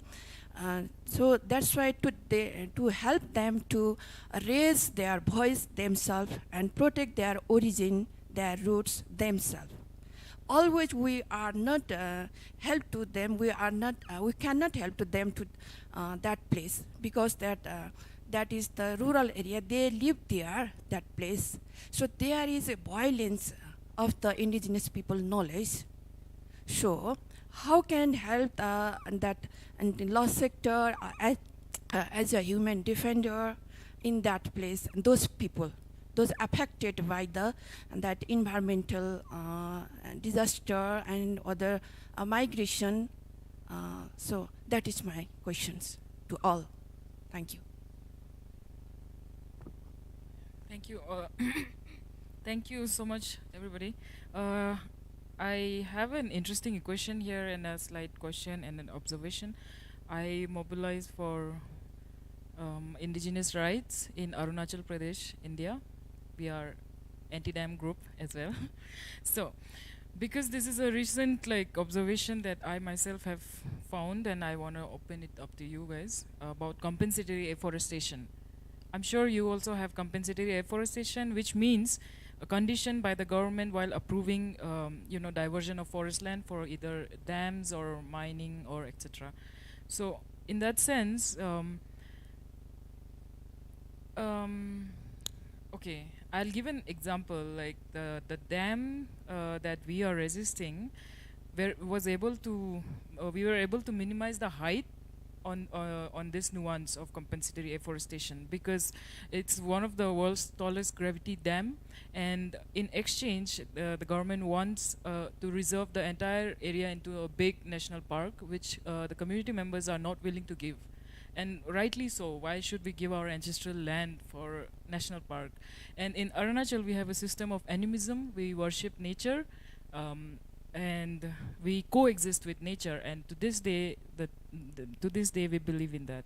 So, because we were not able, because we didn't comply with the compensatory afforestation condition imposed by the government, the dam height also had to be reduced. Because that meant that the government couldn't pass that big of a height of dam, because the environmental clearance compliance of afforestation compensation could not be met. So, and on the other hand, our communities are taking initiatives like community conservation area, which means that the community takes the ownership of the land of conserving the forest, not the forest department, not the government. So, so these are, so I mean, I'm just it's like all over the place, but I hope you get it, the nuance of compensatory afforestation. So I want to understand what is the how is the community taking ownership of the ancestral territories here, in Nepal, and do you think this non-compliance with compensatory afforestation, even in Nepal, like in Arunachal, would impact the anti-dam movement? Yep. Thank you. And then we'll see if we have time. Sorry. My name is Sonaraman from Bangladesh Youth Net for Climate Justice. So climate change is not only environmental or development issue, it's a business issue. But we climate activists are not against the business or government. So we are fighting to save the planet and people, but sometimes we are treating as a terrorist, but we are activist. And another one, we are protecting planet, we are protecting people, but who defend the defenders? It's my questions to Rizwana Appa and the panel, and with the recommendation that in South Asia, we are very active on climate justice, we have lot of policies, plan, programs, but in environmental justice issue, we are not doing rightly. And not only parliamentarians in increasing parliaments, businessmen, as well as in COP, like in Glasgow, 500 lobbyists, fossil fuel lobbyists entered, and Misha, Egypt, it's near 25% increased. And next COP will be held by Dubai. So oil company head is the chair of the COP28. So day by day, corporation, business are taking the leadership. So they build their profit by destroying planet. Now they are using climate as a new business arena with greenwashing. So my recommendation is that this type of irresponsible business are threatening us, young people, activists, indigenous, transgender. So how we can build a cross movement? Then we can defend it, and we need a mechanism to protect the defenders who are fighting for environment, climate, or human rights. Thank you. First of all, I endorse what my friend said, that in South Asia, defenders have really high risk, and there's no protection mechanism. So there should be protection mechanism in South Asia for human rights defenders, and environmental defenders are included. My question is to Rizwana and Roshni, that we, as I'm a lawyer also, I'm a lawyer from Karachi Bar Association. So we follow case laws of Indian Supreme Court, our high courts, and also Bangladesh. And recently Bangladesh, not recently, but 1 year before, it was for women, that if a blank is there which says that a woman, if she is virgin or not virgin, it was in the part of in Nikah Nama, registration of marriage. So the High Court or Supreme Court of Bangladesh struck it down. So we presented that case also in our High Court. So my question is whether when this issue of conservation and fortress approach is applied and community affected, and when in Bangladesh there's a Digital Rights Act came, we have also the same Cybercrimes Act. So in our country, political parties and opposition's role, it was used. If a political party which is in the ruling party, it is passing the law and it wants to pass the law, then we approached and lobbied with the opposition, and particularly those representative of areas where indigenous people are living, because they are votes also, and an elected representative needs their votes in future also. So how these approach was used, and how strategic and public interest litigation approach was used, and what was the result? Thank you. So Roshni, you want to start answering, and then we'll move to others. Thanks. Thank you everyone for the wonderful questions. To begin with the question of Razuzi, you asked me about if free and informed consent is possible in every context. Even if it's not, it should be. That there is no other way around, because it's not only a right of the indigenous people, it's your right, it's my right as well, because we have the right to decide, we have a right to have a say in the decisions that affects us. If we have that right, indigenous people are no different. Why shouldn't they have that right? Even if it takes a lot of work, it should be, and it is even legally mandated, so it should be. About the compensatory afforestation, I think it's very interesting because in Nepal the compensatory afforestation is a big mockery. So we have this law that says that if you chop down one tree, you have to plant 25 trees. That's impossible, because recently what we had to do with the Nisgar International Airport cases, the project has a plan to chop down 2.4 million trees. So into 25, and the area required would be 38,000 something hectare, and you cannot find any land of that large scale in Nepal. So it's not about planting one tree in Kathmandu, one tree in Pokhara, in other cities. It's not like I'll plant 10 trees in this city, it's like 10 trees in another cities. So the purpose, I think what we have forgotten is what the purpose of forest is. Just by planting some trees here and there, it's not going to replicate what the natural forest will provide us. So I think compensatory afforestation is not really a solution to chopping down the forest that we already have. So in Nepal as well, the community forest is a huge success, because the community is having the ownership, the community feels that it's theirs, they share the forest fodders, they share the forest products, and they manage it. But like I said in my statement earlier, I recently went to another national park. It's in Chitwan, and there is an organization called Stand Up for Elephants, because Chitwan is known for elephant rights, which is terrible. So they rescued 2 elephants from the tourism sector, and they have been taking care of the elephants. What they said is, like, they take the elephants to the forest for like 7-8 hours every day. Those elephants have to pay to enter the community forest. So now I think we have to reconstruct our idea of what community-led conservation is. Is it the use by the humans in exclusion of the animals? I think that's one question that we should ask ourselves. About the environmental justice issues, fortunately our Supreme Court is quite open and progressive when you take environmental justice cases. Thankfully to the Supreme Court, a lot of forests have been protected, a lot of destroying industries have been shut down. The Supreme Court is quite progressive, but sometimes they can be very diplomatic as well. But that's something we have to live with. So climate crisis will not only be resolved if we do not give business incentives. The business, like you said, if the businesses do not have incentives to fight, they will not. So it might sound very absurd that the oil company boss is leading the chair and everything, but if we remember the Ozone Convention, it worked because we gave alternative market to the business. We told them that there is something else apart from CFCs, there is a growing market that you can explore. And then only the convention worked. So maybe we should also think about providing a market, an alternative market, and incentive to the business for them to cut down their profit and move into something else. So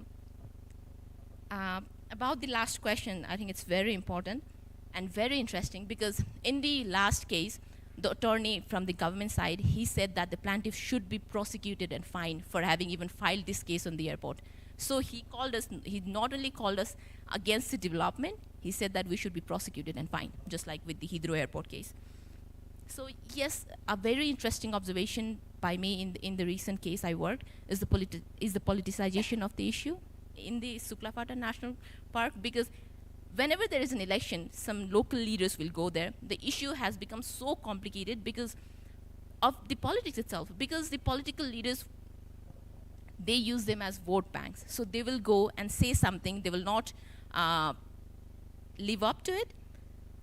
And for some reason, I felt like the politicians, they do not really want the issue to be resolved because that's their one agenda that they can go back to again. And one thing is, when talking about the rights and compensation, which may not be always an option, but sometimes, like I said, in people living in the elephant corridors have to be migrated. So sometimes compensation or resettlement has to be land. I wouldn't say compensation in terms of cash, but land. Sometimes that might be a last resort. So what happens is some politicians, if they do not produce a claim that is more than what the previous politician offered them, then the political career would be over. So the issue is highly politicized, and sometimes that is what complicates the issue. And I feel like that's something that has lingered the issue with Suklapata National Park for more than 20 years. I'll stop there. Thank you. Thanks, Roshni. I'll go to Rizwana now. Thanks for patiently waiting. A couple of questions were directed to you, so if you have any responses to that and more generally as well, please share.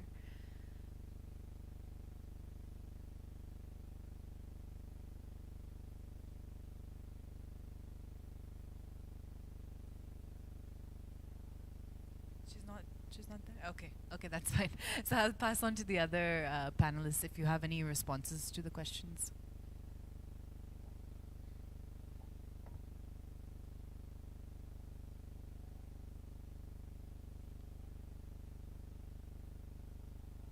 To the questions that was asked, like the community, the indigenous community are mostly in the rural part of our nation, and how all this information regarding the UNDRIP, ILO, FPIC, everything will be able to reach out to them. So for this reason, we are always like advocating and lobbying with the government on like the information should be always be passed down into your own native language. That is the one thing that we're doing.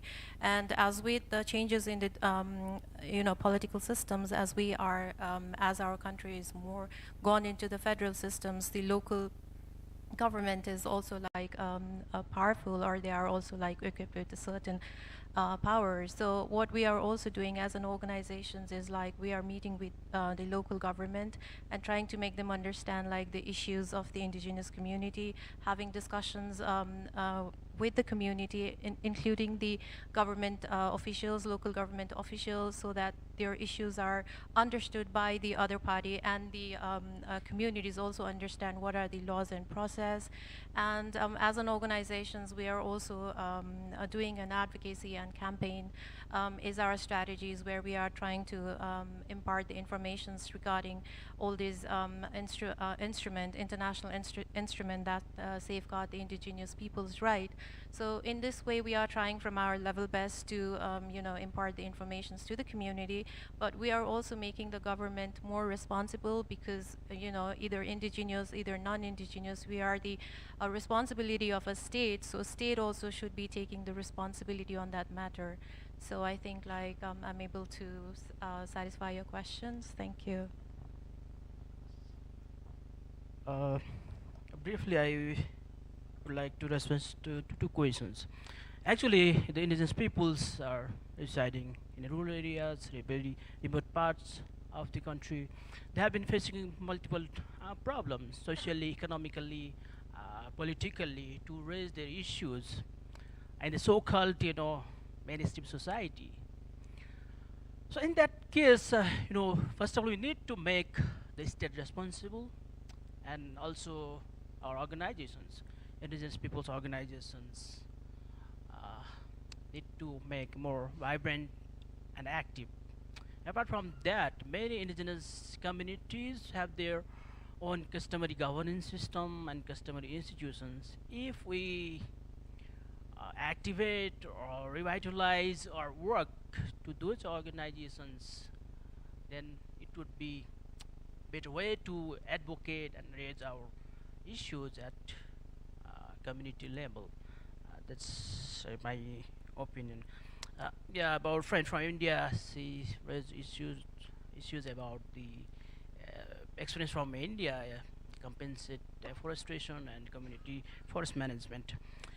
From our experiences, the state, the government is always concerned about conserving, protecting trees and wild animals, not indigenous peoples.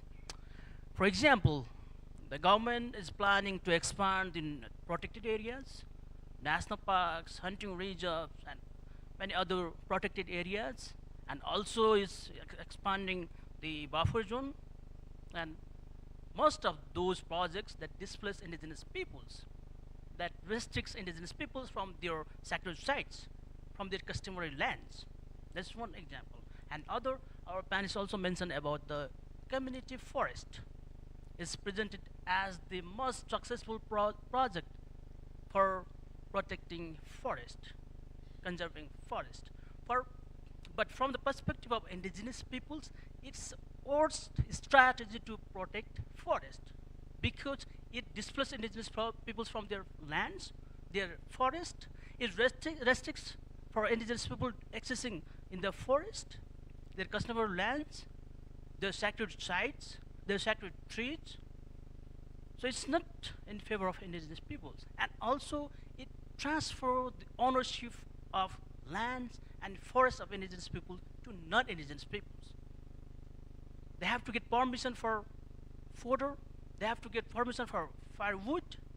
So it severely impacts to their socio-economic and cultural lives. So that is what our bitter experience in Nepal while talking about forest and indigenous peoples. Thank you. Thank you very much. So I think we'll have to leave it there. We're actually over time now. But thank you all so much. Thank you to my wonderful panel. It was a really enriching discussion. Thanks also for the questions from the audience. I really enjoyed the session. Thanks for the insights. And I think we're done for the day, Kevin. Passing over to All right, thank you everyone for participation of a very long day. Really appreciate also all the interaction, great moderation by Annie, and all the thought-provoking comments by our panelists also online. So please give them one final round of applause. And perhaps we can keep discussing these issues during a lunch session tomorrow, which will also focus on indigenous peoples. Thank you so much, everyone. And I hope you all get some rest.